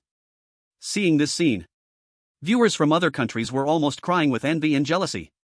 All the players who came to the Blood Moon restaurant, who was not being exploited. With meager salaries, they still had to risk their lives. But what about Yunjin Yu? All the strange beings surrounded her. Even the manager, who usually appeared cold and heartless, turned into her little follower. Serving tea and water, giving massages and back rubs. Even her stroll counted as work? Her salary was incredibly high. It was dozens of times higher than the strange manager's. Was this coming to work? This was clearly a vacation. As for the people from their country, each of them was busy beyond belief. They didn't even have time to drink water. This gap was just too big. I refuse to accept it. Why can she enjoy this treatment without working? This is corruption. How can these strange beings flatter her so much? It's sickening. Women from Long Country are almost on cloud 9, and you call this a strange marriage? What does Gu Yuan actually do? Where did he get the property certificate? Maybe he picked it up? A grudge spirit like him can't afford to buy the Blood Moon restaurant. Although the Blood Moon restaurant may be his, with his power, he can't fully control it. The actual power must have been bypassed. Audiences from other countries were extremely psychologically imbalanced. They started to slander Gu Yuan. And the Long Country audience started to gloat. Don't like it? Just hold it in. Let your country also get a manager, I guarantee you can have the same treatment. Yunjin Yu, as a manager, can assign them at will. How can they flatter her? Pick up a property certificate? Go ahead and try it. I'm dying of laughter, first time hearing a property certificate from a strange world can also be picked up. Power being bypassed? Like that strange manager? Why don't you go ask him? Because Old Lee was bowing to Yunjin Yu. Female players from various countries went to the changing room to change into work outfits. So they did not see the scene that would have shocked them. They fell into busy work. Aiko Yamada, who was preparing food, was doing okay. She was just thinking when she could use her food preparation job to help Yunjin Yu in order to change her impression of herself. After all, her job might be the best among the women. Thinking of this, Aiko Yamada secretly peeked into the kitchen. Under the dim yellow light, a strange chef, weighing hundreds of pounds, was constantly waving a cleaver smeared with ground meat. Deep brown bloodstains were congealed on the apron propped up by thick fat. Horrifying scratching sounds came from under the cutting board. As a gust of white mist surged up, a rancid smell of rotten grease hit her square in the face. Aiko Yamashita suppressed her fear and, taking advantage of the chef's negligence, secretly hid a clean bun leftover from a guest in her clothes. As far as she knew, the Blood Moon restaurant wouldn't provide them with working meals. Right now, there was nowhere else to go. She could only stash away some food. When the time comes, she would share some with Yunjin Yu. Surely, it would help improve her impression. On the other side, in the restroom on the first floor of the Blood Moon restaurant, Hansume's eyes were dazed and numb. She held a bucket in one hand and a mop in the other. Seeing crumpled tissue paper everywhere, a sour stench wafted right toward her. Ugh! Hansume couldn't help but feel like throwing up, her cheeks turned green, and her feet felt sticky. How could this restroom be so smelly? Did these strange beings eat shit? She even wanted to ask the strange foreman. Should such a dirty job be assigned to a pampered young lady? But out of necessity, she could only endure and keep mopping the floor. According to the strange foreman, if she couldn't clean it up today, there would be no strange coins, and she'd be punished. In order to earn extra bonuses of strange coins from the task, she had to make sure to earn more wages. Fortunately, she had become quite adept at cleaning restrooms. After all, she had done it for quite a while before. Thinking of this, Hansume inexplicably felt a sense of pride. Perhaps the strange foreman wouldn't even guess how skilled she was at cleaning restrooms? Just then, the sound of a system notification rang out. Ding, you have acquired the mastery level skill, cleaning up. Hansume?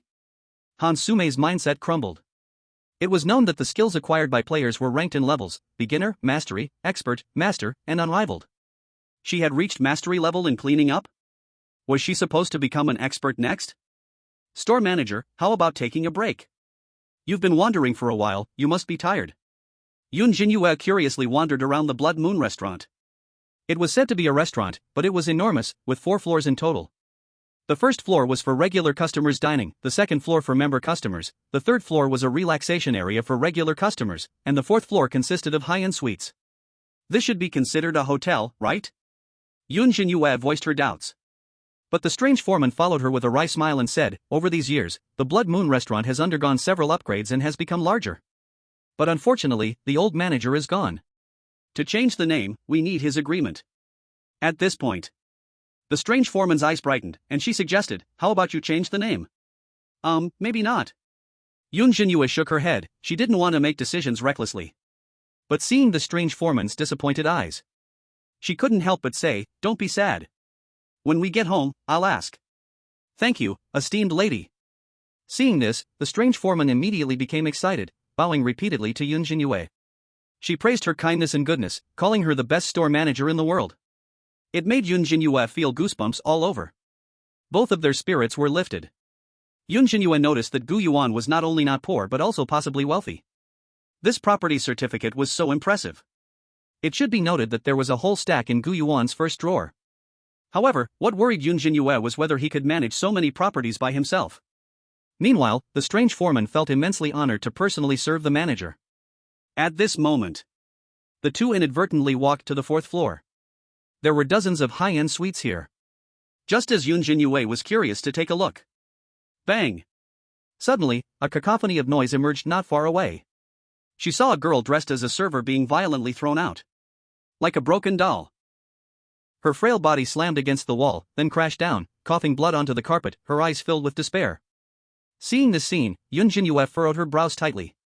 The Eerie manager noticed her bad mood and cast an unkind glance toward the suite. Just then, the person on the brink of death lifted her head. Yunjin Yu's eyes suddenly widened. Senior, she said in astonishment. This person she knew. A senior named Linzhou, 1 year above her in the same major. She was the person Yunjin Yu admired the most. Senior Linzhou not only ranked first in her major, but was also incredibly talented. Moreover, she was confident, brave, decisive, and effective. Linzhou had helped Yunjin Yu with her studies many times. She also taught her principles as a girl. She said that during marriage, she wouldn't accept gifts, nor would she need the man to buy a house or a car. She wanted to build a shared home through her own efforts. For boys who confessed to her, Senior was very polite, decisively refusing, and if someone said something inappropriate, she would even apologize publicly. Perhaps this is what people call the strong female character. However, the senior had gone missing a year ago. At that time, Yunjin Yu had tried every means to find her. Now she unexpectedly saw her figure in the Blood Moon restaurant. And she had been attacked by a customer? Chapter 22, The Furious Eerie Manager, are you making the store manager accompany you for drinks? Senior.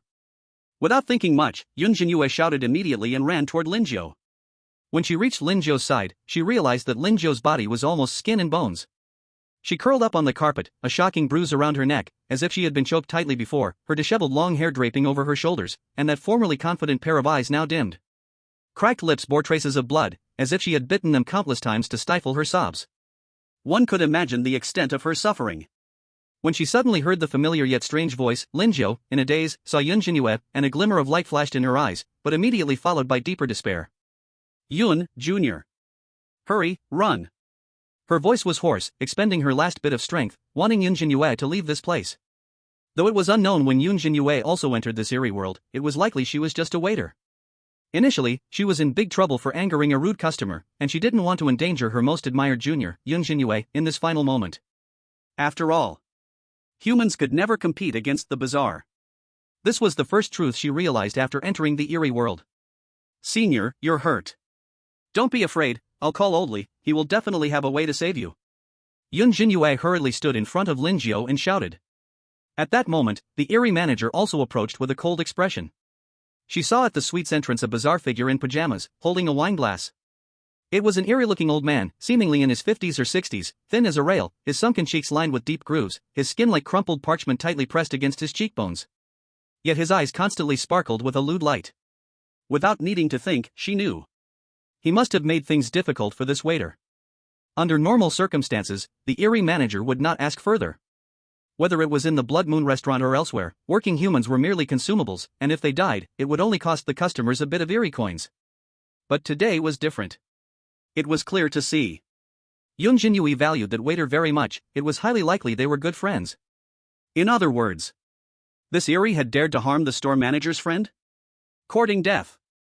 Thinking this, the Eerie manager's expression turned cold, and he pulled out a blood-stained phone from his suit. Then he dialed the Eerie director. Manager, there are customers on the 4th floor who want to kill the store manager's friend. Yes, I'm at the scene, don't worry, I won't let him get away. At that moment, Yunjin Yu also learned the truth from Lin Jiu's words. She was originally here to deliver food, but this anomaly had its eyes on her. Lin Jiu refused, so the anomaly used its powers to make her hallucinate, accidentally shattering a wineglass, spilling liquid all over the floor. The anomaly took this as an excuse, demanding her body as compensation. Lin Jiu swore she would never comply, so she was choked. Just as she was about to suffocate, the anomaly seemed to want to tease her, to see her despairing expression, and threw her out. How could this be so extreme? Yunjin Yu murmured in disbelief. Not far away. The old anomaly, who kept shaking his wineglass, also heard these words. He chuckled, his expression slightly tipsy but with a hint of greed. Especially upon seeing Yunjin Yu's back, he swallowed his saliva, drooling. I didn't expect another pretty little mouse to show up. Upon hearing this, Yunjin Yu turned around. The old anomaly leisurely spoke as he met Yunjin Yu's furious gaze. Since that's the case, come over here and drink with me. Maybe if I'm in a good mood today, I'll spare your life. Seeing this situation, the viewers from Dragon Country were furious. Especially after hearing about Lin Jiu's story. They couldn't help but feel sympathy for her. This old man, he's almost in the grave, yet so lecherous? Damn it, this dog, it's making me want to vomit blood. Lin Jiu? She's also the campus beauty of Zhang University, how did she end up like this? Yeah, I saw her in an official media video before, she was so radiant, I admired her. Such a pity, once you enter the anomaly world, everything in reality is just a false name. Kill him, don't let him off. Audiences from other countries were indifferent. After all, it wasn't their people being tortured. Now, they watched the drama like it was a joke, adding fuel to the fire. Dragon Country women are in danger, I'm waiting to see the show. No way, isn't she the manager? How could she be in danger? Hey, saying she's a manager is just a title, how could the anomaly manager offend a big client for her? This anomaly lives on the 4th floor, so its strength must be extraordinary. Exactly, anomalies look down on humans, it's not worth offending clients for her. It would be best if both of them die here. At this moment, anomaly manager Oldly arrived, his face dark with anger. He immediately saw the old anomaly, who was being disrespectful. The old anomaly wasn't afraid, relying on his status as a noble guest. He mocked, managerly, where did you find all these pretty little mice? Why don't you send a few over to me to play with? I might consider extending my lease for a little longer. Ignoring the old anomaly, Managerly went straight to the anomaly lead and listened to the detailed report of what had just happened. When he heard that the old anomaly wanted Yunjin Yu to accompany him for drinks. What? A company for drinks? A terrifying blaze of fire ignited in his pupils, his eyes turning red with rage. Damn it! Managerly was furious to the point of almost bursting his veins. Before the old anomaly could even react, his figure turned into a blur. In an instant, he appeared in front of the old anomaly, his 5 fingers spread wide, lifting his heavy palm and slamming it down, the force of his red armored strength ripping the air apart, producing a crisp, explosive sound. Bang! A brutal slap knocked the old anomaly senseless. His body was tossed to the farthest corner of the room like a discarded rag. His head almost flattened from the slap, and the few remaining old teeth flew out of his mouth. But that wasn't the end. Manager Lee was still not satisfied with his anger. He charged like a raging bull, picking up the old anomaly again. He repeatedly slapped the old anomaly's face with his strong, powerful right hand. Slap. Slap. Slap. Slap. Slap. A series of thunderous explosive sounds echoed through the room. Accompanied by it were Manager Lee's furious roars. You want the manager to accompany you for drinks? You piece of shit, usually I don't care about you because of your client status, but you want the manager to accompany you for drinks? Why don't you dig up your mother's grave and have her get up to drink with you? Come on, drink. I'll make you drink till you're begging for mercy. The old weirdo's face swelled up high. Though he was a fierce ghost, he couldn't resist the power of the ghost manager. Especially since the manager, in a fury, released a terrifying aura in red clothes that blocked out the sky and sun. This made the old weirdo, who always bullied the weak, suffer in silence. Even if he tried to escape, he would be dragged back into the room by the ghost manager. Then beaten even harder. The ghost manager even poured all the liquor nearby straight down his throat. He choked and struggled like he was drowning. The old weirdo's brain went completely blank. Who am I? Where am I? When did I ever ask the store manager to drink with me? He only knew he had made the ghost manager mad this time. But he was completely confused about this store manager the manager kept talking about. You have to know. A controller of a high-level instance like the Blood Moon Hotel was not someone a small ghost like him could offend, let alone provoke. The old weirdo's heart was full of grievance and confusion. Like a little wife being beaten at home. A tear slowly slid from the corner of his eye. I was wrong. Chapter 23, the old weirdo scared half to death, begs for mercy and offers everything in compensation. As the old weirdo mumbled with his swollen lips, the ghost manager was still full of rage. He still gripped the weirdo's neck tightly and yelled, "You were wrong? What exactly did you do wrong?" The old weirdo wanted to cry but had no tears. He truly didn't know when he had angered the ghost manager. He could only go along with his words. Wrong to ask the store manager to drink with me. And what else? The ghost manager said coldly.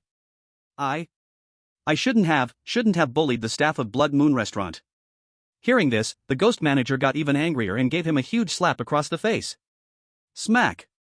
The old weirdo's last front tooth flew out like a nail pulled by pliers with that slap. Tears streamed from his eyes, like little pearls dropping one by one. The old weirdo truly regretted everything inside. If he had known how terrifying the ghost manager was, he'd rather be killed than stay at Blood Moon Restaurant again. Whoa. Is that the point? The ghost manager grabbed his earlobe and pulled hard, making the old weirdo cry louder. Whoa, am Manager Lee. I really don't know who the store manager is. Please let me go. He wanted to kneel and knock his head on the ground for forgiveness. Why bully ghosts like this? Please let me go. But just when the old weirdo thought the ghost manager was going to beat him even harder, the ghost manager suddenly smiled a little and gently let him down. Then, he even softly patted his face, which was about to swell like a steamed bun. In that moment, the old weirdo got goosebumps all over. His eyes were full of fear and collapse. You got it right. Your mistake was not knowing who our store manager is. And to think you're a regular customer. Our store manager is as beautiful as a goddess, unmatched in grace. Among us ghosts, she is like a lotus rising unstained from the mud. You should have recognized her at a glance. But what did you do? You called her a rat, and even asked her to drink with you. With these dog eyes of yours, what's the use? Maybe I should just dig them out for you. At the same time, audiences from other countries were completely dumbfounded. Fine, you beat him, but now you're even praising someone in the middle of it? Words like as beautiful as falling fish, as lovely as hiding the moon in flowers, how can such cringy flattery come from your mouth? Especially the audience from Cold Nation and Little Sun. They never imagined the ghost manager would go so far to defend Yunjin Yu. It was downright brutal. Doesn't he care about customers anymore? Isn't he afraid of ruining Blood Moon Restaurant's reputation? Ugh, I feel sick. This ghost manager looks like a bootlicker too. Isn't everyone in Blood Moon Restaurant like this? What? He just gave up this customer and beat him in public? If other ghosts see this, the Blood Moon Restaurant probably won't last long. Might as well shut down now. Blood Moon Restaurant doesn't deserve an S-level instance title. Just wait and see. This old strange being will definitely return for revenge. You might protect for a moment, but can you protect for a lifetime? Boom. With this blow, even the old strange being, no matter how foolish, woke up. If it weren't for the preconceived notion that humans couldn't be the manager, he wouldn't have been beaten for so long, and only understood under the clear hints of the strange manager. That she is the manager? The old strange being's gaze turned towards Yunjin Yu beside him. Like an old dog stung by bees, his eyes were nearly too swollen to see. But one could vaguely detect fierce tremors within. His sunken cheeks were now drained of blood, pale as paper. Even the wrinkled nostrils trembled involuntarily. Yunjin Yu cast a look of disgust at him. Like a sharp sword, it was about to pierce his heart. You must understand. If it were just angering Managerly, he might still have a chance to survive. After all, no matter how angry Managerly was, he wouldn't kill him, a mere strange being, just to safeguard the reputation of Blood Moon Restaurant. But if he angered the manager, the result would be entirely different. He had insulted the noble manager first. In an S-level dungeon like Blood Moon Restaurant, the actual controller had connections and resources that a small strange being like him could not imagine. With just a glance, or even just showing an attitude of displeasure, countless strange beings would swarm in, ripping him apart. They would sever his head and present it to Blood Moon Restaurant. Even if he died today in front of everyone at Blood Moon Restaurant, those strange beings would only shout that it served him right. This is the law of the strange world, where the weak are preyed upon by the strong. No matter if the manager is the mouse he spoke of. Thinking of this, the old strange man trembled violently, feeling as if the hand of death had already grasped his throat. He didn't care about anything else. He hurriedly rolled and crawled under the cold gaze of the strange manager.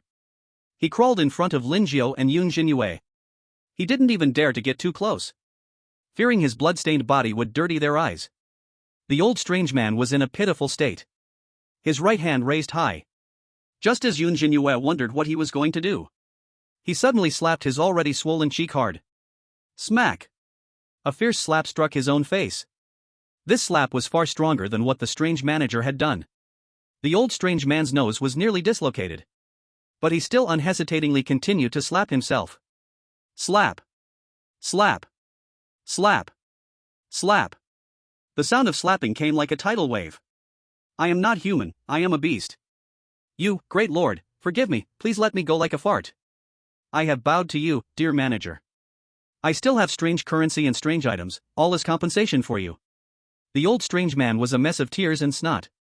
He emptied everything he was carrying. The ground was filled with strange coins, probably adding up to several thousand. He even took off the strange shroud he was wearing, revealing a thin body. Timid as a mouse, he kept bowing to the two, making this scene look extremely pitiful. Add to that his aged and frail appearance. In reality, one might even think that Yunjin Yu and the other were bullying an old man. This exaggerated scene caused global audiences to fall into a dead silence. Originally, many viewers did not know what the manager of Blood Moon Restaurant represented. Now, under the stark display of the old strange man's fear, they could all feel the tremors. Power in reality is so alluring. Not to mention power in the strange world. Power means strength. Even if Yunjin Yu said nothing. Even if she just cast a glance. With the addition of her identity as manager, it was enough to make a malicious strange being tremble in fear. Moreover, it made him crave her mercy in an almost self-destructive way. Except for outside Longhua. Regardless of the country of the audience, they have never seen a strange being so afraid of a human. In this moment, they forgot their disputes. They were simply immersed in their desire for power. In their hearts, they felt a deep envy for Yunjin Yu and Linjiao, saved by Yunjin Yu. In her dizzy state, she vaguely saw the strange being bowing to her repeatedly. This so-called great female lead senior revealed a complex emotion in her eyes. In an unnatural whisper she said, "Junior, who exactly are you?" Chapter 24, Linjiao becomes the manager, global audience is jealous. The strange being continued to bow, seeking forgiveness. With each bow, the floor could feel the tremor. Until his head was bleeding profusely. His entire face was covered in blood. Seeing this, Linjiao's grievances dissipated greatly. She knew that as an ordinary waitress, even being killed, this strange being would not face any consequences. And yet, Yunjin Yu did not even need to say a word to scare him out of his wits. All of this relied on Yunjin Yu's identity. The store manager. In her heart, Linjiao was filled with shock and a twinge of inferiority. She knew that if the strange being kept bowing like this, it might end poorly. After all, he was an old customer. He came to Blood Moon Restaurant several times a month. Once Yunjin Yu left, she would be all alone and might even be retaliated against. "Junior, that's enough. Linjiu, blood in her throat, coughed once and said beside Yunjin Yu, I forgive him. Upon hearing this, the strange being's heart leaped with joy. But he still did not dare to stop his actions. The manager, seeing this, shot him a disgusted glance and noticed the carpet stained with blood, then turned to show a different expression. His face was filled with self-blame and guilt. Manager, I came late. Please punish me, manager. The manager spoke with utmost sincerity. No, you arrived just in time, I was about to call for you. Yunjin Yu shook her head upon hearing this. Thank you, great manager, for your generosity. The manager let out a sigh of relief, his heart slowly settling down. He was afraid Yunjin Yu would blame him for not supervising properly and letting her friend get hurt. Thinking of this, the manager looked at the strange being with increasingly cold eyes. An invisible killing intent echoed from his pupils. What does the great manager wish to do with him? The manager asked while standing beside Yunjin Yu. Upon hearing this, the strange being trembled, knowing the moment to determine his fate had come. So he slightly raised his head, tears in his eyes. He showed a look full of regret. But deep in his heart, a dark thought began to form. He would never dare to provoke the manager again. But what about another little mouse? He realized this little mouse had no identity. Once the manager left, he had plenty of ways to capture her.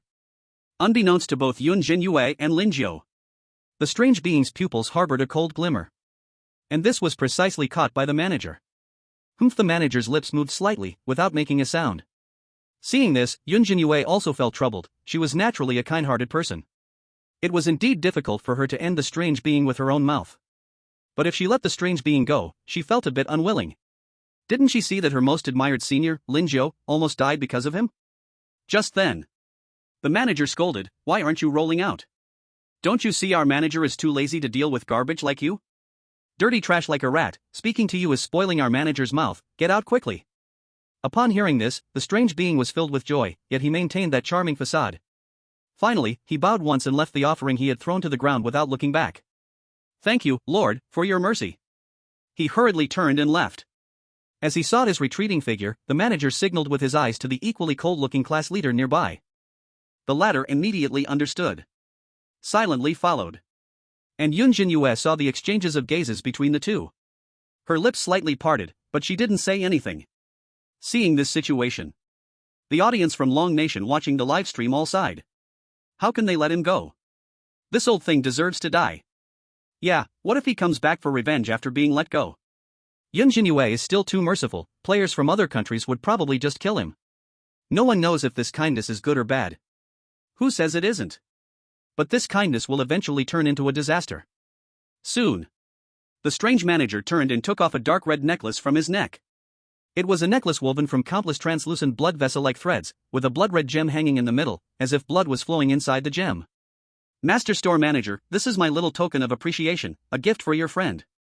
The strange manager said with deep regret. I cannot accept it, Yunjin Yu rejected, I do not blame you. Because of this, I am even more grateful to the store manager. This necklace is something I carry closely, called the Bloody Holy Chain. If your friend doesn't mind, she can wear it now.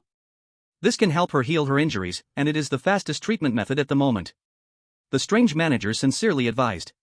Heal her injuries? Yunjin Yu hesitated for a moment. Then she took out the Yin Qi Dan from her pocket. This was given to her by Gu Yuan before leaving, saying that she didn't need this thing. Since it's like this, let's say I bought it. Yunjin Yu handed the Yin Qi Dan to the strange manager. The latter gladly accepted it. When Linjiu felt a wave of weakness in her body, she also heard the conversation between Yunjin Yu and the strange manager. Seeing Yunjin Yu trying to put the strange manager's necklace on herself, she slowly shook her head, refusing to accept it. Normally, she rarely saw the strange manager. But every time she saw him, he wore this necklace, enough to see how much he treasured it. Take it. This is a token from Oldly. Yunjin Yu advised. Old? Oldly? Linjiu was stunned for a second, then realized Oldly referred to the strange manager.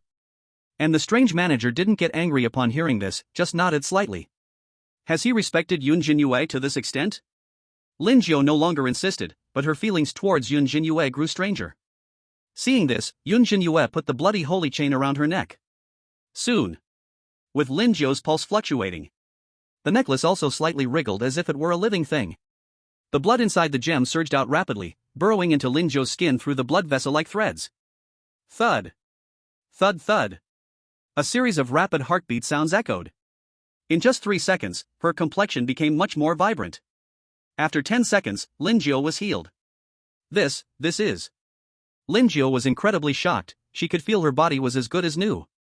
Even the hidden injuries accumulated over the past year had completely healed. However, before she could recover from her shock, she saw weak footsteps approaching from a distance. The strange foreman, covered in the stench of blood, had a blank expression, holding a bloody and mangled head. The head's eyes were wide open, unblinking. It was indeed the head of the old strange one. Manager. The strange foreman gestured. Good, well done. The strange manager said with satisfaction. Did any other customers see it? No.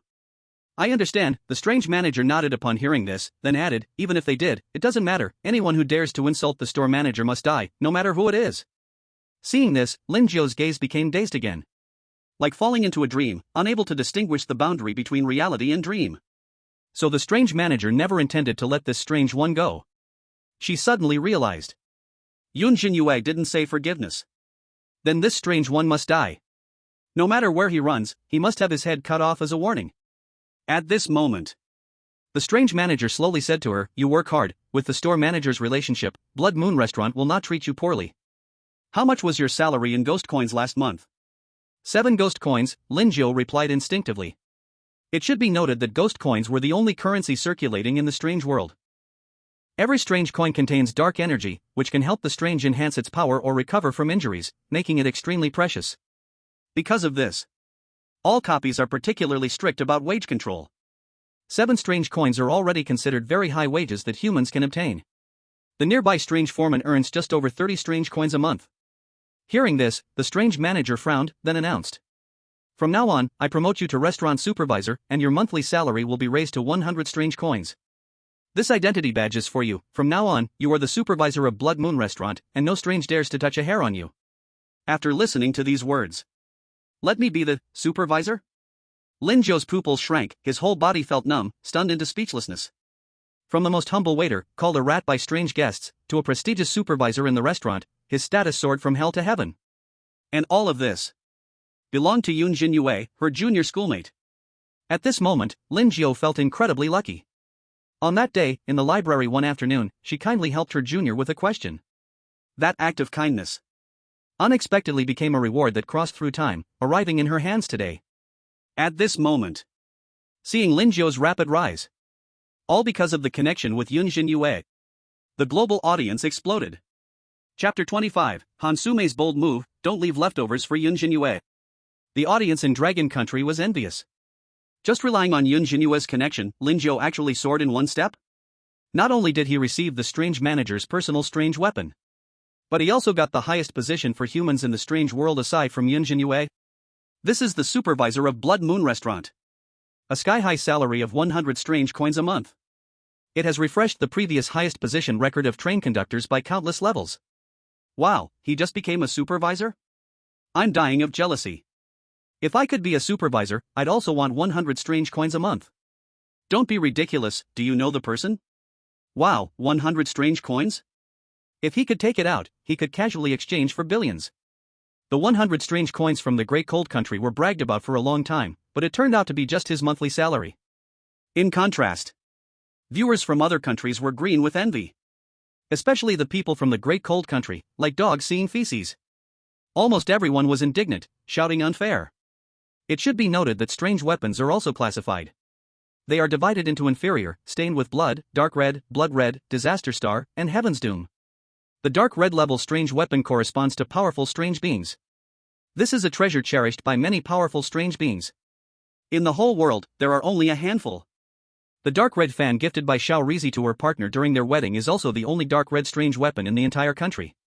In order to obtain this strange weapon, Xiao Rizi almost went to war with the country of the floral flag.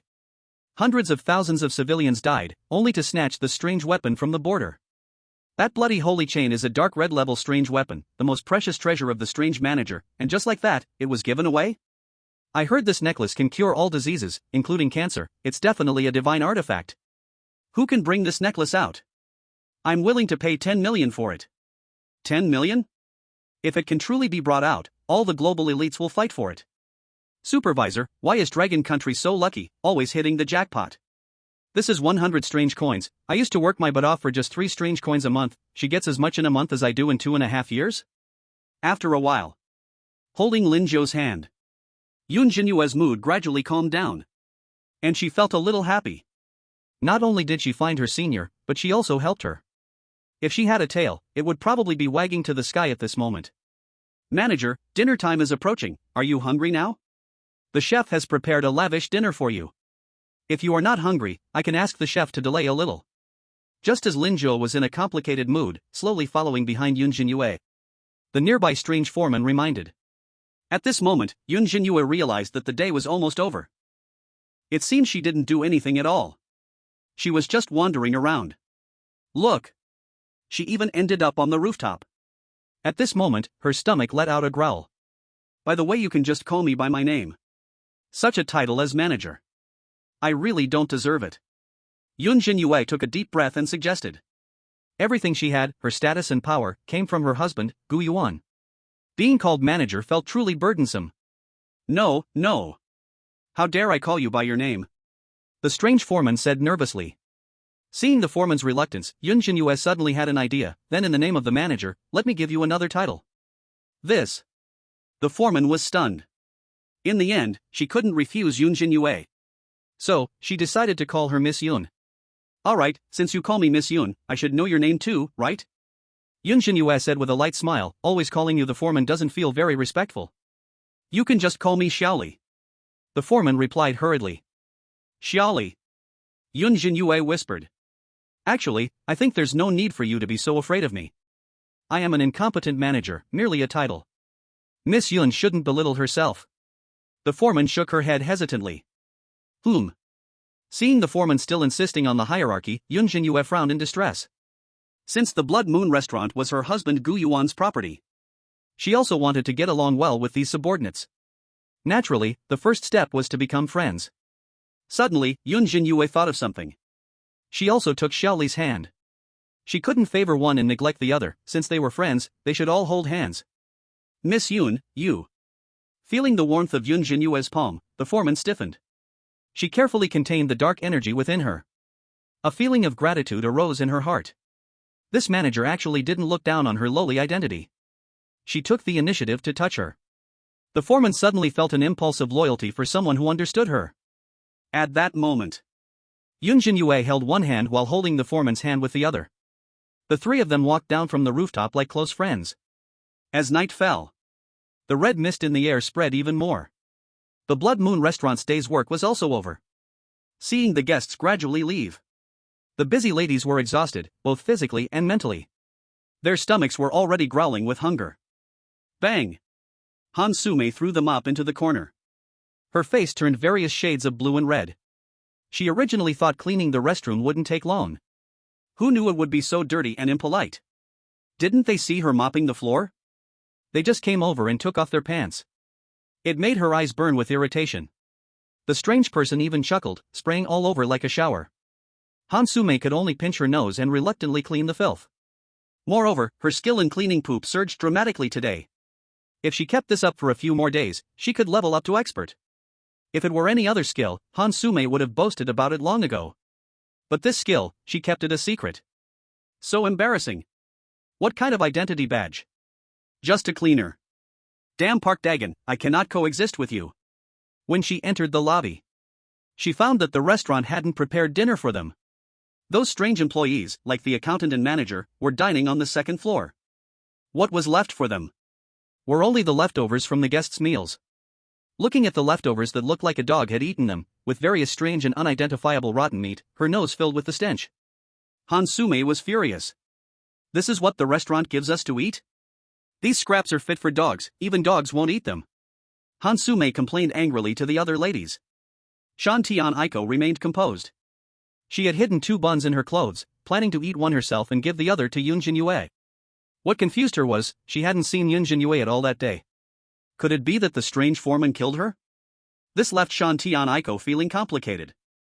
If Yunjin Yu was really killed, then it would prove she was overthinking. Just as Yamada Aiko was thinking, she suddenly heard Hansume encouraging the other women to go find the chef and demand an explanation. Why don't we team up and go find the chef? It must be him who's been stealing our food. Yamada Aiko's face showed contempt. Go find the chef? If they really found him, they'd probably be scared out of their wits. Sure enough. After hearing Hansume's words, the women just looked at each other. None of them were willing to speak up. In the end, they were so hungry that they couldn't hold out any longer, and each of them reluctantly started eating the leftover food. What shocked Yamada Aiko even more was that Hansume came up with another sly idea. Everyone don't fight, let me divide it up. Hansume shouted, standing in the middle of the women. Each of you gets a table. You from the United States, go over there. You from Monkey Country, sit in the corner. Now we all have food, don't leave anything for that Dragon Country. She had a cold smile on her face, as if she had avenged a great grievance. She must have been punished by the tricky team leader and worked all day doing dirty and hard labor. When she comes and sees that nothing is left, maybe she'll cry in despair. Hurry up and eat, while it's still hot. Chapter 26, The Shocked Women, the feast on the table is Yunjin Yu's? At this moment, the women were already so hungry that their stomachs were growling, their eyes blurry. If it weren't for their pride, they might have already started fighting for the food. Hansume's suggestion was pretty good, it gave them an excuse. It wasn't that they were eating leftovers. It was the spoils of war after working hard all day. Each person takes a table. If they didn't eat, they wouldn't be able to last 3 days of work. For the sake of survival, the women gradually threw away their last shred of shame. They began eating greedily. Not long after, the sounds of swallowing and slurping mixed together. From time to time, there were sounds of choking from eating too quickly. This chef really does make good food. I miss the fries and burgers from my hometown. Wow, there's even shredded meat, what a bargain. Eat it all, don't leave anything for that Dragon Country woman, sisters, keep it up. Actually, setting aside the leftovers, this food is pretty tasty. What leftovers? This is our reward. Yeah, this dish could be sold for several tricky coins, enjoy it, it's so enjoyable. Seeing them not only eat but also devour the food in a messy manner, deceiving themselves, Yamada Aiko's face turned pale. She was so disgusted that she couldn't speak. Just now, they said even dogs wouldn't eat it. Now they were eating with greasy mouths. Where is their dignity as people? Where is their integrity? Suddenly, Hansume noticed Yamada Aiko standing aside, motionless, and kindly said, "Why aren't you eating? Your table is over there. I saved a good spot for you, there's even meat soup on that table. Hurry up and eat, finish it all, don't leave a single thing for that Dragon Country woman. When she sees everything gone, imagine her despair, it'll be so satisfying." Yamada Aiko. Seeing this scene, the Dragon Country audience nearly went blind. Their eyes were full of disgust and nausea. My god, this is the first time I've seen someone eat cold leftovers with such delight. Disgusting, I can't watch anymore, I'm so sickened. They still didn't leave anything for Yunjin Yu, does she need to fight you for it? I can't take it anymore, this table of leftovers isn't even as good as my dog's food. If this were my restaurant, I would just dump it into the slop bucket. I thought they would hold out a bit longer. On the other hand, the faces of the other country's audience were turning green. This is just too embarrassing. You'd think they would eat in private if they're going to eat, right? But no, they made a distribution system to exclude the Dragon Country person? Don't they know she's the manager? Does she really need to fight you all for this garbage? Sume. Miss Sume might be too hungry, it's understandable. Right, there's no choice but to eat, after working for so long, damn that Blood Moon restaurant. Our Miss Ruan Chuanxiang from Monkey Country is a vegetarian, and she's eating meat? The treatment at Blood Moon restaurant is this bad. Sooner or later, bankruptcy is coming. These strange foods are actually considered clean and are enough to fill the stomach. To save face. They can only help their own female players find excuses continuously. As for Yunjin Yu, she was tacitly ignored. At this moment. Thud thud thud. A sound of footsteps came from upstairs. Ayako Yamada raised her head. She saw Yunjin Yu slowly descending, holding the hand of a strange woman. And the strange manager and the strange foreman followed behind the two. Everyone's expressions were normal, as if these two strange figures as followers were perfectly reasonable. Unaware of what they were saying. The strange manager walked into the kitchen. Then shouted at the chef in the kitchen, "Old Ding, serve the dishes." Soon. The ladies were arranged to go to the kitchen to bring out the dishes. After just a few minutes. The largest table on the first floor was filled with all kinds of dishes. And all the dishes were quite expensive. Any single dish would cost dozens or even hundreds of strange coins. With a rich aroma spreading out. The ladies' eyes were almost red with desire. More than a dozen blue-white porcelain plates, steaming with dishes. The steamed large yellow croaker still had its scales intact, the braised pork knuckle shining amber, the shrimp balls wrapped in golden crispy coating, and a bowl of morel mushrooms still clinging to fresh moisture. Under the light, the fragrance of the dishes turned into a faint golden mist. These are all excellent dishes. Comparable to a grand banquet. And they are all edible by humans. In comparison, all this leftover food in their stomachs seemed like trash. No. It was like the slop at the bottom of a garbage bucket. Gurgle gurgle. The ladies' stomachs began to rumble. Their eyes were filled with longing and envy. Is this a big client coming? Someone was secretly shocked. This table of dishes probably costs hundreds of strange coins. Absolutely a big client, and of very high status, otherwise the strange manager wouldn't have arranged this personally. He's so fragrant, if I could just take a bite, I would be content. Cut, are you crazy? Do you think that level of strange would notice you? I love shrimp balls the most, I'm so hungry. I feel like I haven't eaten at all. The ladies whispered among themselves, sighing. Ayako Yamada couldn't help but gasp when she saw this scene. Given the feast on the table, the newcomer must be a big client that even the Blood Moon restaurant has to respect. If she served well, maybe she could get a little tip? She carefully tucked the steamed bun from her pocket away. At this moment, Hansume's eyes flickered strangely. She felt nothing towards this table of dishes, her stomach was already full. Seeing Yunjin Yu walking toward them, she felt a bit happy. Because all the leftovers had been eaten. Not a single bite left for her. Hansume said snidely, "Hey, aren't you a busy person? I haven't seen you all day. You must be exhausted from a whole day of busyness, are you hungry?" Yunjin Yu honestly nodded when she heard this. She had been wandering around all day and, to be honest, she was a bit hungry. Hansume's eyes lit up upon seeing this, as if she could envision Yunjin Yu kneeling before her begging for food. The corners of her mouth slightly curled. What a pity, everything edible has been eaten by us. But I am broad-minded, I temporarily forgive you for previously offending me. I secretly hid a bowl of porridge, and if you can kneel for me, I might give you this bowl of porridge. While saying this, she proudly raised her chin, like a haughty peacock. Waiting for Yunjin Yu to plead desperately. But unexpectedly, Yunjin Yu merely glanced at her oddly. Then completely ignored her. She turned and sat down at the table piled high with good dishes. Seeing this, Hansume frowned slightly, confused about the situation. Are you seeking death? She muttered under her breath. Sitting privately at the big client's position? Does she think this table of dishes is prepared for her? What a joke. They, as lowly employees, might not even be able to afford a single dish even after a whole year of work. Soon, she saw the strange foreman also walking over from a distance. Hansume's eyes revealed a hint of expectation.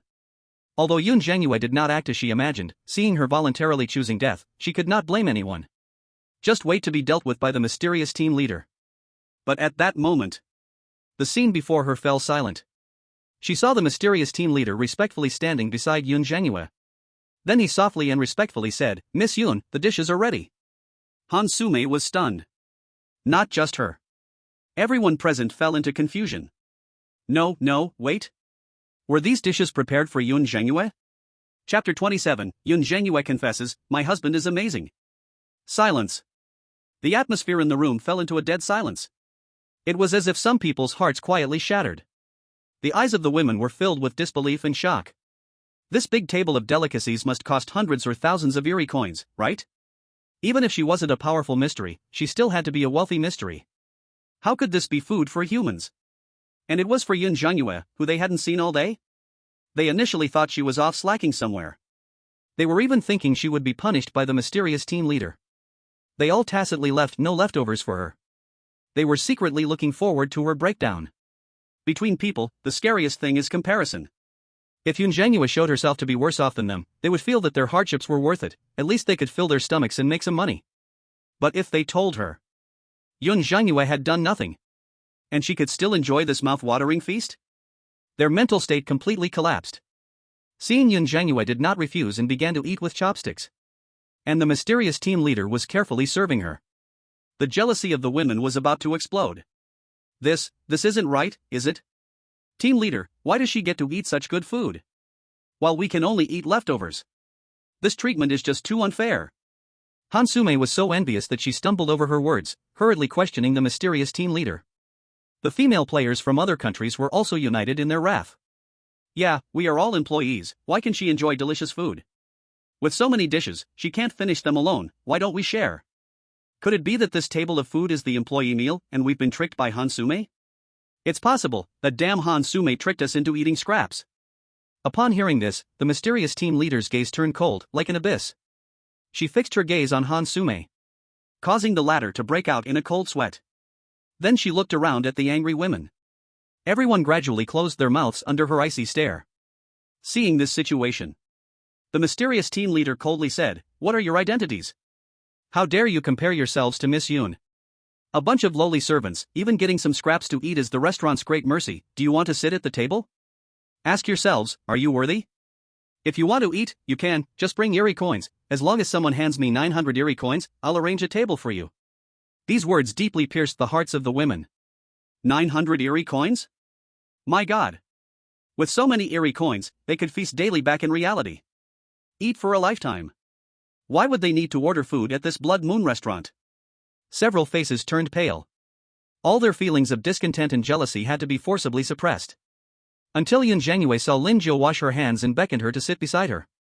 And the mysterious team leader also respectfully said, "Supervisor, please take a seat." In that instant, boom! Like a bomb exploding in the hearts of the women. They finally understood why Yunjin Yu could enjoy such treatment. It turned out she knew the supervisor of the Blood Moon restaurant? It seemed that he was also from the Dragon Country, and they were holding hands. How could she have such good luck? So that's how it is. Supervisor. Hansume bit her lip tightly, her lips almost drawing blood from jealousy. This Yunjin Yu, why is she always so lucky? Last time, she encountered a subordinate's inspection, this time, she met a supervisor from the same country.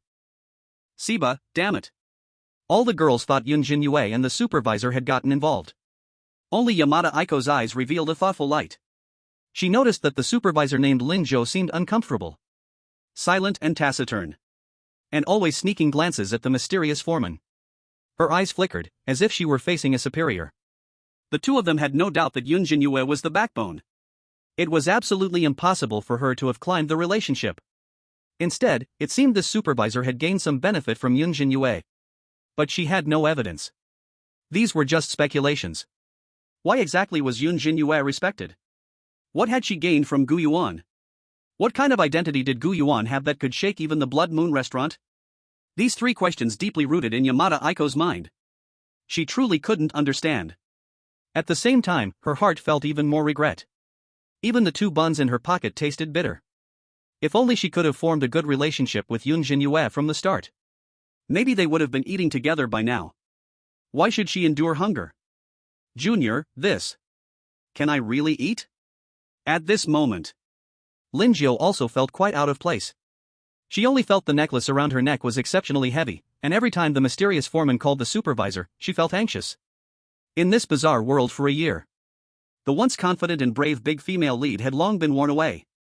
Only the desire to survive remained, continuing her life. If she showed how she currently looked to her former self a year ago, she would definitely scoff, feeling nothing but humiliation. There was no way. The environment can change a person's character. Suddenly made her a supervisor, and she didn't dare to command the bazaar. Lin Jiu's gaze fell on the table full of delicacies, her eyes dazed and unfamiliar. How proud she had once been, yet now she endured humiliation to survive. It had been such a long time. So long since she had eaten a proper meal. And following Yunjin Yu, she estimated she could eat this well every meal, even 9 meals in 3 days. Senior, don't worry, no one will dare to bully you anymore. Seeing this, Yunjin Yu felt quite pained. She actively put a shrimp ball into Lin Jiu's bowl. Thank you. Lin Jiu's eyes warmed, she lowered her head and murmured. Yunjin Yu was speechless, the senior she had admired in her memory was not like this. Thank you for today. Lin Jiu raised her head, wiped away the tears at the corner of her eyes, and a long-lost smile appeared at her lips. You helped me so much and even made me a supervisor. If it were in the past, who would tell me that that silly little junior could do this? I definitely wouldn't believe it. It's nothing. Yunjin Yu smiled foolishly. The two casually talked about the past. Suddenly, Lin Jiu asked, don't you think I've changed? No. I didn't think so. Yunjin Yu quickly shook her little head in denial. Lin Jiu smiled, didn't ask further, just showed a hint of nostalgia. Actually, it's normal, I was once so proud. But since entering this bizarre world, I realized that those prides were nothing at all. In the bizarre world, strength is paramount.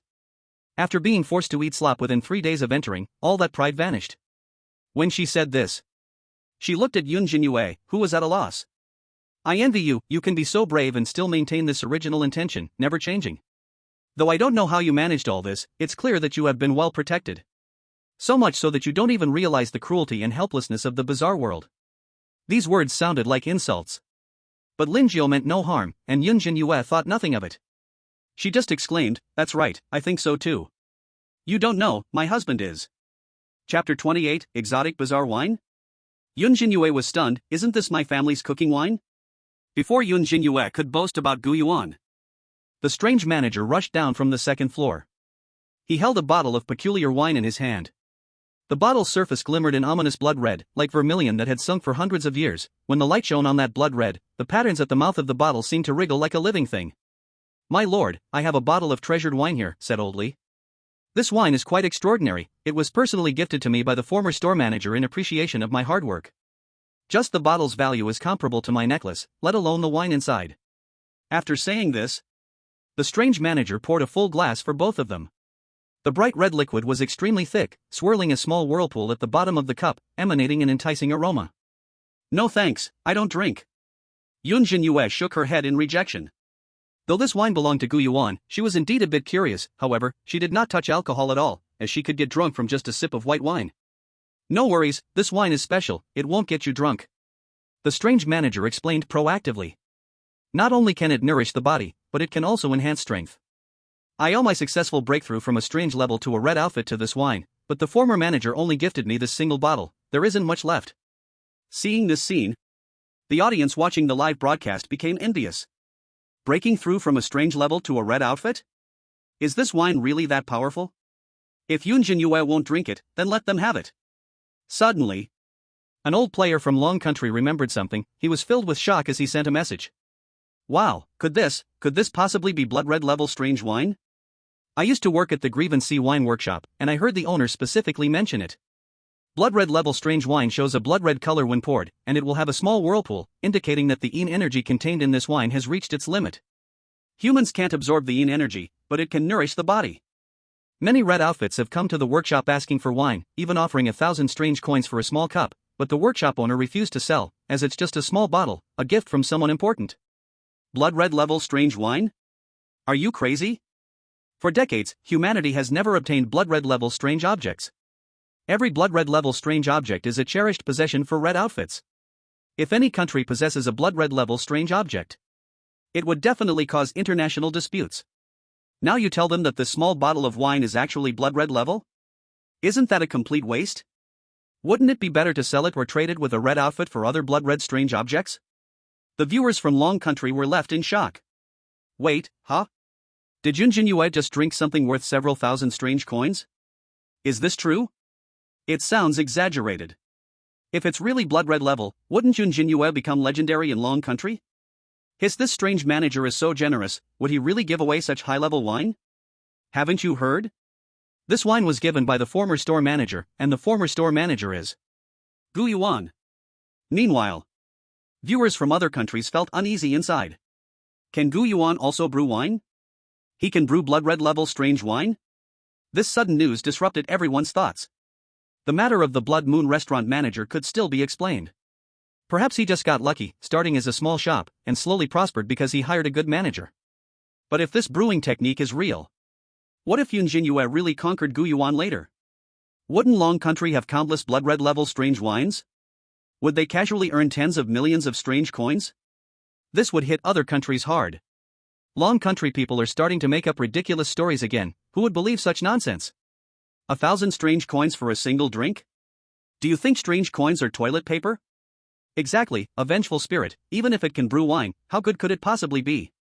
This strange manager is definitely talking nonsense, just to make himself look good. Right, who can't say a few flattering words? What they did not know was, Gu Yuan truly had the brewing technique. This technique was something he absorbed from other strange things. Usually, it's just for fun. At the moment, it was really hard to refuse manager Gui's kind intent. Yunjin Yu picked it up and took a small sip.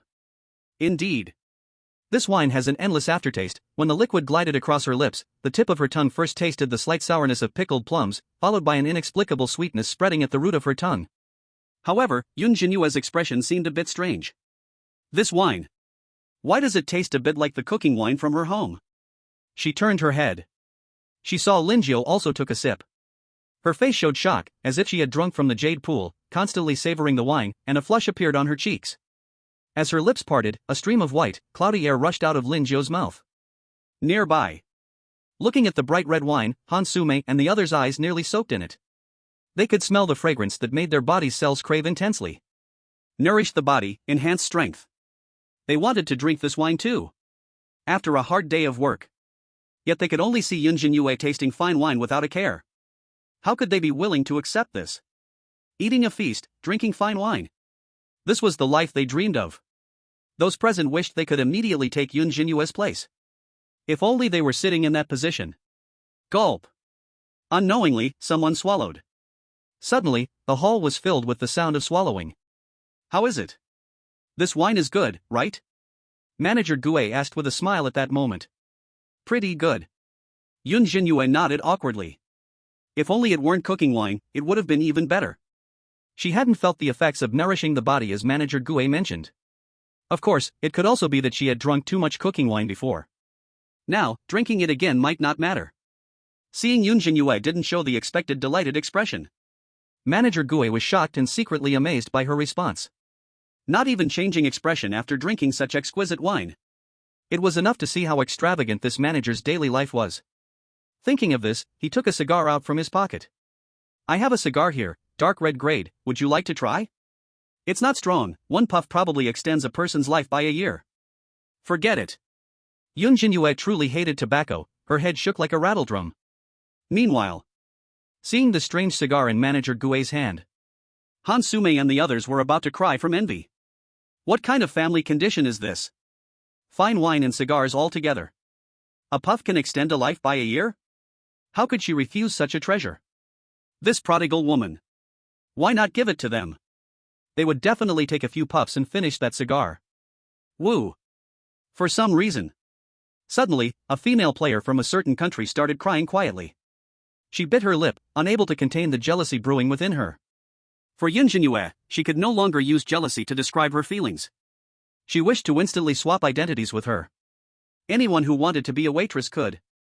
Chapter 29, The Presidential Suite and the Supply Room, the girls on the brink of collapse. The long dinner time ended. Hansume and the others were watching eagerly from the side. But until Yunjin Yu took the napkin handed by the strange foreman to wipe her mouth. They hadn't received an invitation to enjoy it together. Several felt both angry and resentful. Sour Dragon Country women. So hungry. Still not done eating? After a while. Seeing Yunjin Yu and the others had eaten and drunk enough and went upstairs. And there was still a large portion of the dishes left uneaten. The girls' thoughts started to become lively. After watching for so long, their appetites had been whetted. Even Hansume, who was already full. At this moment, looking at the remaining golden shrimp balls on the table, couldn't help but swallow. Once the restaurant hall became quiet. The girls exchanged glances. They all noticed desires deep within each other's eyes. Swish. Then a group of them rushed at the dining table like starving hyenas. Don't snatch, that shrimp ball is mine. Pork knuckle, just one more bite. Oh, it's been so long since I had pork knuckle. This mushroom soup is so fresh. Eat one more bite, once we're full, we can last another 2 days. Damn Dragon Kingdom women, how can they eat so much? Leave one for me, I want to eat too. The women were rummaging through the leftover food on the table. They fought for it like crazy, without any mercy. All for just one shrimp ball.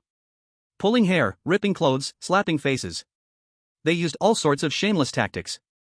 They threw away their faces, and abandoned all dignity and pride. Don't be fooled, this was a table of leftovers. Yunjin Yu had a small appetite, and the manager barely ate anything at all. It could completely be ignored, as long as you didn't mind, it was just a table of fresh new dishes. Yamada Aiko was dumbfounded.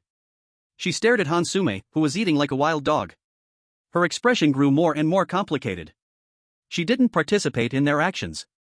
She just took out a cold steamed bun from her pocket and took a few bites. It tasted like chewing wax. It was at that moment. Bang, bang. A heavy set of footsteps echoed from afar. The women, still fighting for the leftovers, subconsciously looked up. They saw the massive, mountain-like figure of the strange chef. He was coldly holding a bone-cutting knife as he approached. His footsteps were heavy, and the bloodstains on his apron were particularly chilling. The women stopped immediately. But Hansume, who had her head lowered, didn't notice. She had just become smug after grabbing a shrimp ball. However, before she could even put it in her mouth, smack! A heavy slap, like a fan, landed on Hansume's face. Thud! The shrimp ball in her hand flew up and fell far away. Hansume was slapped to the ground, unable to get up for a long while, feeling her right cheek swell and a sharp pain fill her head. Her dazed eyes were filled with anger. She thought someone was trying to steal her shrimp ball. Who? The strange chef's expression was cold, and he raised the bone-cutting knife high.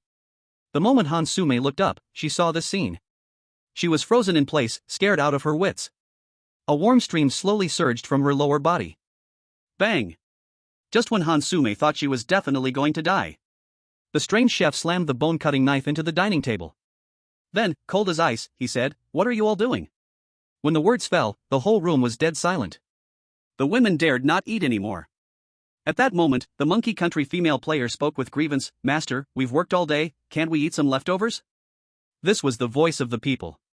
The Blood Moon restaurant couldn't possibly be so heartless, could it? Not even letting them eat the leftovers they're about to throw away? The strange chef snorted coldly when he heard this and sneered, "Leftovers in general don't matter. But this is Miss Yun's leftover food, infused with her aura. You are not worthy of eating it." What? Not worthy again? The Monkey Country female player's face turned pale, her chest heaving with anger. She never expected that the Blood Moon restaurant would look down on them to this extent. The women also found it hard to believe the cold words they had just heard. If Yunjin Yu could enjoy delicacies because of her connections, they could tolerate it. Being unworthy was fine. But to say that they weren't even worthy of her leftovers? Those leftovers would just be thrown into the slop bucket to feed the rats. Did that mean they were even worse than rats? The women wanted to argue and shout, but due to the strange chef's fierce aura, none of them dared to speak. Under his pressure, the women had no choice but to hold back their anger. They reluctantly dumped most of the leftover food into the filthy slop bucket. Not only that, but the strange chef also took them to the staff break room for the night. Although it was called a break room, it was actually just a storage room. In the dim shadows formed by old cardboard boxes, a few cockroaches crawled across the sticky floor. Mold spots twisted along the corner walls, and a stinky liquid slowly dripped from the walls. The place was not only small and broken, but it was also filled with all kinds of smelly junk. "You all will sleep here tonight.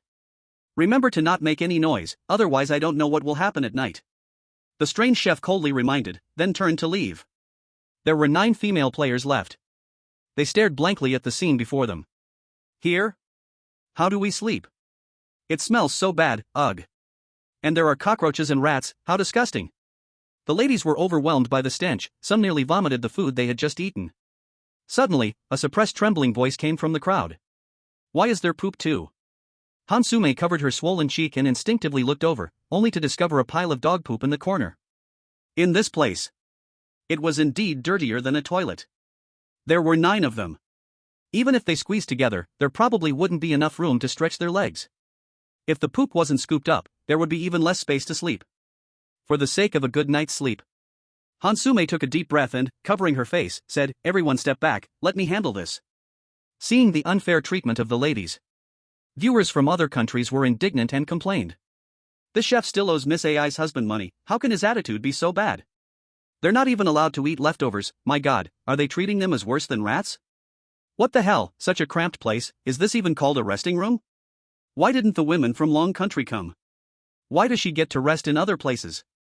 Can the store manager do whatever he wants?" Just when viewers around the world were filled with righteous indignation, suddenly, everyone saw on the screen, Hansume actually squatted down and used a small shovel to scoop up the pile of dog poop. Then she raised the shovel as if it were a national flag. Her face showed a hint of pride. The audience from Daehan Country felt a chill in their hearts. Many were emotionally broken. Cloud Jinue from Long Country was enjoying gourmet food at the Blood Moon restaurant. And what about their Hansume? She was actually becoming adept, continually breaking new ground in the skill of scooping poop. Can she just die already? At the same time, led by the strange team leader Xiao Lu, Cloud Jinue and Linjiu arrived at the deepest part of the hotel's 4th floor. There was the most prestigious room here, usually not open to outsiders. Miss Yun, the presidential suite has arrived. I'll take my leave now. If you need anything, you can contact me with this strange phone. The strange team leader carefully took out a phone from his pocket and handed it to Cloud Jinyue. A phone? Cloud Jinyue was surprised. The phone she brought in had no signal. Yes, this strange phone does have a signal. You can make calls or video calls. Wish you a good night's sleep tonight. The strange team leader smiled lightly before leaving. Only Cloud Jinyue and Linjiu were left staring at each other. Soon, Cloud Jinyue opened the door first. As soon as she saw the scene inside the room, she instinctively widened her eyes. Wow! Chapter 30, The Trifold Phone, Can It Connect Reality with the Strange World? The entire room was immensely large, stretching out as far as the eye could see. It was like Lu Laolao entering the Grand View Garden. Cloud Jinyue curiously pulled Linjiu into the room. Looking around, this room was probably larger than the entire dining hall. In the living room, the floor-to-ceiling windows overlooked the nearby instances, while luxurious crystal chandeliers cast sparkling diamond-like light on the floor. Hiss! Cloud Jinyue's fingertips carefully traced the texture of the genuine leather sofa, as if she had touched silk soaked in ice water, while a glass of champagne on the table emitted fine droplets of water. In a blink, she moved to the bathroom. Seeing the black onyx bathtub steaming with mist, a wave of rose essential oil fragrance molecules spread with the warm vapor. Besides this, there was a gym, a spa room, a study. Cloud Jinyue felt as if she had entered a small palace. She was dazzled by the sight. Even the toilet was smart? If it weren't said to be in a strange world, she might think it was a 5-star hotel in reality. This room is amazing. I've never stayed in such a luxurious place. Yunjin Yu's eyes sparkled with joy, and she continuously exclaimed to Linjiu. Linjiu, upon hearing this, was also filled with shock. Though she had worked as a waitress at the Blood Moon restaurant for a year, she had never had the chance to enter this room. This presidential suite was off limits even to the manager. She had heard earlier that it was reserved for the store manager. Thanks to Yunjin Yu's connections, she finally had the opportunity to see this place. Before meeting Yunjin Yu, Linjiu's mindset was, I've seen every scene there is. After meeting her, Linjiu's mindset changed. I truly have never seen a scene like this. Dining on gourmet food, drinking fine wine, staying in a luxury room. Yunjin Yu treated her to an extravagant experience. In Linjiu's heart, she not only felt envy and gratitude towards Yunjin Yu, but also a hint of inferiority. She shook her head, suppressing the subtle emotions deep inside. When she heard Yunjin Yu calling her to look at the large bathtub, Linjiu tucked a strand of hair behind her ear and rushed over. Seeing this scene, foreign spectators were filled with extreme jealousy. Why could the female players from their country only stay in a storage room, while Yunjin Yu could live in this presidential suite? With floor-to-ceiling windows and a spa room. You call this a strange world? Why not say it's a vacation? Are you crazy? Giving a human such a nice room? Who told her husband to be the store manager, plus what property papers? This is just a game after all. Next task, it will be our country's matchmaking partner's turn. Right. I don't believe all those property papers are real. I hope this task ends soon. I don't want to watch anymore. Not long after, Yunjin Yu finished exploring the whole room. She sat on the sofa and took out the phone given by the strange manager. Is there really a signal? Yunjin Yu curiously held the phone. The phone had no brand logo, and its texture felt like the scales of some cold-blooded animal. When Yunjin Yu's fingertips lightly touched the screen suddenly emitted a faint red glow. Before Yunjin Yu could react, ding! A text message automatically arrived. New user detected, you have automatically bound to this strange phone. Unless permission is granted, other users cannot unlock it. When the phone automatically unlocked, Yunjin Yu was surprised to find that this phone could actually unfold, revealing 3 screens. Wow! Is this a 3-fold? Have phones in the strange world become this high-tech? Suddenly, a catchy commercial slogan popped into Yunjin Yu's mind. 3 folds, any fold has a face. This phone could probably sell for over 10,000 in reality, right? Especially with the feature of automatically binding users. For those with higher sensitivity, it is especially thoughtful. Yunjin Yu opened the contacts function, and sure enough, it was completely blank. Suddenly, she had a brilliant idea. She could call Gu Yuan. But would he be able to receive it? Without thinking, Yunjin Yu dialed her own phone number. Her useless phone had been sitting in the cabinet. Beep, beep, beep. 3 seconds later, the call actually went through. Gu Yuan's familiar voice came through from the other side. Yunjin Yu's eyes sparkled with joy. She missed Gu Yuan terribly after a day apart. Honey? Can you hear me? She held the phone close to her mouth and asked. I can hear you, wife, why did you call me? Gu Yuan's voice on the other end chuckled.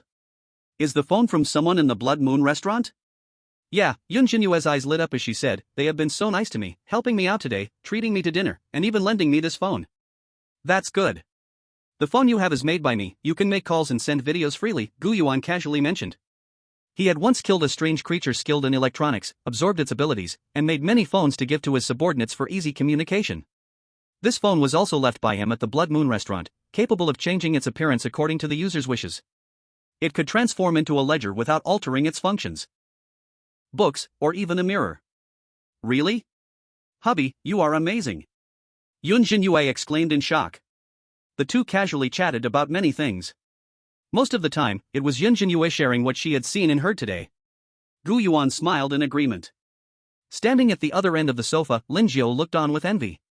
She had not seen her family for a long time. This phone can actually make calls, it must be a strange device, and not a low-level one.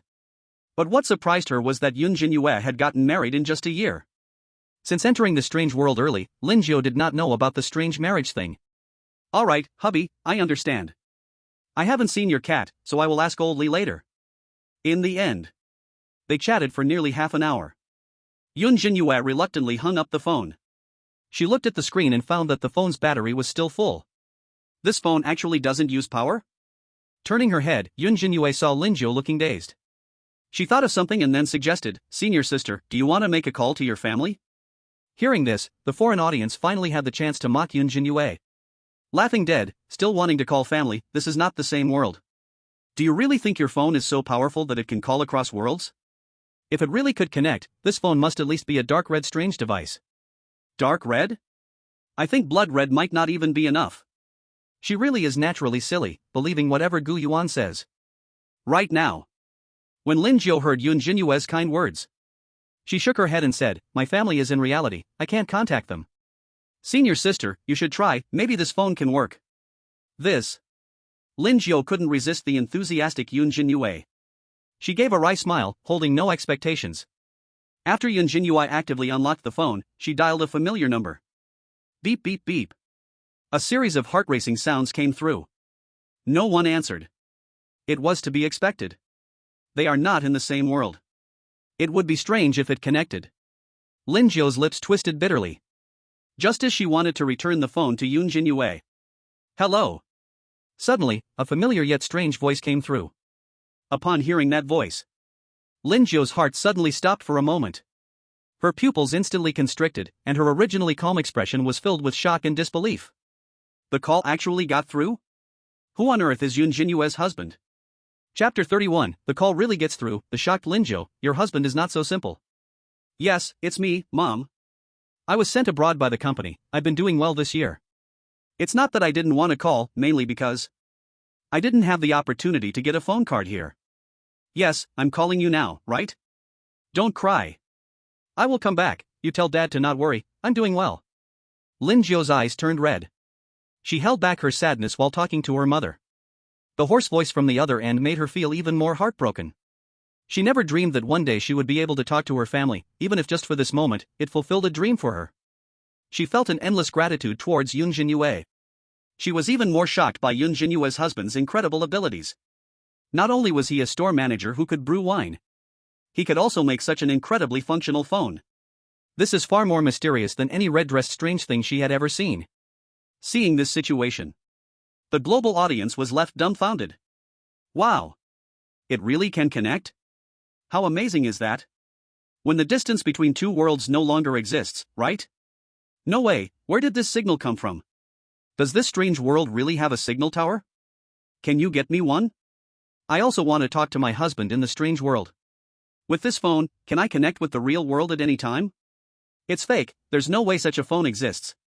On the other side, at the research headquarters, Wang Shouwen had just taken a sip of hot tea and instantly sprayed it out with a puff. His eyes were nearly popping out. In a world that defies logic and reality, a phone call was made with such miraculous power that it was unheard of in the entire world. If only the research department could connect with Yunjin Yu.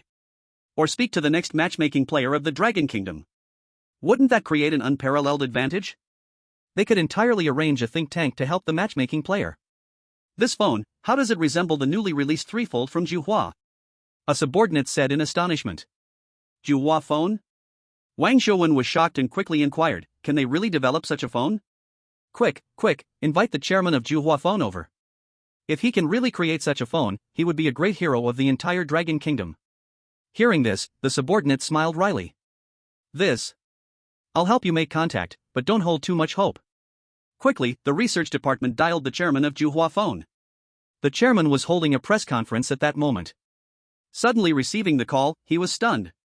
He almost spat out a mouthful of blood. A phone that can connect with a bizarre world? What a mysterious threefold. If they could really develop it, would they still need to be sanctioned by the Flower Flag Nation? Which high-level person is deliberately teasing their Juhua group? Soon, Lin Jiu finished the call. She returned the phone to Yunjin Yu. Her curiosity about the husband mentioned by Yunjin Yu was overwhelming. Junior, how did you get married in the year since I entered? And is your husband possibly? After much speculation, Lin Jiu roughly knew about Gu Yuan being bizarre. He. Yunjin Yu covered her mouth and chuckled. Senior sister, you don't know, my husband lives in the rebirth community. Rebirth community? Lin Jiu was shocked, as if struck by lightning. She knew that was an S-level dungeon, and it was full of dangerous anomalies. Her husband actually lives there, could he be a Red Clothes? That makes sense. If he's a Red Clothes, then everything about the shopkeeper can be explained. It all started from the day I heard about the bizarre matchmaking. Yunjin Yu sat on the sofa and recounted how she met Gu Yuan.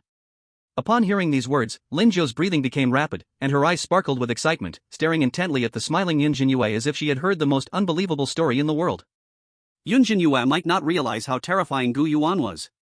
But the meticulous Lin Jiu thought of it. She was thinking much more than Yunjin Yu did. I see, bizarre matchmaking? I didn't expect that players now could receive such great help. A stack of property certificates, plus a membership card. Junior, your husband might be far more terrifying than you think. Lin Jiu swallowed and slowly spoke. Terrifying? Yunjin Yu was confused. My husband is very gentle, that's not terrifying. No, I don't mean that, I'm talking about his strength. Lin Jiu was secretly shocked, full of envy. His identity might be really extraordinary, not as simple as you think. So what if he lives on the third floor? Some powerful anomalies completely disdain those rules. Think about it, in that bizarre shadow store, if you don't show a membership card, would that manager let you work? The rules and regulations of the bizarre world are extremely strict, those anomalies can't just break the rules. Unless, there is an anomaly that can violate any rules at will. Hearing this, Yunjin Yu was also stunned for a moment. Seeing her confused expression, Lin Jiu could only smile and sigh. Just saying that fools have their own blessings. Perhaps it was Yunjin Yu's quirky nature that made Gu Yuan so fond of her. You know the country of Asan, right? Your husband might be like a Brahmin, do you understand now? Yunjin Yu sat obediently. Obedient and serious. But she didn't understand. Seeing this, Lin Jiu helplessly gave up pursuing the matter of Gu Yuan's identity. Before sleep, Yunjin Yu had a bit of insomnia. Her husband only had a little more property ownership and was a bit more capable, right? Why did it sound like Lin Jiu described him as invincible? She couldn't understand this. Suddenly, Yunjin Yu recalled Gu Yuan saying he had a cat, so she picked up her phone and called the mysterious manager. Excuse me, is there a cat in the restaurant? Cat? On the other end of the line, there seemed to be a moment of silence. Then, the mysterious manager coughed, sounding a bit guilty.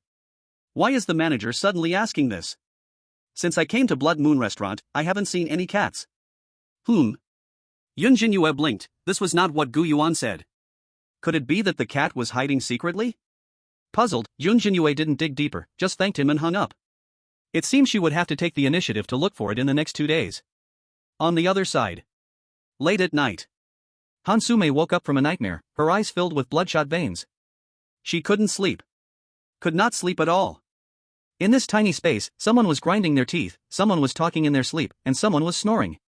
This made the usually pampered Hansume extremely uncomfortable. She moved the foot of the woman from Monkey Country off her chest, filled with resentment. The leftover food from the afternoon had almost digested by now. Cold, thirsty, hungry, and tired. These 4 negative states piled up together. made her feel that life had lost all hope. Hansume secretly opened the door, slipped out, thinking of getting some fresh air at the back door. Sneaking through the hotel lobby. Just as she opened the back door in an instant. Clatter. The sound of a heavy chain echoed. Hansume jolted in shock. Suddenly, she realized a sharp dagger had appeared at her neck without her knowledge. "Don't kill me." Her legs went weak, and she couldn't help but tremble in fear and plead. The figure in the darkness who was stabbing at her paused at her cry, then excitedly said, "A person from Great Han Country?" Chapter 32, Revenge on Blood Moon Restaurant? The top red-clothed figure in the basement. Yes. I am from Great Han Country, don't kill me. Spare my life, Great Han Country has vast lands and resources, we can give you anything, you want mysterious coins or mysterious tools, as long as our Great Han Country has it, we can negotiate. Hansume was terrified, confusingly revealing everything. Oof. I knew it was someone from Great Han Country, begging for mercy before I even touched you, spineless thing. Seeing Hansume's disgraceful state, the one hidden in the darkness let out a cold snort and slowly emerged. He stumbled out from beside the trash can, wearing a tattered jacket, greasy hair hanging in strands on his forehead, and a pair of murky eyes sunken into their sockets, the whites of his eyes yellowing. His legs were bound by a dark red chain, and his emaciated limbs were covered in dried blood. He looked like a wild dog locked by a garbage heap, appearing extremely pitiful. Upon seeing this person's disdain for Great Han Country, the viewers from Great Han Country were furious. Which country's dog bastard is this, brazenly slandering our Great Han Country? Miss Sume was just misleading him on purpose. Right. She isn't the spineless type. I think this person might just be a Dragon Country person, like the wild dogs raised in Blood Moon Restaurant, only able to eat trash and drink sewage every day. Wait a minute, I think this person looks a bit familiar. Just as the viewers from Great Han Country were angrily cursing this person, suddenly, someone gasped in shock. Isn't this Yunjin Yu? He is an old player, and also one of our Great Han Country's people. The 250 mysterious coins that Hansume brought, one of them was brought out by him. He was also granted the National Guardian Medal by our Great Han Country's highest leader. If you look closely, he just lost too much weight, but you can still vaguely see the outline. Upon discovering this person was actually from Great Han Country, and he was their hero, the people of Great Han Country were shocked. Many hurriedly searched for photos of Yunjin Yu, comparing them with the dirty and disheveled man on the screen. I really discovered it was the same person. How could it be that this person, looking like this, could be our hero? How could Lord Yunjin Yu have changed into this appearance? Damn Blood Moon Restaurant, it must be that manager who imprisoned him. No wonder he recognized Hansume at a glance, turns out he is also from the Great Han Country. Now the audience from the Great Han Country was feeling uncomfortable. If someone said Hansume had no backbone, they would definitely argue back. But this person actually is a hero from the Great Han Country. This is an internal matter. Many people secretly criticized Yunjin Yu, blaming him for recklessly commenting on Hansume, causing them to lose face. Soon, Yunjin Yu put down the short knife in his hand. Seeing Hansume relax but her gaze trembling, as if ready to flee at any moment, he coughed heavily twice. A thread of blood surged from deep in his throat. Don't run away, I am Yunjin Yu, also from the Great Han Country, you should know me, right? Yunjin Yu? Upon hearing this name, Hansume, who was just about to turn and run, froze in place. She really recognized this name. To put it better, since the strange awakening, there hasn't been a person from the Great Han Country who didn't know this name. You must understand. When she was still in school, she had seen Yunjin Yu on TV. Back then he was in his prime, shaking hands and talking with the supreme leader, and even went to the Blue House. At that time, Yunjin Yu was regarded as the dream lover by countless young girls. But since 5 years ago, Yunjin Yu disappeared, and various reports gradually lessened. Until Hansume recalled his appearance from her mind. It truly connected to the wild dog-like person in front of her. Senior Zhang, how could it be you? I am your fan. I have always followed your deeds. I still remember how you went to the Blue House, encouraging the audience nationwide, saying the strange things aren't scary and will definitely be conquered by our Great Han Country. Hansume spoke excitedly without stopping. Hearing this, Yunjin Yu's eyes revealed a hint of nostalgic color. But soon he became alert, hurriedly saying, lower your voice, don't let those strange things hear us. Okay. Hansume closed her mouth. By the way, could you help me pull that bucket over there? I really don't know what's going on today, there is only this little bit of stuff in the slop bucket. Yunjin Yu pointed at the slop bucket not far away. That was yesterday's slop bucket. There were still some remnants inside. But today's slop bucket is unusually strange, so much leftover food has disappeared, which made Yunjin Yu puzzled. This situation had not occurred in the past 5 years. Hearing this, Hansume first felt awkward. They had eaten most of the leftovers, of course, there was nothing left in the slop bucket. But the fact that Zhang Yingjun would directly eat the garbage from the slop bucket still left her unable to accept. Senior Zhang, you can't be intending to eat. Don't call me senior, I am not qualified. Zhang Yingjun licked the corner of his mouth and said. First, it's most important to fill the stomach. He had her pull over the slop bucket. Under Hansume's disbelieving gaze, Zhang Yingjun seemed to be enjoying some gourmet food, eating with great delight. And she gradually learned the truth from him. It turned out 5 years ago, he re-entered the strange world and just happened to arrive at the Blood Moon restaurant. At that time the Blood Moon restaurant treated him quite well, they didn't pay much attention to his human identity, and not only provided food and drink, but also paid his salary on time each month. He almost became the head waiter. But Zhang Yingjun was not satisfied. Because coveting the revenues of the Blood Moon restaurant, one night he secretly sneaked into the manager's office, intending to steal the strange coins from the revenues, but was discovered carelessly. From then on, he was bound here by the strange manager with strange chains. Every day, he could only live on scraps. Since then, the Blood Moon restaurant's attitude towards humans had completely changed. How could they be so excessive? Isn't it just wanting to borrow some strange coins? Why have you kept him like this for so long? Hansume was furious and spoke up in defense of Zhang Yingjun. It's not borrowing, I just want to steal those strange coins out. Zhang Yingjun did not know he was being broadcasted live. He said naturally. The law of the jungle, it's only natural. If I get caught, I can't blame anyone. But they can't imprison me anymore. At this, he looked at Hansume with a dark gaze. Do you want revenge on Blood Moon restaurant? You look like you've been through a lot of suffering, right? Hansume was excited when she heard this. Of course, she wanted to take a vicious revenge on Blood Moon restaurant. She even wanted to stomp Yunjin Yu under her feet. Senior, do you have a way? Of course. Zhang Yingjun finished eating the leftovers and wiped his mouth with his hand. He cast a wary look toward the other side of the restaurant. Over there was an old, dilapidated house. It was cold, eerie, and exuded an ominous aura. There is a basement there. As far as I know, there is a very terrifying abnormality locked inside, at least a top-tier red clothes. If you can release it, the entire Blood Moon restaurant will be completely destroyed. Hansume was stunned when she heard this. Top-tier red clothes? Is it that dangerous? Chapter 33, Wang Xuan was stunned. Could it be that cat they're keeping locked up? When the audience of Long Country heard Zhang Yingjuan's bold statements and saw Hansume's eager expression, they were enraged. Release the abnormality locked in the basement?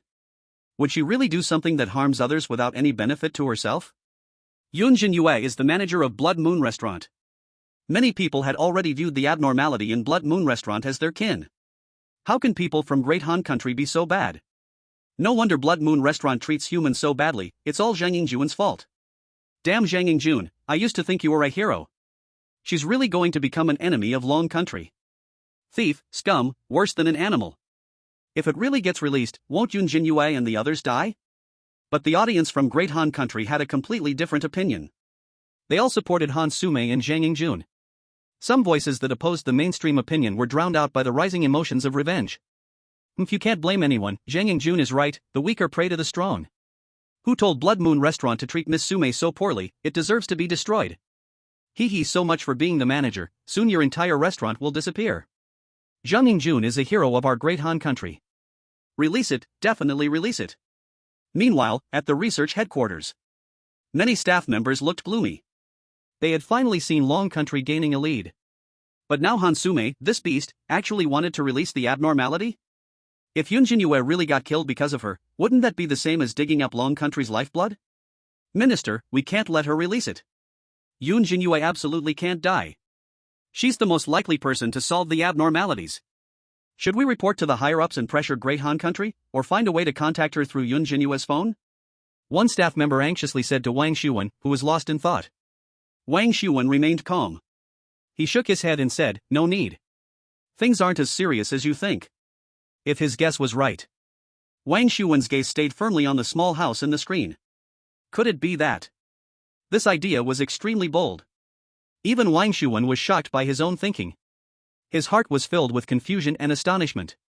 Top-tier red clothes, could it be a cat? In the end, Hansume could no longer suppress the hatred in her heart. She agreed to Zhang Yingjuan's revenge plan. As long as the terrifying presence in the basement could be released. Then, Blood Moon Restaurant would be completely destroyed. Zhang Yingjun would take advantage of the chaos to escape. And the ones who looked down on her, the ones who repeatedly said she didn't deserve to eat the leftovers, the weird foreman, the weird chef, and that evil manager, they would all be completely killed. Of course.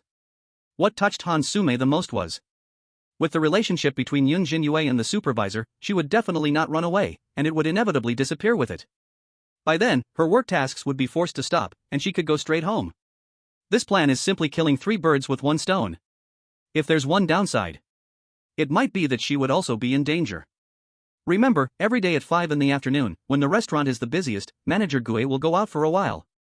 I can see him at the back door every day, and you only have 10 minutes. During these 10 minutes, his office will be empty, and the key will be in the drawer at the very bottom right side of the desk. As long as you get the key, the plan will have succeeded more than half.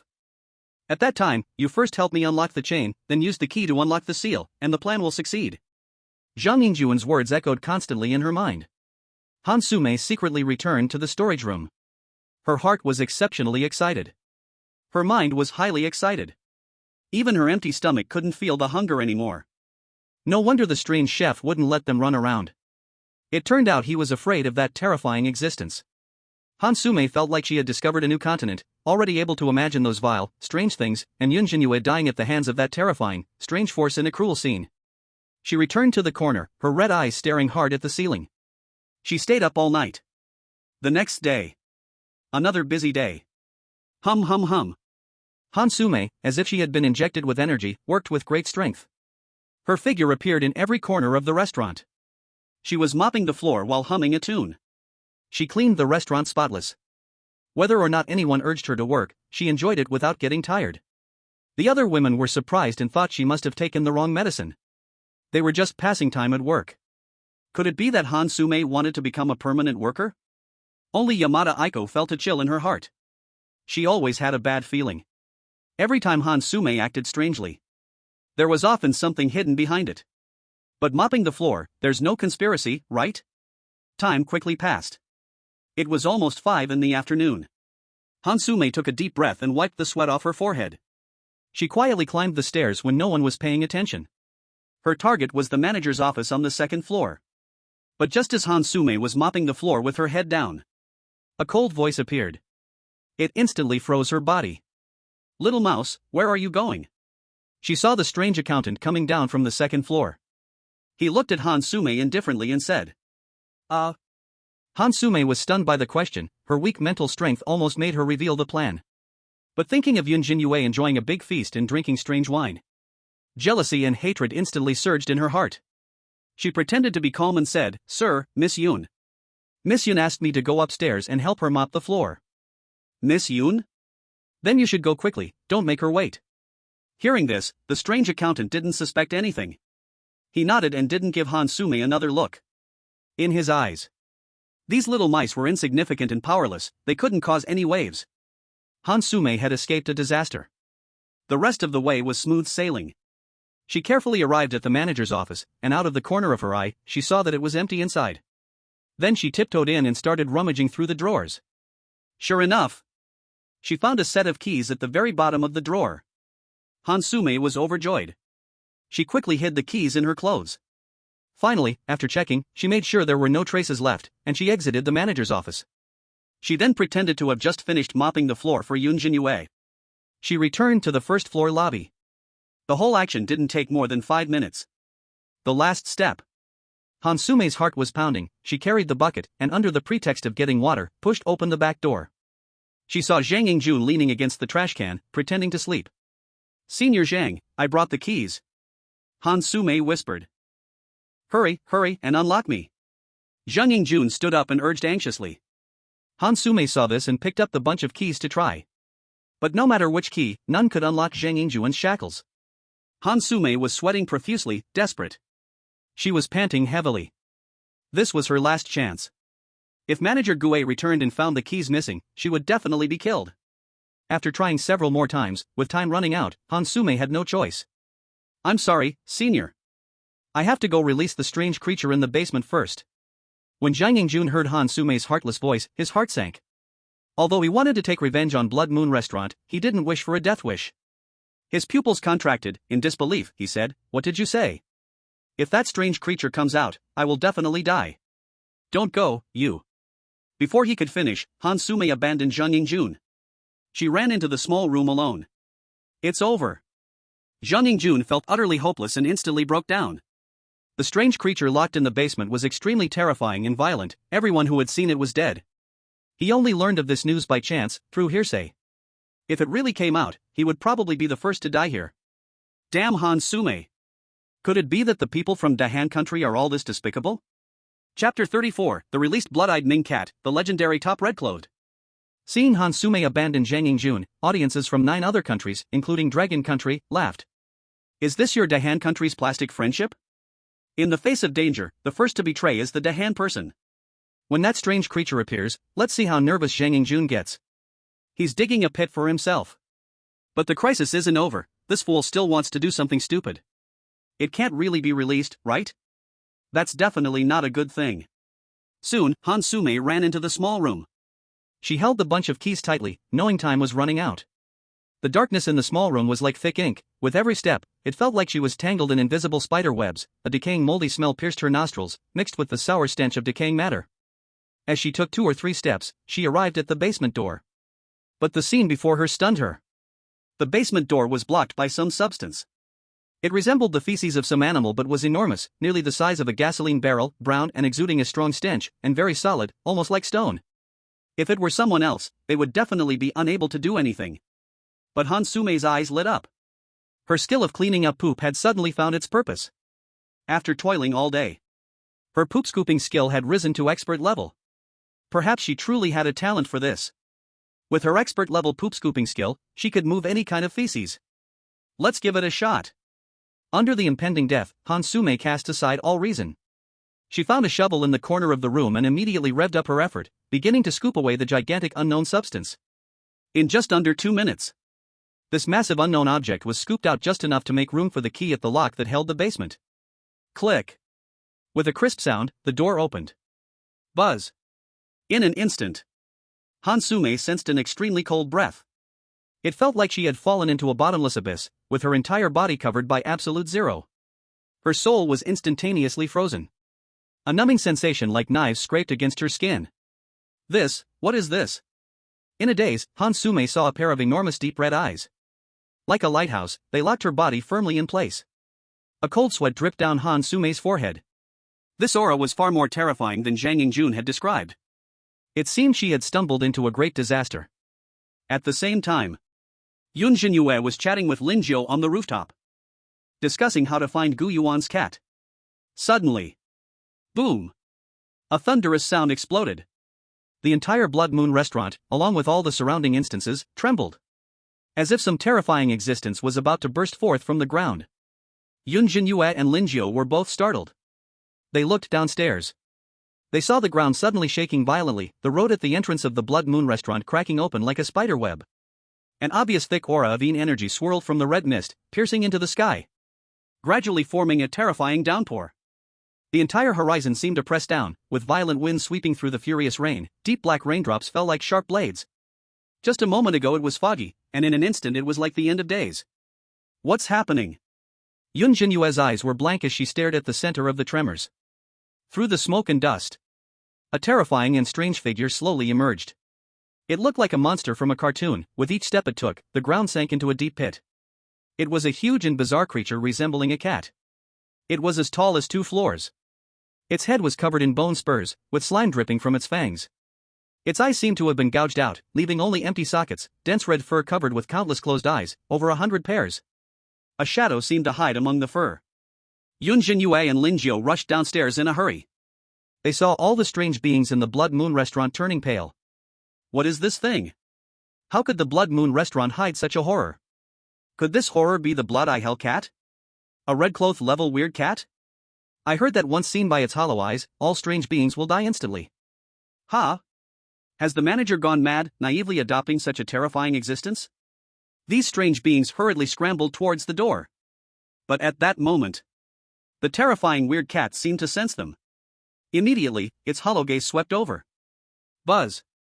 Like an invisible light sweeping across. Any strange being it looked at bizarrely fell down. In rows and rows. Like wheat stalks being reaped by a scythe, instantly losing all breath. Dead as dead can be. Just a glance, and these strange beings were slain by the weird cat. Among them were powerful beings. Even the controllers of other instances died under that gaze. The women present immediately broke down upon witnessing this scene. They had only wanted to work for 3 days. But unexpectedly encountered this natural disaster. One by one, their pupils dilated, faces filled with despair. I won't die, will I? Am I going to be eaten by this cat? What a joke, how could a being of this level appear in the Blood Moon restaurant? Where can we run now? The key was they couldn't run. The weird cat seemed particularly interested in the Blood Moon restaurant. It was ramming its head against the Blood Moon restaurant, making a booming sound. Even as an S-level instance, the Blood Moon restaurant could not withstand such a fierce impact. It seemed it wouldn't hold much longer. On the other side, Hansume was extremely excited. She held tightly onto the weird cat's fur, her whole body hiding within it. Just a moment ago she thought she would die, but this weird cat seemed to have recognized her as its master. It let her ride on its back. What an unbelievable stroke of luck had just fallen upon her. Hansume still found it hard to believe. From this weird cat's performance, it clearly possessed top-tier red-clothed strength. If it truly recognized her as its master, wouldn't she be unstoppable? What Park Dagon? What trash Gu Yuan? When the time comes, if any weird beings dared to bully her, she would let the weird cat eat them. Kill them, kill everyone. Kill all those detestable weird beings. And that dragon country woman too, just kill her. Hansume excitedly shouted, venting her feelings. At that moment, just returning, the strange manager Oldly of the Blood Moon restaurant smiled wryly at this scene. He still hasn't discovered that the key has been stolen. Thinking that the strange cat has broken the seal and escaped. Manager Gu, you have truly put me in a terrible situation. The strange manager sighed. The reason he didn't tell Yunjin Yu that there was a cat in the restaurant was because he was worried about this situation occurring. With Yunjin Yu's strength, it was impossible to restrain this strange cat. Seeing the strange cat going berserk, it forgot about its kin. The strange manager gritted his teeth. He saw Yunjin Yu not far away, and he had only one thought in his mind. He must ensure that she escapes safely. This was also to repay the former manager, Gu Yuan. Manager, you need to leave here quickly. I, Oldly, can still hold on. This blood-eyed hell cat can't harm me for now. Manager Lee shouted. Tears of blood flowed down from his eyes, instantly merging into the scarlet suit he was wearing. Bang! Bang bang! A trace of terrifying malice emerged from Manager Lee's body. He remembered the scene of his death as a human. At that time, once he died, the debts owed to the loan sharks would be wiped clean, and his wife and children would no longer be affected. He died while wearing this suit, jumping from a tall building. This suit also contained his resentment and hatred. Although it was only an intermediate red-clad, Manager Lee was confident that he could withstand the blood-eyed hell cat for a few minutes. Chapter 35, Gu Yuan's Call, Subduing the Strange Cat? Simple.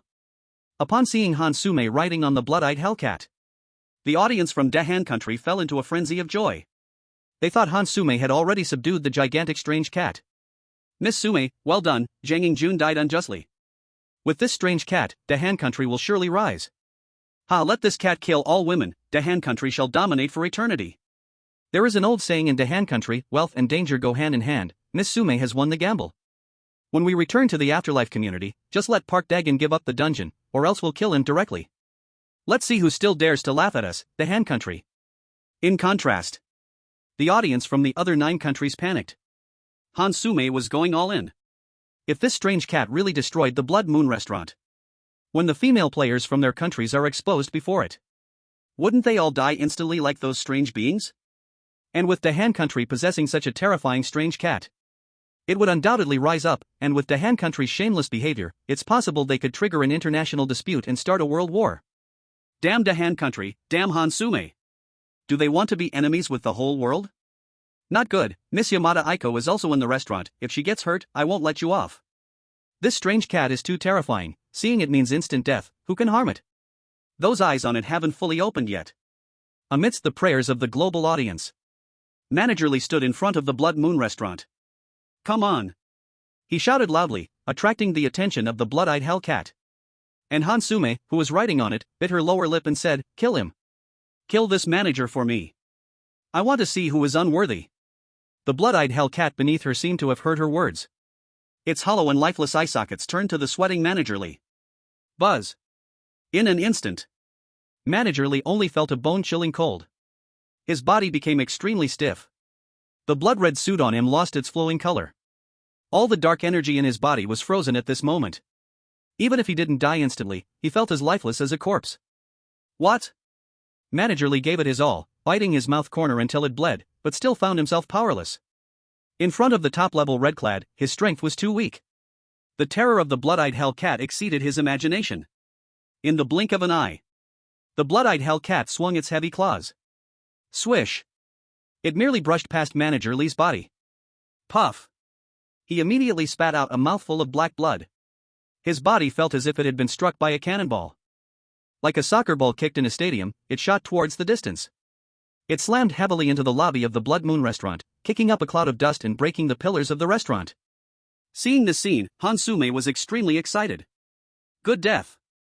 Good cat, there are still many more to die. Go kill those little mice hiding in the restaurant too. Inside the Blood Moon restaurant. Seeing Manager Lee unconscious on the ground, the women present were in chaos, panicking. The strange foreman, strange chef, and a group of peculiar ones also looked pale, protecting Yunjin Yu and Linjiu behind them. But they had no way to deal with the blood-eyed dark cat. Miss Yun, I'm sorry, you've been caught up in this. The back door is blocked, we can't get out now. The strange foreman said bitterly. It's not your fault, Yunjin Yu shook her head, I'll ask my husband if he has any way. Can you reach the former manager? The strange foreman said excitedly upon hearing this. Yunjin Yu took out her phone and immediately dialed the number. She was not panicking now, just a bit curious. Could this strange cat nearby be the one Gu Yuan mentioned? The women listened to her words. They also regarded it as their last hope. After a while, the call connected. They all held their breath. Honey, there's a really big cat outside trying to break into the Blood Moon restaurant. Yunjin Yu immediately informed Gu Yuan of the situation. From the phone, Gu Yuan seemed to still be playing a game. Occasionally, noisy game voice notifications could be heard. When he heard Yunjin Yu's situation wasn't good, Gu Yuan chuckled lightly. That's the cat I told you to bring back. Looks like someone helped her break the seal. It's simple to tame her, I'll teach you. From Gu Yuan's words, Yunjin Yu gradually learned about this strange cat. The blood-eyed dark cat, named Lily. She had been tortured to death by someone. Not only that, the abuser had caught her litter of kittens, then gouged out her eyes, and tied her to a tree with tape. Lily couldn't break free, she could only hear her kittens wailing in agony. The abuser tortured her kittens to death using nails, hammers, lighters, and gasoline, and finally poured gasoline on her head and set her ablaze. After transforming, Lily was taken in by Gu Yuan. She hated it when anyone harmed children. She often took younger strange ones to the orphanage. Most of the children in Gu Yuan's orphanage were brought back by her. Lily could absorb malice, so the children in the orphanage became kind, but she would also frequently lose control and go berserk. Because of this, with Lily's consent, Gu Yuan left her at the Blood Moon restaurant.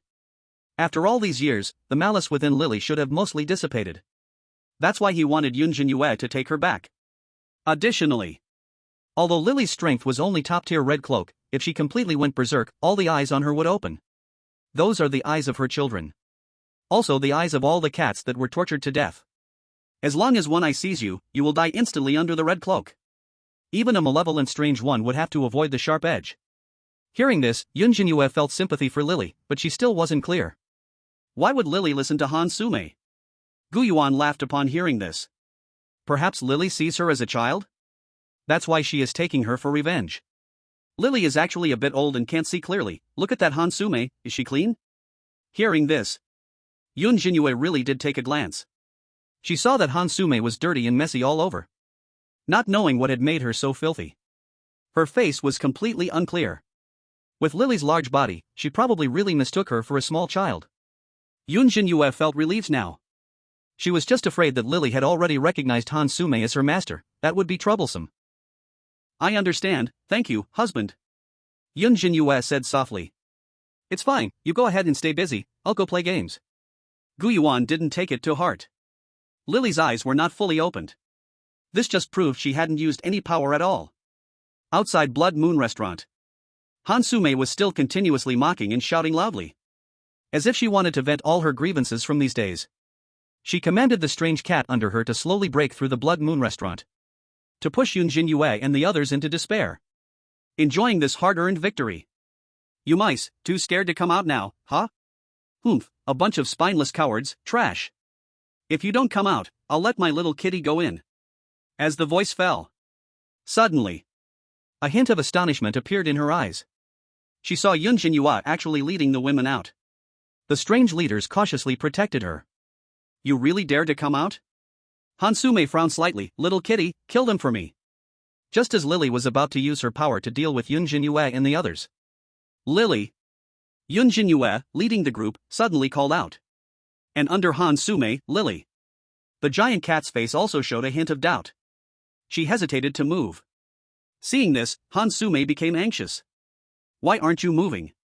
Kill them all. Chapter 36, This cat is kept by Gu Yuan? The audience from the frozen nation is in despair. This scene was extremely dangerous. The global audience couldn't hear the conversation between Yunjin Yu and Gu Yuan. They knew nothing about Lily. All they could see was Yunjin Yu leading the women out of the Blood Moon restaurant. Calling for the strange cat. It looked like she was looking for death. Not only that. At such a dire moment, Yunjin Yu also changed her clothes. She put on the same outfit from yesterday that hadn't been washed. What does this mean? Trying to look good before dying? The audience from Long Kingdom was almost going crazy. What's going on? Not running away, just waiting to die. No, Gu Yuan, save her, your wife is about to fall, and you're still playing games. Damn Hansume, we can't coexist with you. There's no escaping now, if seen, you'll die. Trust Gu Yuan, maybe he can solve it. Solve what? Even if he's powerful, how can he fly over from so far away? At this moment, Hansume was sweating profusely. She didn't understand why this silly cat was acting up. Clearly, she was its owner. Just moments ago everything was fine. Why was it being disobedient now? Where are your eyes? Look at them. Just one look and they would die. Why are you standing there stupidly? Are you sick? Hansume was hitting Lily's spiny head through the gaps. Lily sensed this force, her eyes showing a hint of displeasure. But since she thought of it as a child, she held it back. Just then, Yunjin Yu's light voice appeared again. Lily, come here. I know your master, he is my husband, will you come with me to find him? Upon hearing this, Hansume's eyes filled with mockery. Are you crazy? Gu Yuan is the master of this cat? What a joke. He's just a little vengeful spirit.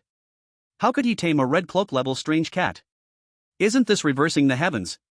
If it were true, she would dare to swallow the huge chunk in the basement. If your brain is sick, go see a doctor. What are you pretending to be here? Hansume mocked coldly, as if looking at Yunjin Yu as a clown. Not just her. The global audience was also stunned hearing Yunjin Yu's words.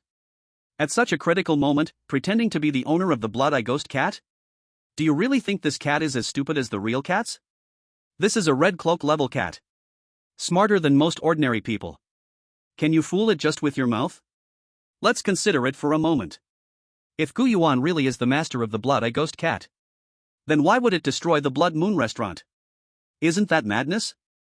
This Long Kingdom woman, is she scared silly? Still talking about being a master, what's up with Gu Yuan we don't know.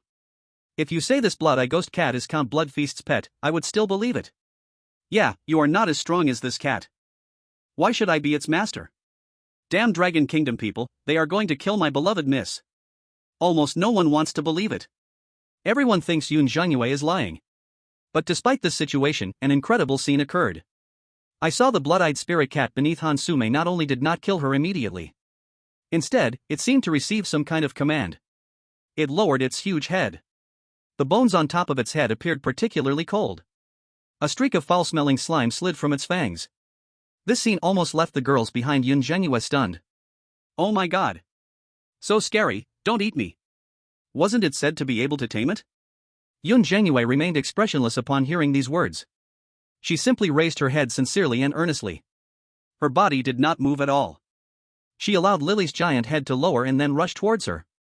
Just when Hansume and the others thought Yunjin Yu was going to be eaten, the blood-eyed spirit cat's head nearly got close to Yunjin Yu, then began to sniff, as if identifying her scent. Sniff sniff. Since Yunjin Yu hadn't washed this outfit she was wearing, and often hugged with Gu Yuan, it thus carried his scent. Soon, the blood-eyed spirit cat stopped moving. Hansume was in a daze, but still urged, "What are you smelling?" You silly cat, hurry up and bite her. As soon as she finished speaking. Buzz. A flash of white light flashed. The lily beneath her disappeared. Bang. Hansume was startled, falling from the air, her body unstable, instantly tumbling like a dog eating shit. What happened? Her head was full of question marks as she looked up. Only then did she see a scene that would crush her. The dumb cat had actually shrunk down countless times. From a huge and fierce ghost cat. In the blink of an eye, it turned into a cute little kitten that was less than half a meter tall. The bones shrank back, turning into playful fur, the fangs turned into long whiskers. The eyes on its body also disappeared. Replaced by smooth long white fur. Except for the eye sockets which remained vacant. No similarities could be seen. What made her more devastated was.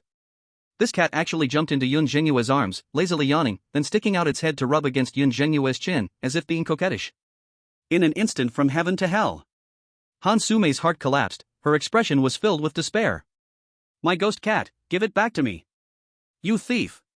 She wanted to rush forward to snatch Lily from Yunjin Yu's arms. Ha! But at this moment, Lily in Yunjin Yu's arms fluffed up. She hissed at Hansume, who still had a bit of luck left. When that hollow eye socket fell on Hansume, a chilling sinister aura followed. She was immediately frightened, collapsing to the ground. Her eyes filled with horror. This cat actually no longer recognized her. Clearly, she had let it out from the basement. How could it repay kindness with enmity? From a red-clothed ghost cat to a docile little kitten. The intense contrast almost made the global audience's eyes pop out. Everyone stared blankly at the screen, feeling as if they were dreaming. You call this little cat in Yunjin Yu's arms a blood-eyed spirit cat? Anyone who didn't know would truly think it was just an ordinary kitten. That coquettish behavior, seeking to be petted and cuddled, even licking its fur? Many people who had cats at home realized. Had it already regarded Yunjin Yu as its master? But why? Why would such a terrifying existence regard Yunjin Yu as its master? It even hissed at Hansume, who released it. Could it be? Gu Yuan really is its master? If seen this way. Yunjin Yu's act of changing clothes also has an explanation. It turns out it was to carry Gu Yuan's scent. At this moment, the audience in the Great Cold Kingdom also fell apart along with Hansume. Their big dream shattered into pieces. No.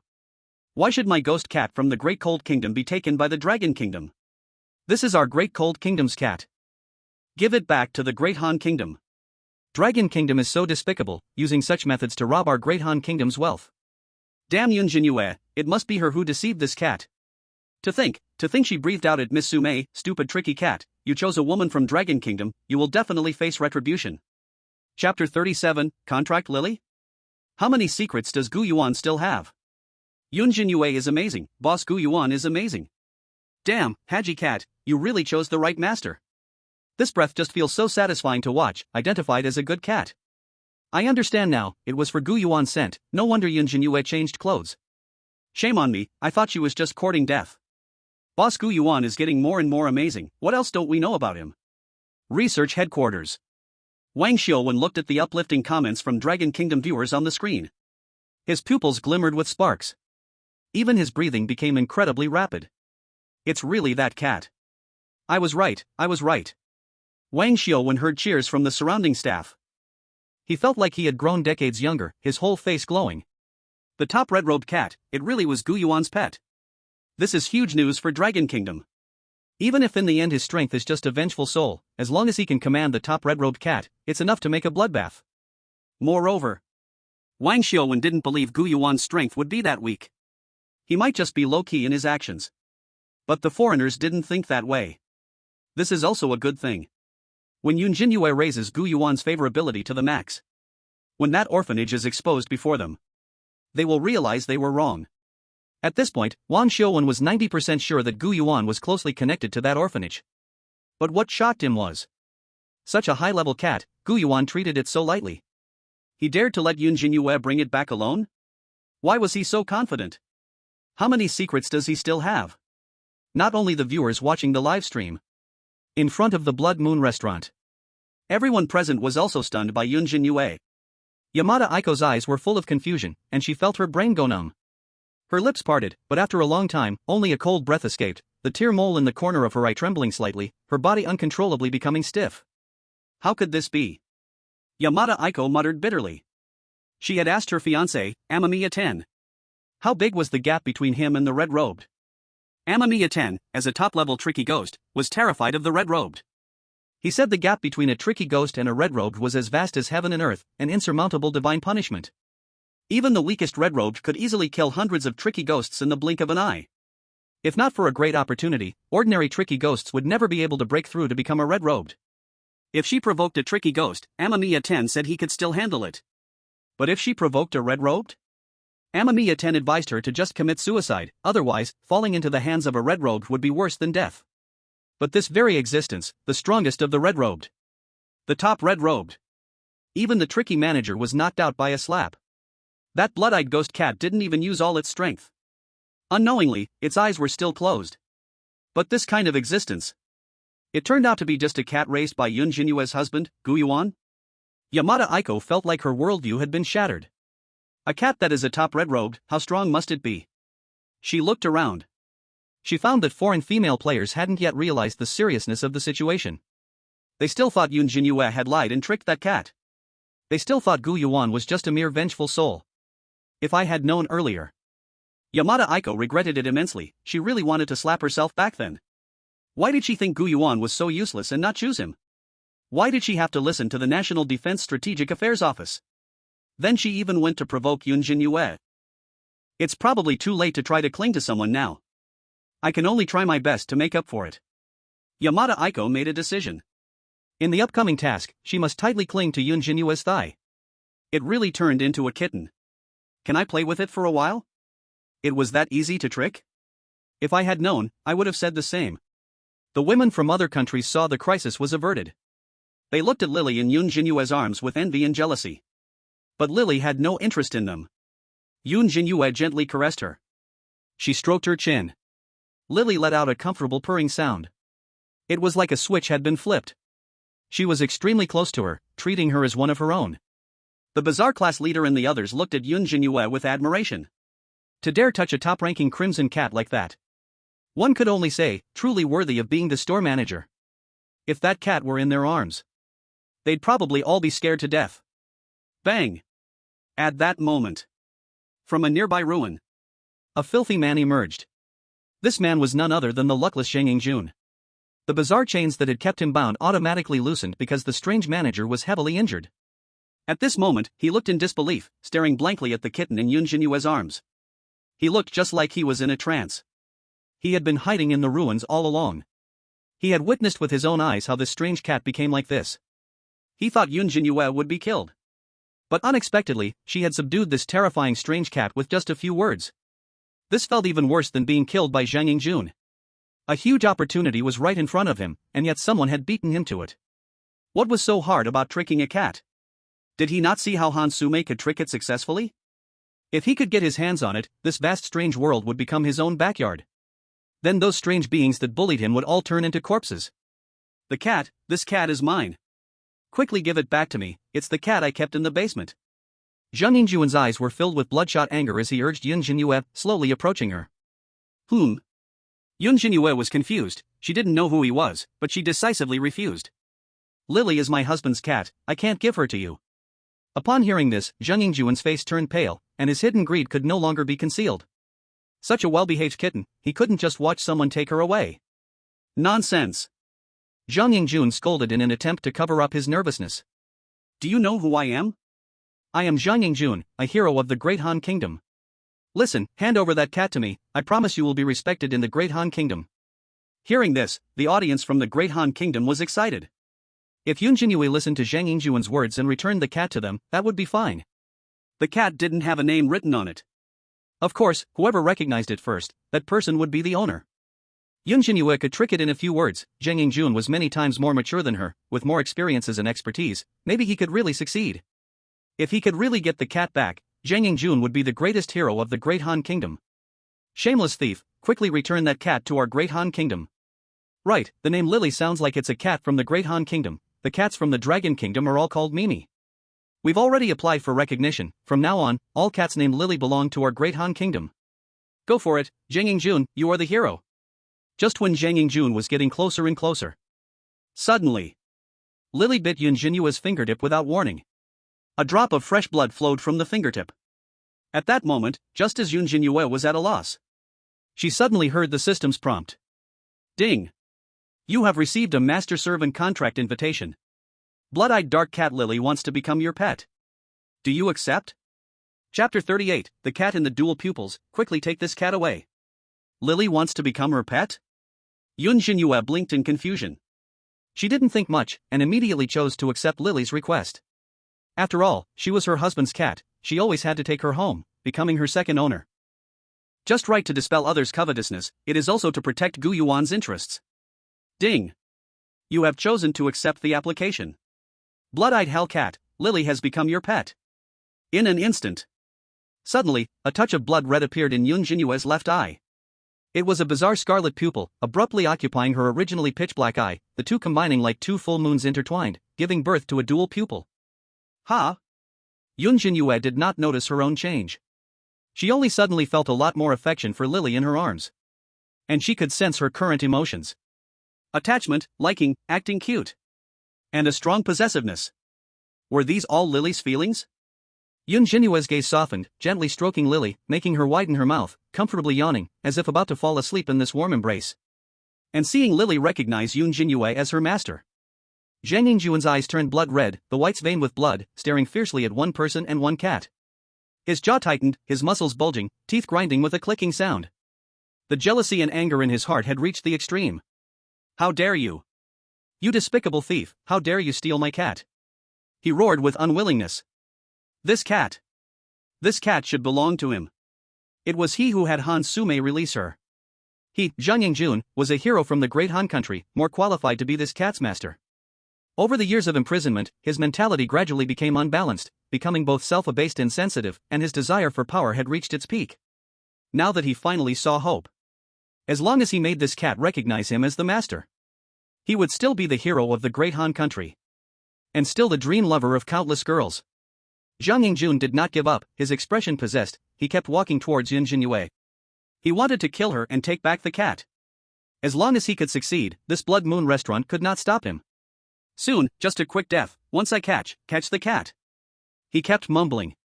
The audience from the great Han country watching the live stream erupted. All furious that Yunjin Yu unilaterally made Lily recognize her as the master. Damn the little thief, stealing our national divine beast from the great Han country. Go Zhang Yingjun, kill her, take back our things. Yes. This cat was released by Hansume, it should also belong to our great Han country. This damn cat, once it recognizes the great Han country as master, it should be dealt with properly. People from Long country just love to steal, even wanting to steal our kimchi. At that moment, the women behind Yunjin Yu took a few steps back. They did not feel grateful for Yunjin Yu saving them. Instead, a subtle jealousy grew in their hearts. Simply put, they were envious.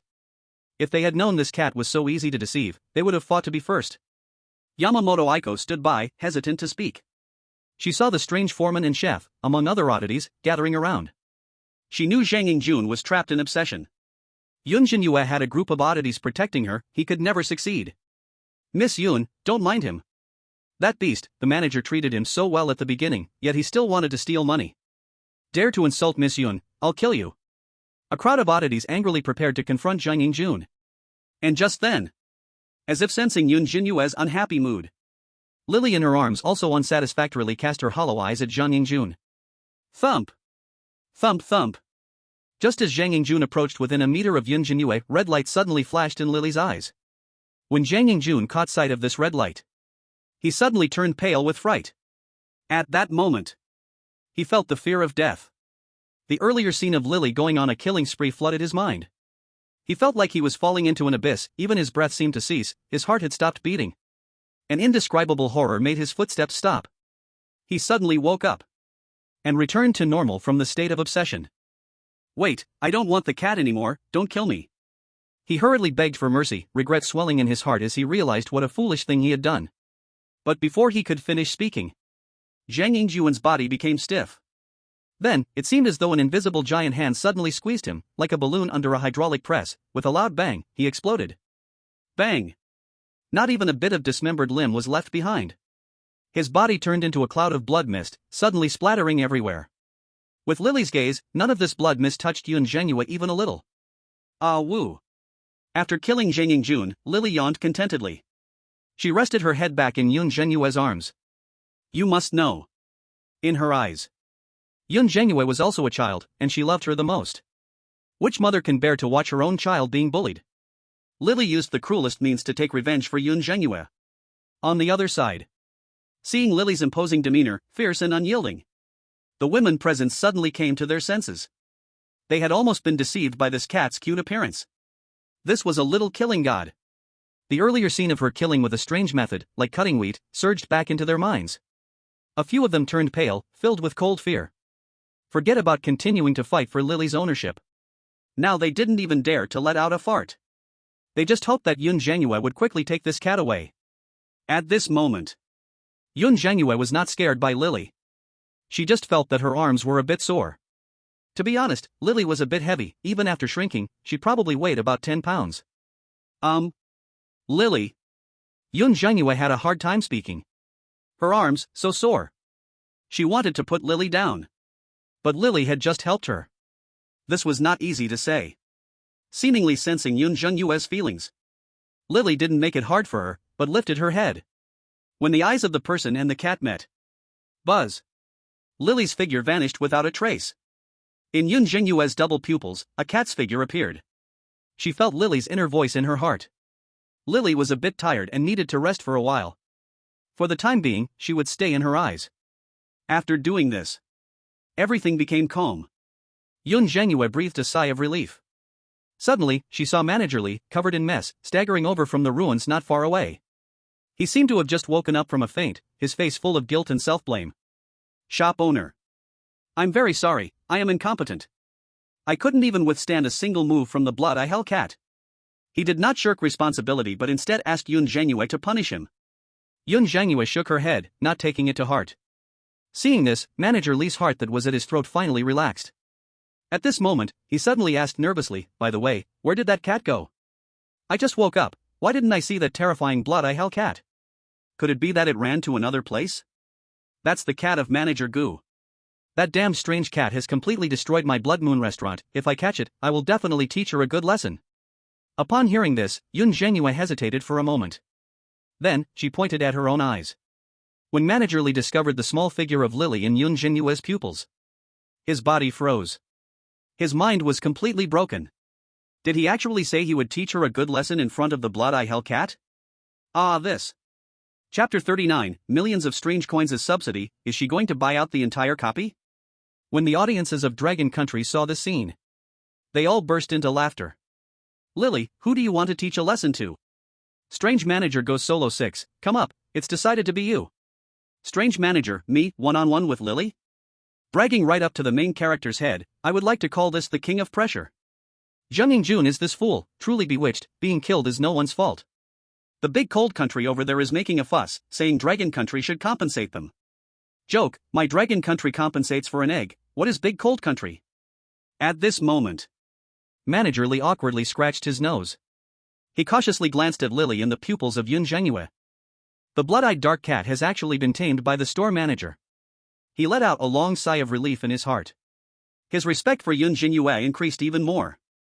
Thank you, store manager, for your effort. Since the strange cat is your pet, I will not pursue the responsibility for the destruction of Blood Moon Restaurant. Just in time. Blood Moon Restaurant also needs a renovation. Manager Lee cleared his throat a couple of times, still maintaining his composure. To be honest, when he just woke up, he felt like the sky had fallen. He wanted to perform well in front of the store manager, but ended up knocked out by this strange cat. It was almost embarrassing. Now his whole body was in pain. To fully recover, he would need at least a month. Thinking of this, Manager Lee grinned and then asked, by the way, store manager, how about we change the name of Blood Moon Restaurant to Blood Moon Hotel from now on? What do you think? Let me ask my husband. Yunjin Yu also felt that it was indeed time to change the name. This was just the right opportunity. So she called Gu Yuan, and after getting his agreement, she shared the good news with Manager Lee. Great, great, great. Thank you, store manager, for your support. Hearing this, Manager Lee was thrilled. He had waited too long for this moment. This name change was not just a change of a few words, more importantly, it proved his ability. The better he managed Blood Moon Restaurant, the higher the chance he would receive rewards from Gu Yuan. He had stayed in the red dress too long. So long that he couldn't even defeat a cat. This cat had followed Gu Yuan for a short time and had grown from a lingering soul to a top-level red dress. He had seen all of it with his own eyes, how could he not be envious? If possible, Manager Lee himself wanted to become that cat. On the other side, Hansume was about to be beaten into a pig's head by the group of women. She curled up on the ground, suffering from their beating. All that could be heard was the sound of slaps, as if firecrackers were going off. Her whole body was in severe pain. Her side face hadn't healed yet, she had been slapped by the strange chef before, and now it was even more swollen. Even her nose seemed to have been kicked crooked by someone. Stop hitting me, I know I was wrong. My nose, I have a prosthetic in it, don't kick my nose. Whoa, I really know I've made a mistake, please forgive me. The group of women was filled with wrath and couldn't vent their anger. Don't even mention hearing Hansume's pleas for mercy. If not for the strange marriage system not allowing players to harm each other, they would have killed her. The audience in Great Han was extremely frustrated. The blood-eyed dark cat was not captured. Zheng Yingjun was killed. Now even Hansume was being beaten up. Her bottom was swollen from the hits. This was not just hitting her bottom. This was smacking their own faces. Damn it, a bunch of rough, phony tomboys, stop it now. Where is that woman from Long Country, why isn't she making them stop? Oh my, Miss Sume was just a bit arrogant, do you have to be so brutal? Who kicked her? I'm asking who kicked her, they've ruined Miss Sume's nose. Miss Sume, run quickly, with Blood Moon Restaurant gone, you won't have to work, the task hasn't been settled yet? After a while, seeing Hansume getting beaten unconscious, Manager Lee's face turned much better. Earlier, when Hansume was on the strange cat trying to kill him, he already hated her. This kind of clown, he could easily get rid of her. But since Mr. Gu didn't kill her, maybe keeping her would be useful. There might be some unknown plan worth holding on to. At this moment, Manager Lee waved his hand, calling the strange accountant over. He also summoned the group of women. Since Blood Moon Restaurant is going to be renovated, now we don't need any manpower, you're all fired. But don't worry, you will still receive your wages for these 2 days. The group of women was very excited to hear this. Many of them were receiving a paycheck for the first time. Having been accustomed to being above others in reality, it was their first time experiencing the hardships of working. The strange accountant held an abacus. Start calculating the salaries of the women. You servers, after working for 2 days, since you didn't run away, in the spirit of loyalty to the restaurant, your salary for this month will be paid, rounding it off to 10 ghost coins each. As for the side dish worker, you get a little more, 12 ghost coins. Accounting assistant gets 15 ghost coins. After saying this, the ghost accountant respectfully asked Manager Lee and Yunjin Yu beside him, "My lords, do you think this salary distribution is okay?" Manager Lee looked at Yunjin Yu. The latter nodded and said, "Quite reasonable." The Blood Moon Restaurant actively fired employees, in the real world, they would definitely have to pay labor compensation. It makes sense to give out a little more ghost coins. Soon, the ghost accountant handed out the salaries to the women. Many were excited to tuck the ghost coins into their chests or shove them into their shoes. Don't look at these ghost coins being few. The matchmaking system has extra subsidies. They are eagerly waiting to hear news from the matchmaking system. At that moment, Hansume, lying on the ground, tremblingly crawled over. Where's my salary? I also worked hard for 2 days. I'm still the cleaning supervisor, my salary should be the highest. Upon seeing Hansume's pig-like face, the ghost accountant glanced at her with disgust. Still want a salary? It's a good thing I didn't make you compensate for the losses of the Blood Moon Restaurant. What a pig head, get lost.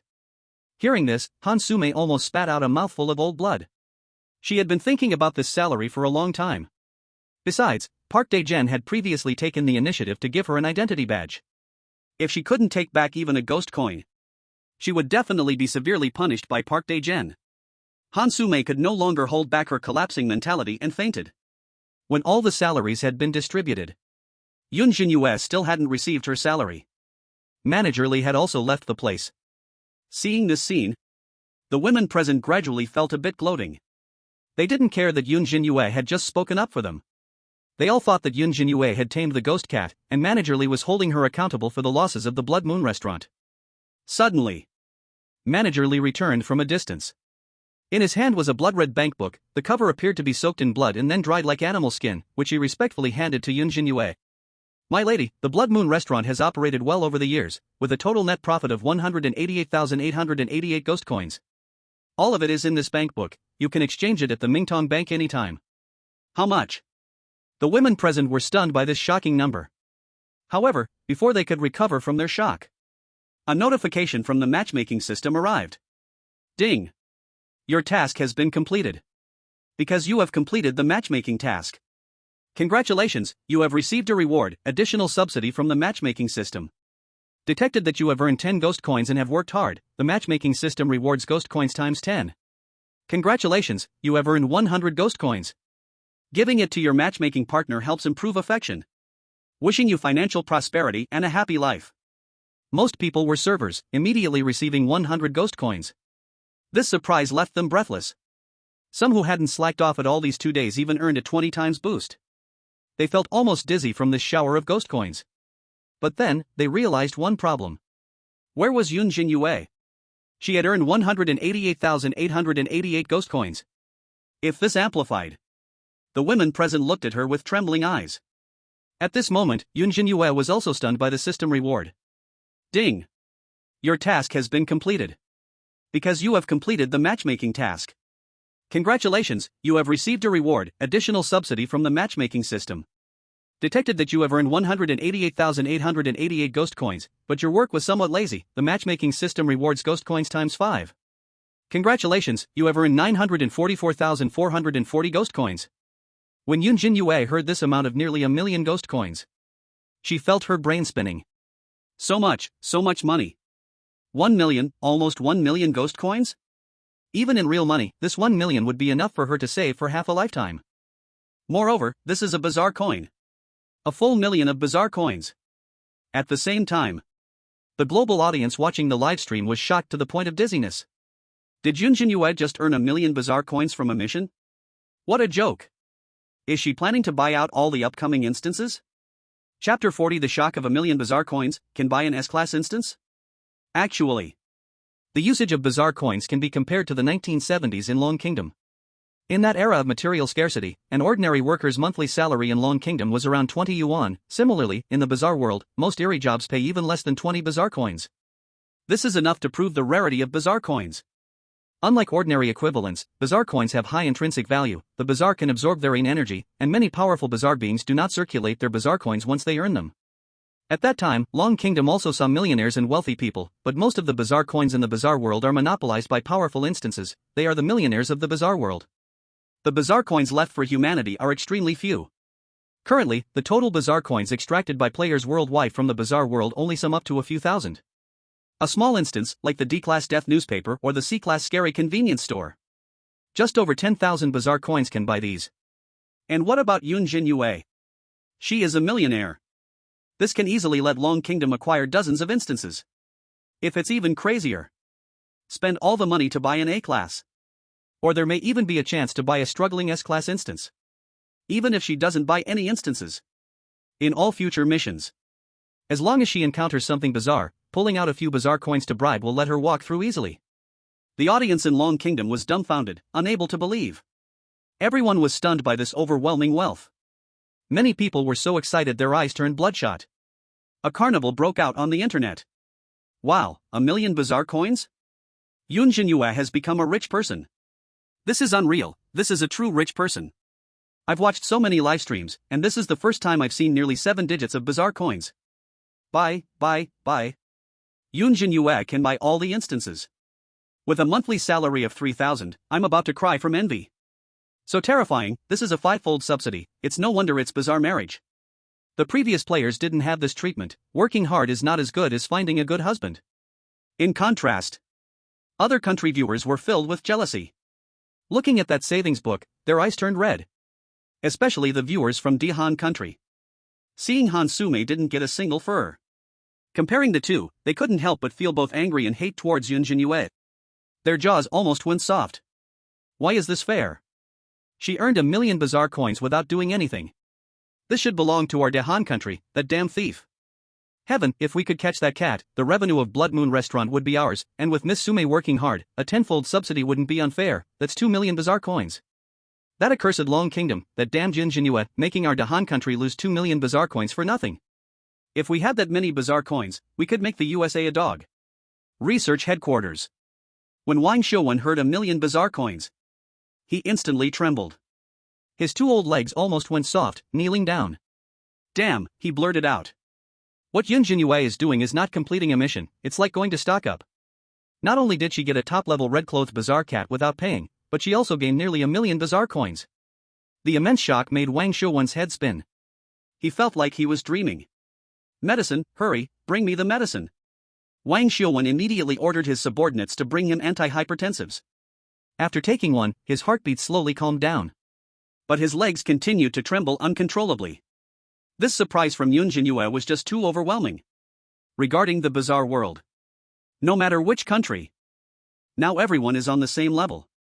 It's like a group of beggars, hungry and poorly dressed. Everyone is a poor buddy.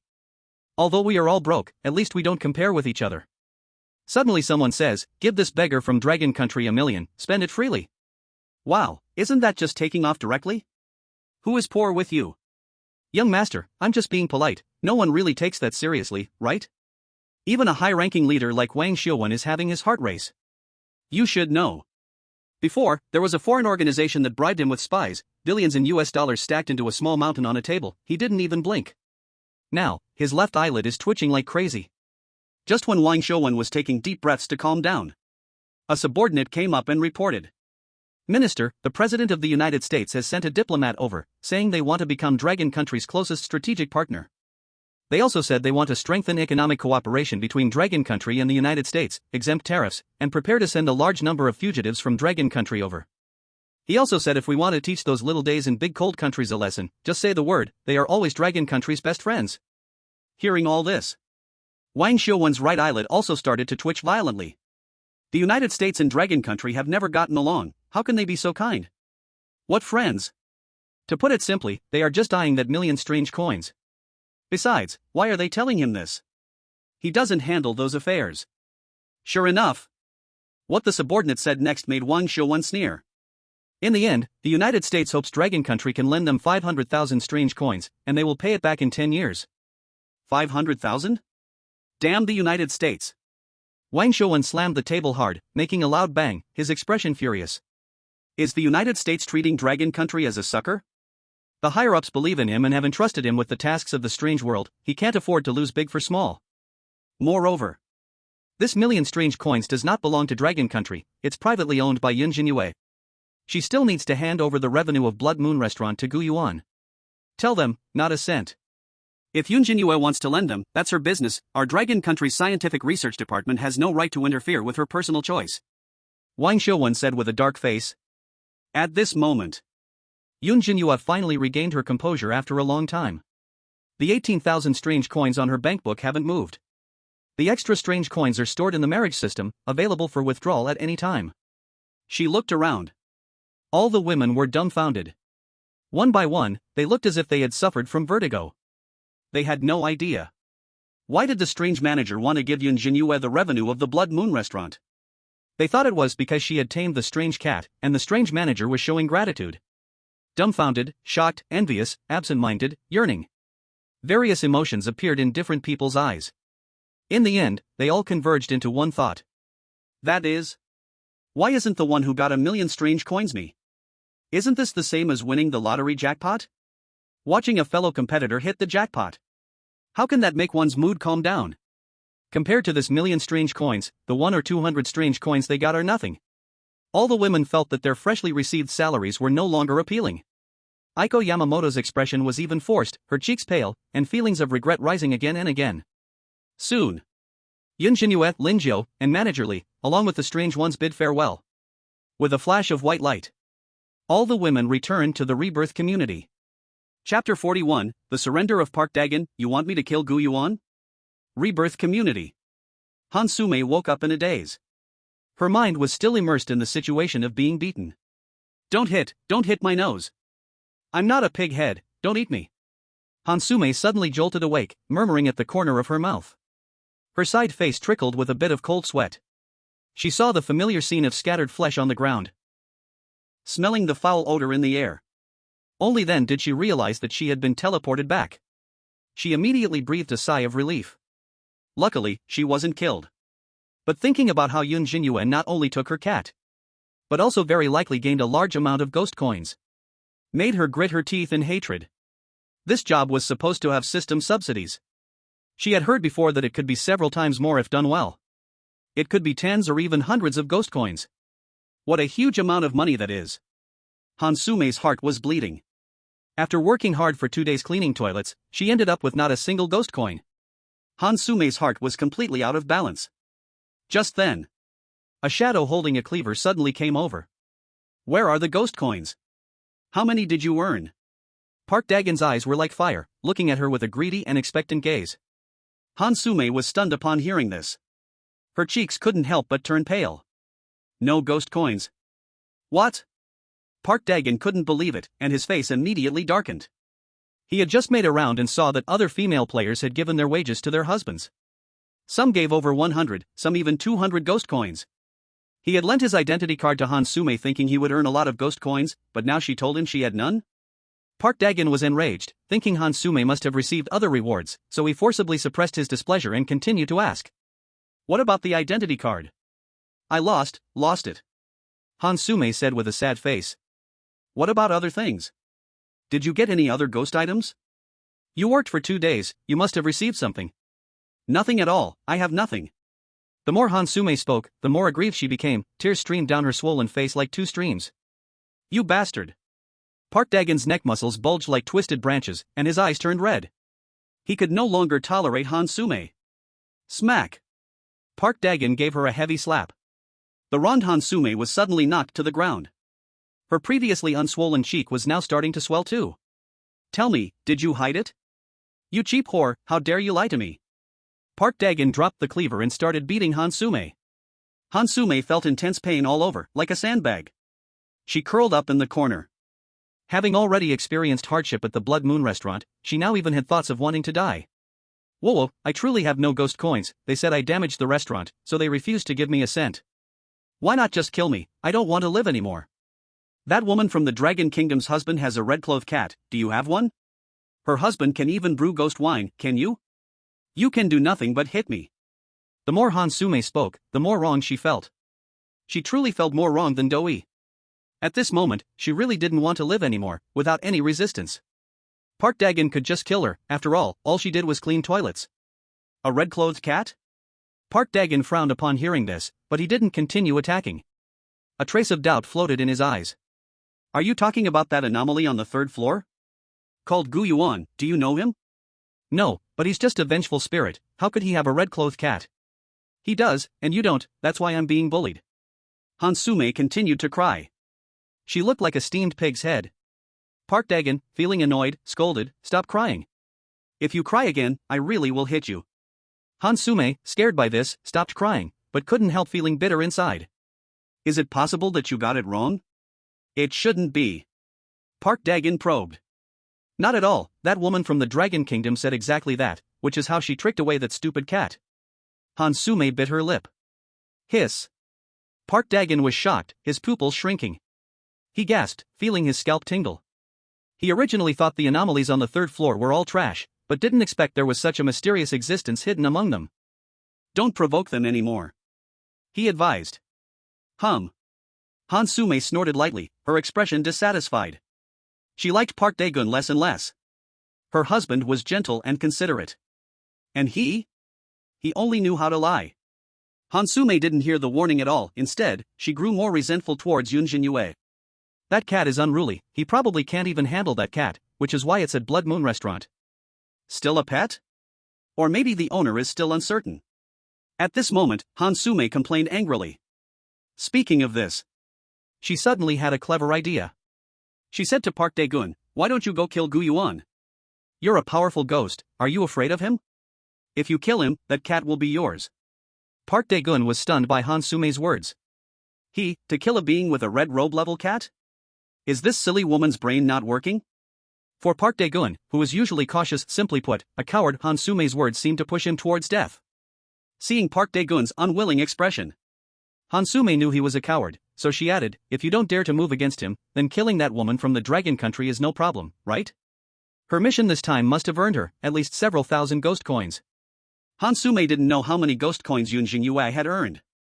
To lure Park Dagon in, She thought carefully, imagining that everyone basically earned hundreds of ghost coins. Yunjin Yu knew the manager, earning several hundred ghost coins, and with subsidies multiplying, a few thousand shouldn't be a problem. To put it simply, rounded off, it could be 10,000. 10,000 ghost coins? Park Dae-gun swallowed in disbelief. His desire was sparked by this 5-digit number of ghost coins. He had never seen so many ghost coins in his life. If there really were 10,000 ghost coins, absorbing the yin energy could almost help him rise from a high-level ghost to a red robe. By then, he wouldn't be afraid of that red robe level cat anymore. And the cost? Just killing a human.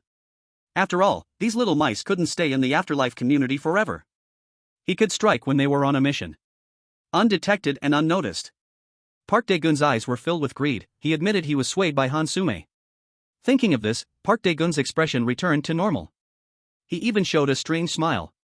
He helped Hansume up. Get up, let's discuss this in detail.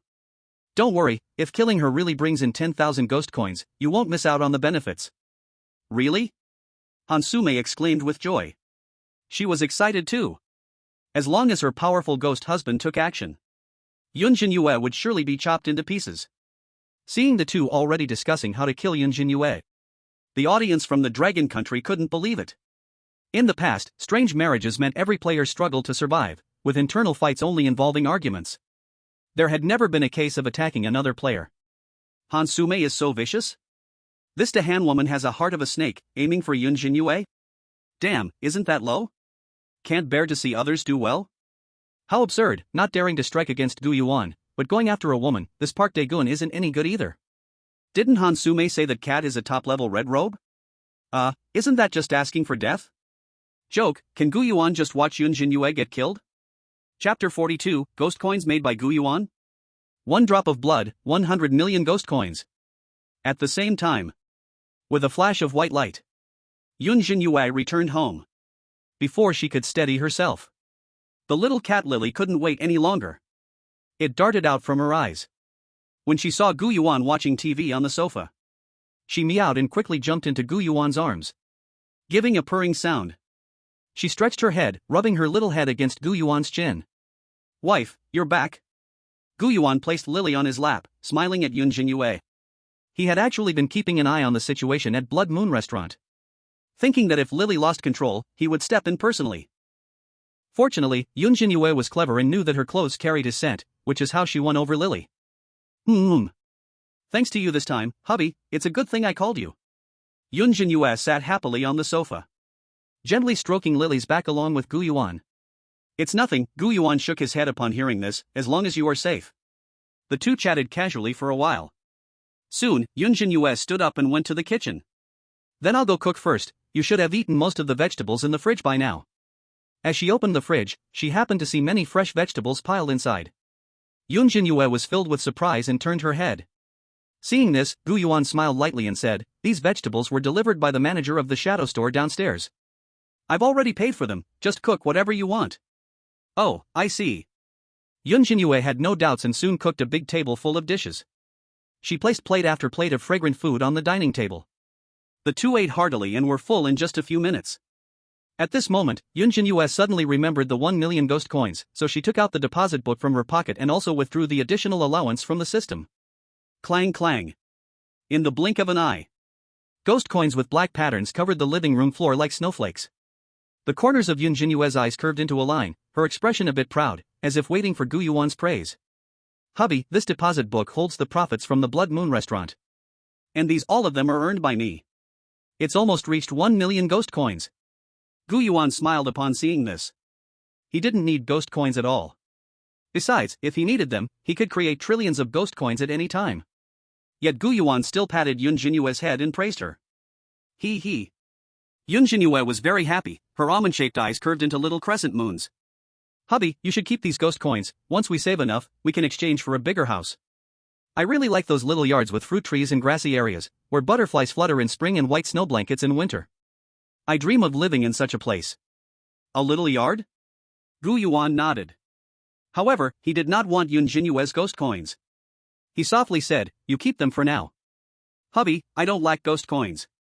Let me share a little secret with you. Yunjin Yu was very curious upon hearing this. She gradually leaned closer to Gu Yuan, pressing her ear forward. When she heard Gu Yuan's so-called little secret, her eyes suddenly widened big. She even covered her mouth, her expressive eyes filled with disbelief, as if hearing something impossible. Her breathing became hurried. Because what Gu Yuan said was, the ghost coins in the strange world were produced by him. As for how to make them specifically, a drop of his blood could create 100 million ghost coins. Depending on the amount of blood, they could be divided into coins of different denominations. In other words, the yin energy in the ghost coins actually came from his power. Yunjin Yu believed this. However, the global audience was stunned upon hearing this. What kind of international joke is this? This is too exaggerated.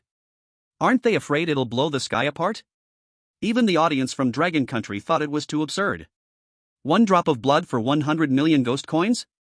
If he took a few hundred milliliters of blood, wouldn't that be trillions of ghost coins? Aren't they afraid of inflation in the strange world?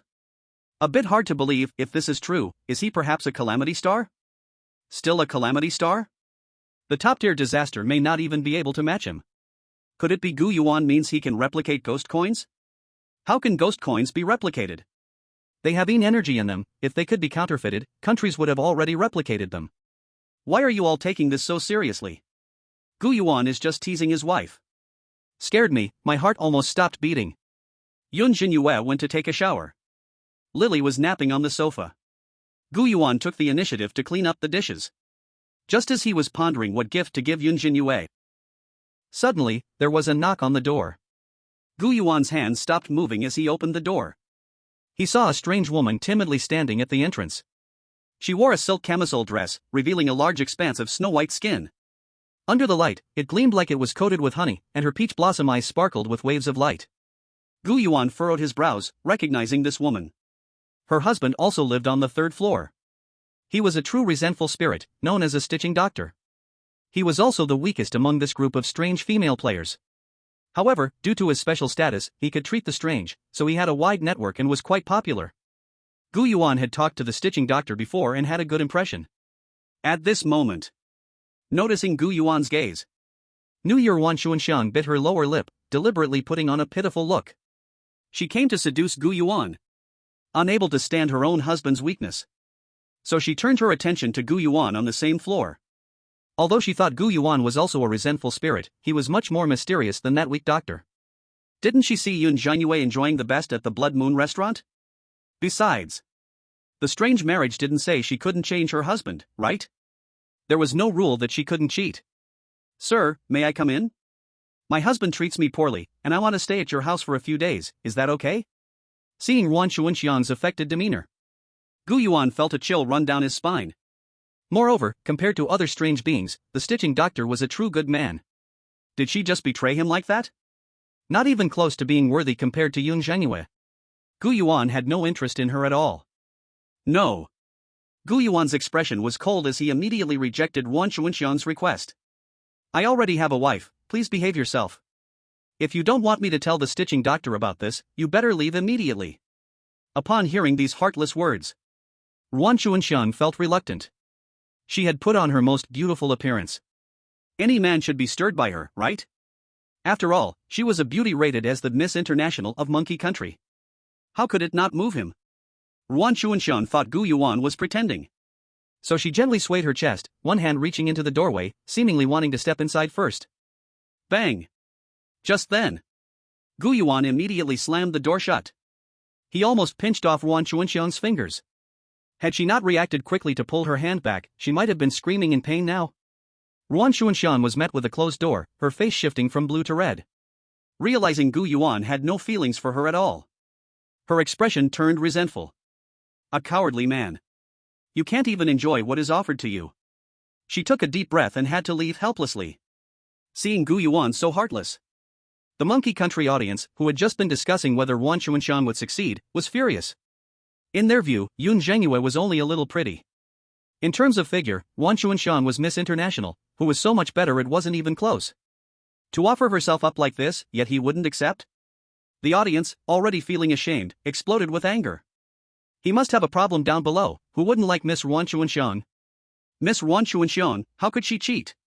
What cheating, when they take the strange marriage seriously? Dragon Country people are just cowards, not wanting even when it's offered. Just wait, Dragon Country people will regret it. Chapter 43, The Second Drawer, Gu Yuan gives rewards again. Ordinary cohabitation time flew by like a white horse passing. In a flash, a week had passed. In this week, female players from other countries had made little progress. No matter how hard they tried to conquer their marriage partners, it was hard to see results. But compared to when they first entered the afterlife community, these strange beings were indeed much kinder to them. Although the marriage system did not give a specific favorability level, everything needed the players to explore on their own. But an old player had once created a favorability level chart, famous worldwide, and basically all female players engaged in strange marriages knew of this chart. Popularity ranges from 0 to 100. Generally, a popularity below 50 represents strange dislike. 50 is indifferent, while 60 signifies casual acquaintances. Upon reaching above 60, it enters a new level. This indicates that the strange begins to acknowledge this relationship. When popularity reaches 70, it means a special affection, 80 signifies wholeheartedness, and 90 symbolizes a bond like family. Ultimately, a full score of 100 represents the strange sharing life and death with them. Nowadays, Yamada Aiko and others are predicting in their hearts. Their strange objects of affection have almost reached a popularity of over 50. This is largely attributed to them completing tasks and giving gifts to their strange objects. However, as popularity increases, it becomes harder to improve. Especially the threshold of 60. In the previous rounds of strange matchmaking, most players fell before this threshold. Yunjin Yu, however, is carefree. She is completely unaware of the existence of this chart. She has not put any thought into winning over Gu Yuan. There are no intentional sweet words or pointless flattery towards Gu Yuan. The two of them are like ordinary young couples. They stay home all day playing games, watching TV, and then discussing what to eat for the next meal. Lily is lying beside them, purring lazily and comfortably. Yunjin Yu makes cat food for her every day, using chicken breast, pig liver, and shrimp, cooked and chopped. Moreover, since Lily doesn't like to exercise, she has gained quite a bit weight these days, with signs of a round face appearing. At this moment, Yunjin Yu has just cleared a single-player game with Gu Yuan. Suddenly, she hears a new notification in her ear. Ding! You have a new matchmaking task. Learning some simple medical skills will help marriage happiness. Giving massages and healthcare to your matchmaking object can effectively improve popularity. Please go to the reincarnation hospital today and learn medical skills for 7 days. Task reward: according to the level of medical skills learned, the matchmaking system will heal the matchmaking object. Seeing this, Yunjin Yu blinked her eyes. Go to the hospital to learn medical skills for 7 days? She is quite interested in medical skills. After all, the two of them stay up late every day and sit still for a long time, so Yunjin Yu thinks about healthcare. It's just a pity that her massage skills are very poor. She has tried a few times on Gu Yuan, and he said he didn't feel anything. As for the rewards? Healing the matchmaking object according to medical skill level? Yunjin Yu curiously asked, Honey, are you hurt? Gu Yuan looked at the TV screen, casually said without turning his head, No, what's up? As far as he knows, most strange beings in the strange world have hidden injuries. The strange world is survival of the fittest. To obtain dungeons and strange coins, many strange beings have lasting injuries from brutal battles. These injuries are not visible from the outside, but long-term engagement in battles can easily be affected by hidden injuries. Strange hospitals can treat these injuries, but they are expensive. Those hospitals run by strange beings don't care about medical ethics. If you have strange coins, they treat you; if not, then roll. Gu Yuan has also been seriously injured before, but since he absorbed a strange being with self-healing abilities, those injuries healed easily. I see. Yunjin Yu sighed in relief. She was worried that Gu Yuan had some serious injury and was silently enduring it. Especially in the melodramatic dramas of the Dahan nation, one often sees couples who are loving suddenly facing cancer. It makes her feel incredibly painful. I've made up my mind. I will study massage well. Honey, wait for me. After I learn it, I will give you massages every day. Yunjin Yu felt motivated, raising her little fist enthusiastically. Okay. Gu Yuan smiled gently upon hearing this. He did not take massages to heart. By the way, I haven't given you the last reward. It's still that bedside table. You can open the second drawer and choose a reward. The strange coins brought back from the Blood Moon restaurant, Yunjin Yu did not take a penny, insisting to keep them at home so that Gu Yuan could access them anytime. Unable to refuse her, Gu Yuan kept all the strange coins in the storage cabinet. Reward? Yunjin Yu murmured with curiosity. The last property certificate Gu Yuan gave helped her a lot. He also said it was a little romantic gesture. It almost made her cheeks turn red with embarrassment. Yunjin Yu did not refuse. because she knew that if she pushed back again, Gu Yuan would say something else that would make her shy. Upon hearing about the rewards, the audience in Manhwa fell into anticipation. Different from the indifference last time. They had high hopes for the rewards Gu Yuan gave. You know, even the first layer of the ordinary nightstand drawer could be a stack of property certificates. What could be in the second or third layers? Something even more precious than property certificates. They could not imagine. Wow, Gu Yuan is giving rewards again, can't wait. The first layer is a property certificate, is the second layer all savings books? It's possible, combined with what he said before about a drop of blood being worth 1 billion ghost coins, maybe it's filled with savings books. I think it could also be some kind of strange artifact. Well, it should be some jewelry. I usually keep gold and silver jewelry in the second layer of the drawer. Soon. Yunjin Yu walked lightly. She entered the bedroom, her heartbeat slightly accelerating, and opened the second layer of the drawer. But when she saw what was in the second layer, her entire gaze froze. Huh? Yunjin Yu pulled out all the drawers in the second layer in confusion. There, a pile of strange animal dolls was stacked up.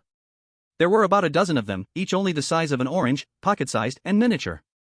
However, most of these dolls were somewhat broken. The little elephant doll had lost its long trunk, and the little deer doll's antlers seemed to have been sawed off, with its tiny body stained with blood. How should I put it? It was both curious and slightly pitiful. When Yunjin Yu looked at them with astonished eyes, these dolls seemed to show sad and pitiful expressions, looking at Yunjin Yu as if they wanted her to take them away. Suddenly, one of the lion dolls in the front row tilted its head. Yunjin Yu thought she was mistaken. How could a doll move? That's strange. She rubbed her eyes. But when she opened her eyes again, she found that the lion doll had somehow been pushed aside. Suddenly, a little panda doll appeared in the front. That little panda doll sat slanted at the front. Its left eye had fallen out, revealing black fluff, while the right eye was embroidered with a strange red crescent moon with red thread. One eye blind and one eye red. Completely asymmetrical. Even more peculiar was, the little panda doll's mouth seemed to be sewn up with cotton thread and then repeatedly modified. The corners of its mouth looked as if they were pulled open by invisible hands, slowly stretching to the roots of its ears, looking both funny and strange. This panda doll. Yunjin Yu picked it up and couldn't help but say a word. Initially, the little panda doll's mouth was stretching wider and wider. Suddenly, it heard Yunjin Yu's words of disgust. It's a bit ugly. Its mouth immediately drooped down, as if about to cry. Yunjin Yu did not notice anything unusual. She shook her head and said, "Forget it, I guess this is ugly cute, I'll keep this one." Chapter 44, Doubting Life, Wang Xiuwen, stepping into the panda doll of the Grim Reaper? When seeing the numerous strange dolls in the second layer of the drawer, the audience in Longwei was baffled. Some guessed savings books, some guessed jewelry, or some strange artifacts. But no one guessed this drawer was filled with dolls. What happened? Gu Yuan was such a big person. Yet he still loved to play with dolls? Isn't this something children like? Yunjin Yu holding it was not much use. This thing was so small that there wasn't even enough to cuddle with while sleeping. At most it could hang on her body or bag, used as a decoration. To be honest, a bit disappointed. Why are they all dolls? And they are all so broken, even in the claw machine, no one would want them. How to say, Gu Yuan still has a childlike heart. This is a mess, taking a broken doll to the hospital. Are you going to see the pediatrician? Wait a minute, why does this doll look a bit familiar, as if I've seen it somewhere before? While the audience in the Dragon Country were sighing helplessly, suddenly, an old player stood up, filled with astonishment. I used to work in the S-Class dungeon at the Grudge Dollhouse, and the dolls there were of this type, missing arms and legs. However, the dolls there were all human-shaped, and they were all alive, said to possess eerie powers. But those dolls looked lifeless, far from the lively animal dolls in this drawer. Did you see that panda doll just now? It seems to be crying. Hiss, could it be that these dolls are all at the red robe level? Seeing the old player's shocking remarks, the foreign audience erupted. They all thought he was bragging. A doll this small, could it be at the red robe level? Could it be that this entire drawer is filled with red robe dolls? Isn't this a joke? Red robes are powerful and rare. They possess city-slaying combat power. Essentially, they are all proud and arrogant. Have you seen Count Bloodfeast? His eyes are almost flying to the sky. How could he be willing to stay in this dark drawer? Haha, even Gu Yuan himself isn't a red robe, how could he have such powerful dolls? People from Dragon Country just love to brag, not afraid of being slapped in the face. Come on, keep bragging, I want to see what else you can say. Yo red robe level, that's hilarious. This time someone is going to be unlucky at the reincarnation hospital. At the same time. Research headquarters. Wang Xiaowen stared blankly at the drawer full of animal dolls. His heart was beating violently as if being pounded like a basketball. His dry lips opened slightly, his Adam's apple rolling up and down, but no sound came out. Others didn't know what this doll meant. But he clearly understood. The little girl rescued by the orphanage had once been given a doll. It was that broken doll that allowed her to escape unscathed in the following dungeon. By his guess. To achieve all this, that doll must at least have the power of a mid-level red robe. And that doll was given by the children of the orphanage. If Gu Yuan is the owner of the orphanage, then the dolls he personally keeps at home. What level could they be? Additionally, the words spoken by the little girl were being verified one by one. Wang Xiaowen was now 99% certain. The orphanage that Gu Yuan mentioned must be real. Each doll in this drawer is a red robe. Thinking of this made Wang Xiaowen tremble with fear. When did red robes become so worthless? You have to know. No matter which dungeon you own, red robes are undoubtedly supreme. Even if you go to other Eerie dungeons, red robes will be revered. In every country, whoever possesses a red robe level combat power would undoubtedly stand out. But now, is this entire drawer of dolls all red robes? And surely above mid-level red robes. This immense shock once again made Wang Xiaowen doubt Gu Yuan's identity. Is he a scourge? Or is he, an existence above that? Wang Xiaowen fell into intense doubts about life. Soon, when he saw Yunjin Yu happily walking out with the little panda doll, Gu Yuan's eyelids jumped. He was just worried that Yunjin Yu would choose this panda doll. Unexpectedly, she really chose it. He had once made a batch of animal dolls by hand to comfort the children of the orphanage. Any of them was at least at the red robe level. The children were very happy to receive the dolls. They hugged and played with the dolls every day. But soon, an accident happened. Because Gu Yuan did not intentionally shape their personalities when making the dolls, and Lily happened to like playing with the dolls while lying down, causing some of her malice to blend into these dolls. These dolls became violent, cruel, twisted, and murderous. To gain the children's affection, they began to fight with each other, falling into a life and death struggle. Many of the nearby copies were destroyed by these dolls. Just in case, Gu Yuan took away some of the most troublesome dolls. After arriving at the rebirth community, he had kept them in the second drawer. After so many years, the malice within them had dissipated by more than half under his handling. But this little panda doll, it was the biggest headache for Gu Yuan. Her power was the strongest among this batch of dolls. Since the panda is a national treasure of the Dragon Kingdom, Gu Yuan had purposely given her a bit more strength when making her. Top-level red clothes. Just a little short of becoming a star of destruction. This was still with Gu Yuan intentionally suppressing her growth.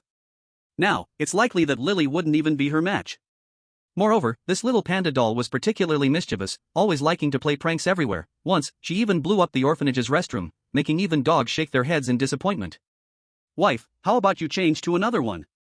This doll doesn't seem very suitable to take out. Gu Yuan said at this moment. He wasn't afraid that the little panda doll would harm Yunjin Yu. He was mainly afraid of her causing chaos. If he later heard that she blew up the reincarnation hospital, Gu Yuan wouldn't be surprised at all. Yet this doll was a female panda. If Gu Yuan talked too much, she would cry. It's strange how these dolls determine their own gender. Yunjin Yu lowered her head in distress upon hearing this. She saw the drooping mouth corners of the little panda doll and its hollow eyes. It seemed a bit sad too. Yunjin Yu especially liked this little panda. Most people from the Dragon Kingdom should have no resistance to pandas. Then I'll change to another one. Forget it, since you like it. Seeing Yunjin Yu's reluctant expression, Gu Yuan gave up on further persuasion. He just stepped forward and gently patted the panda doll's head. In a tone that seemed very gentle, he said, "Be good at the hospital this time." In an instant, the panda doll's body stiffened. Frightened, it didn't dare to move. Yunjin Yu thought Gu Yuan was talking to her and happily nodded, "I understand, husband. I promise to study massage diligently." This little panda. She lowered her head and looked around at her clothes. In the end, she hung it on her right shoulder. The little panda seemed to sit firmly on top. Now everything was perfect.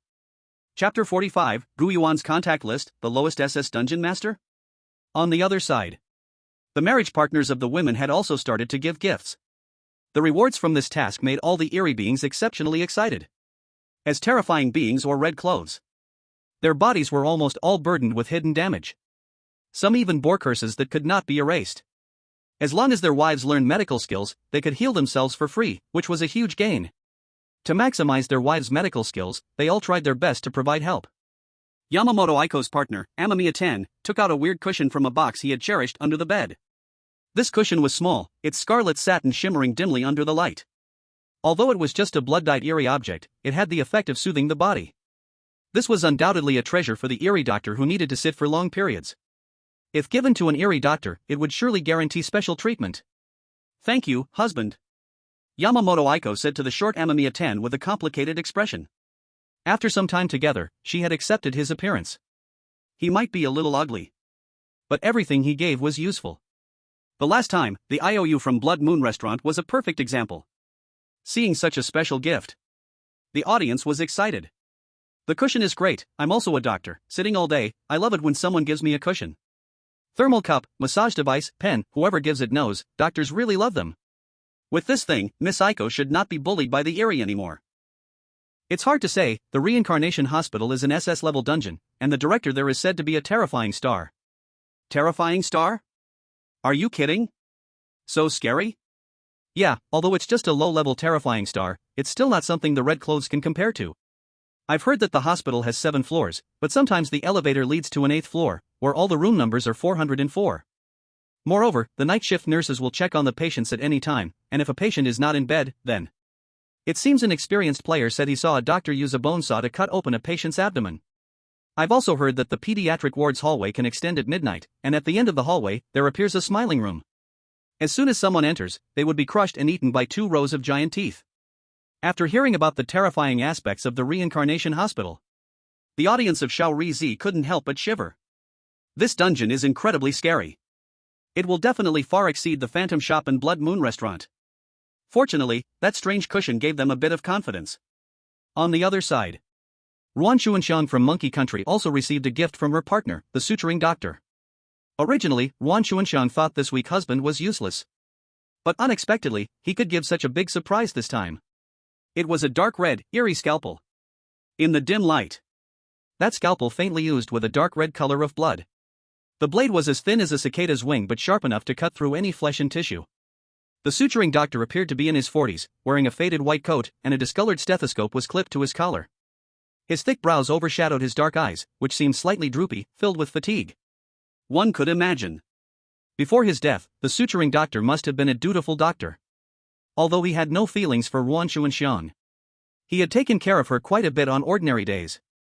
Hearing that Ruan Xuanxiang was going to the Reincarnation Hospital this time, he even specially gave her his only Eerie tool, the scalpel, to give to the doctors there. Ruan Xuanxiang happily tucked away the scalpel but didn't even say a word of thanks. In her eyes, these were all just expected. And the audience from Monkey Country viewed it the same way. This old thing can still squeeze out quite a bit of profit. What a delicate scalpel, perfect as a gift. In comparison, that Gu Yuan from Dragon Country only gave a piece of trash doll. I think he's even worse than the suturing doctor. Exactly, so stingy. As they spoke, they began to mock Dragon Country and Gu Yuan again. As if they wanted to thoroughly air out Ruan Xuanxiang's disgrace. All the women received gifts from their matchmakers. From the value of the gifts, they all cherished this opportunity for healing. But Hansume didn't receive anything at all. Since that identity card was lost, Park Dae-gun no longer trusted her. Hansume was so angry that she stomped her feet, but she couldn't win back Park Dae-gun's heart. This time, he planned to personally step into action. He prepared to sneak into the Reincarnation Hospital. Then take action against Yunjin Yu. Steal her 10,000 Eerie coins. With that 10,000 Eerie coins, what illness couldn't be cured? After all, he also planned to leave the afterlife community, hoping not to cross paths with Gu Yuan or get discovered by him. Otherwise, whenever Park Dae-gun thought of the red clothes level Eerie cat, his heart couldn't help but feel a chill. He scavenged through his home for anything valuable, planning to take all of it with him. When the audience from Daehan Country realized Park Dae-gun's thoughts, they were dumbfounded. Is he going to abandon Hansume? Then what about her? In Eerie matchmaking, there has never been a case where a partner ran away. One can only say it's also Hansume's fault for talking too much. This is like lifting a rock to smash one's own foot. Park Dae-gun is too selfish. What if he runs away? What will happen to Miss Sume? What if the Eerie from Dragon Country gets angry? Who can protect her? Now this is really troublesome, all because of that Eerie from Dragon Country. If it weren't for him, Miss Sume wouldn't have fallen into this state. Did Miss Sume really have to wander with Park Dagun from now on? What about the house in Wanqing community? Is he just abandoning it? Then a white light flashed. Yunjin Yu's figure disappeared without a trace. Only the fridge full of food remained. Lily did not go with her. She needed to rest and recover. However, since she had already made a contract with Yunjin Yu, Lily would appear at her side in an instant when necessary. Gu Yuan could sense that Yunjin Yu had entered the reincarnation hospital. Yet, he still felt a bit uneasy. Mainly worried about the panda doll causing trouble, making Yunjin Yu embarrassed. At this moment, he took out a black personal phone from the table in the living room. He opened the contact list. The screen was densely populated with the rulers of various major dungeons. Midnight Funeral Home Lin Buyu. Library of Eternal Life Chen Chongsheng. Human Skin Tailor Shop Su Xionyang. S-Class Dungeon? Unless they had a deep relationship. Otherwise, they wouldn't even qualify to appear on his contact list. At the very least, these were all managers of SS-Class dungeons. Gu Yuan kept a calm expression and dragged the contact list to the bottom. Finally, he found the director of the reincarnation hospital. The note on this contact was Ms. Yen. Gu Yuan remembered she seemed to be called Yen Ruyu, a cold and tall queen-like lady. Their phones were all given by Gu Yuan. At that time, he casually made a lot of phones, since they were not worth much, he treated it as a favor. Beep beep. Gu Yuan had just dialed the number. In less than a second, the call suddenly connected. On the other end of the line, she seemed very excited and incredulous that Gu Yuan would actively call her. This made her a bit overexcited, even trying to suppress it, one could still hear her nervous breathing. Ms. Yen? This is Gu Yuan. Before Gu Yuan could finish his introduction, an urgent voice came from the other side. I know, Mr. Gu, I never expected you would have time to call me. Is there anything I can help you with? I will do my utmost, even at the cost of my life. Forget it, Mr. Gu, where are you now? I will come over right away. Yen Ruyu hurriedly rattled off a bunch of words. If the doctors at the reincarnation hospital saw this, their cold and serious director now seemed like a flattering little person. They would probably be shocked. Chapter 46, The Shocked Director Sending Autumn Pants to Yunjin Yu. After informing her location. In less than an hour, Gu Yuan heard someone knock on the door. When he opened it, it was indeed the hurriedly arriving Director Yen. Director Yen was wearing a white coat, her tall figure stood over 1.7 meters, and the hem was stained with some unknown dark red stain, with tension and anticipation brewing in her amber pupils. She also carried the scent of disinfectant and formaldehyde. But the smell was faint, as if specially covered with rose perfume. The most noticeable was a strange small clock was embedded in her forehead, resembling an eye of heaven, occupying most of her face. The clock was made of flesh and blood, covered with dark red vein-like patterns, and as the blood-red hands moved, they made a creaking sound of bones rubbing together. Gu Yuan had been to the reincarnation hospital before, so he was not curious about the clock on Director Yan's head. This was her ability, the clock of reincarnation. It could control the flow of time in the bodies of patients whose strength did not exceed hers. It could restore patients' bodies to their best state for healing, or speed up their bodily flow to hasten death. It was an extremely excellent ability. Mr. Gu. Yen Ruyu's amber eyes looked at Gu Yuan, her heart racing. She had the fortune of following Gu Yuan for a while. Knew his great power. Yen Ruyu greatly admired Gu Yuan. Of course, it was Gu Yuan. If it were someone else, even if they were also a peculiar figure like a calamity, she would never have hurriedly left everything to come over. As the director of the reincarnation hospital, no matter how bizarrely flattering she was, she didn't have time. It's been a long time, Ms. Yen. Gu Yuan smiled lightly upon seeing her. Come in, there's something I really need to ask of you this time. He brought Yen Ruyu into his home. Seeing her standing awkwardly by the sofa, he invited her to sit down and brought over 2 cups of hot tea, handing one to her. Yen Ruyu held the teacup, feeling flattered and surprised. She took a deep breath and said, "Just call me Xiao Yen. I happened to be nearby and rushed over as soon as I got your call." Oh? Gu Yuan asked curiously, is there something on your mind? He remembered that Yen Ruyu loved her work, usually staying at the hospital. At this, Yen Ruyu licked her dry lips and complained, there's a small hospital using the name of the reincarnation hospital. Not only that, the director is just a senior red-cloaked, and when I went there, he even dared to impersonate my name, making me kneel down and apologize. I just used a little trick to lightly punish him. My clothes are not clean either, I hope I haven't embarrassed you, Mr. Gu. A little punishment? Gu Yuan saw through it but didn't point it out, smiling slowly. With Yen Ruyu's abilities, she could easily take out a red cloak from a distance. Her clothing was stained with blood, she must have been quite angry. As a director, you should be more composed, don't always explode like a firecracker at the slightest provocation. Gu Yuan advised. It's because of your personality that you can't pass the assessment. At this point, Gu Yuan stopped speaking. He was afraid of touching on Yen Ruyu's sore spot. Mr. Gu Yu. Yen Ryu felt quite melancholic. She looked at Gu Yuan with a gentle gaze, only to see him still smiling, making her feel a chaotic mix of emotions inside. Gu Yuan had a mysterious organization filled with strange individuals fortunate enough to follow him. Unlike an orphanage built at will, this organization had very strict requirements for the inclusion of oddities. They had requirements for abilities, personality, and values. As the director of the reincarnation hospital, her abilities and values were fine. The clock of reincarnation allowed her to deal with all oddities below the level of a calamity star, and she didn't like killing others for no reason. But her fiery personality had become the only hurdle blocking her. As a result, she was still just a substitute in the organization. Forget it, let's get to the point. Gu Yuan ignored Yen Ruyu's gloomy expression. He took out a bag. My wife, Yunjin Yu, has gone to your territory. I noticed it's quite cold these days. The clothes she took with her were pretty thin. Here are 2 pairs of thermal pants, please take them to her. Gu Yuan placed the bag in front of the dumbfounded Yen Ryu. Then he took a sip of hot tea, waiting for her reaction. 3 seconds later. Yen Ryu's stunned brain finally resumed operation. Put. Yen Ryu's pupils contracted as she immediately sprayed hot tea out. She accidentally sprayed it on Lily. Meow Lily looked at Yen Ryu with hollow eyes, displeased. I'm so sorry, so sorry. She quickly used her sleeve to wipe the tea off Lily. Only then did she return to sit on the sofa. Yen Ryu's cheeks stiffened, and with a questioning expression, she asked, Mr. Gu, I might have gone deaf just now, can you say that again? You're not deaf, I'm asking you to deliver thermal pants. Gu Yuan said calmly.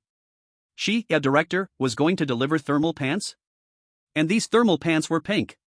If it hadn't been Gu Yuan saying this, even if it were a great calamity, the powder keg inside her would have exploded instantly. It sounded so insulting. But Yen Ryu quickly realized that this wasn't the focus. The key point was, Mr. Gu got married? You got married? Yen Ryu's brain raced, shocked by the news. Is she a high-level evil being, or a top-tier evil being? What does such an existence need to wear long underwear for? Gu Yuan shook his head and said, neither, she is just an ordinary human. Ah? Yen Ryu was shocked again. She had known Gu Yuan was willful, but she never expected him to choose to marry a human. Oh my! For someone like him to lower himself and humble himself. What is the difference between this and an ancient emperor marrying a beggar? She felt an intense curiosity about this so-called Yunjin Yu and deeply envied her. Marrying Mr. Gu meant the entire bizarre world was like a bride price. But if it were her marrying Mr. Gu, Yen Ryu was still a bit timid. You have to know. Mr. Gu not only had a good personality but also unmatched power. This attracted many strong and beautiful Eerie beings. In the past, there were often Eerie beings confessing to Mr. Gu. Some offered 999 hearts, some filled the entire dungeon with human head roses, and others modified their bodies with scars, wanting to give themselves to Mr. Gu to enjoy. At that time, it was quite chaotic. Unfortunately, Mr. Gu rejected them all. But now he is so concerned about this human woman. It seems he particularly likes her. Thinking of this, Yen Ryu promised, don't worry. As long as she is on my territory, if she loses a hair, feel free to punish me.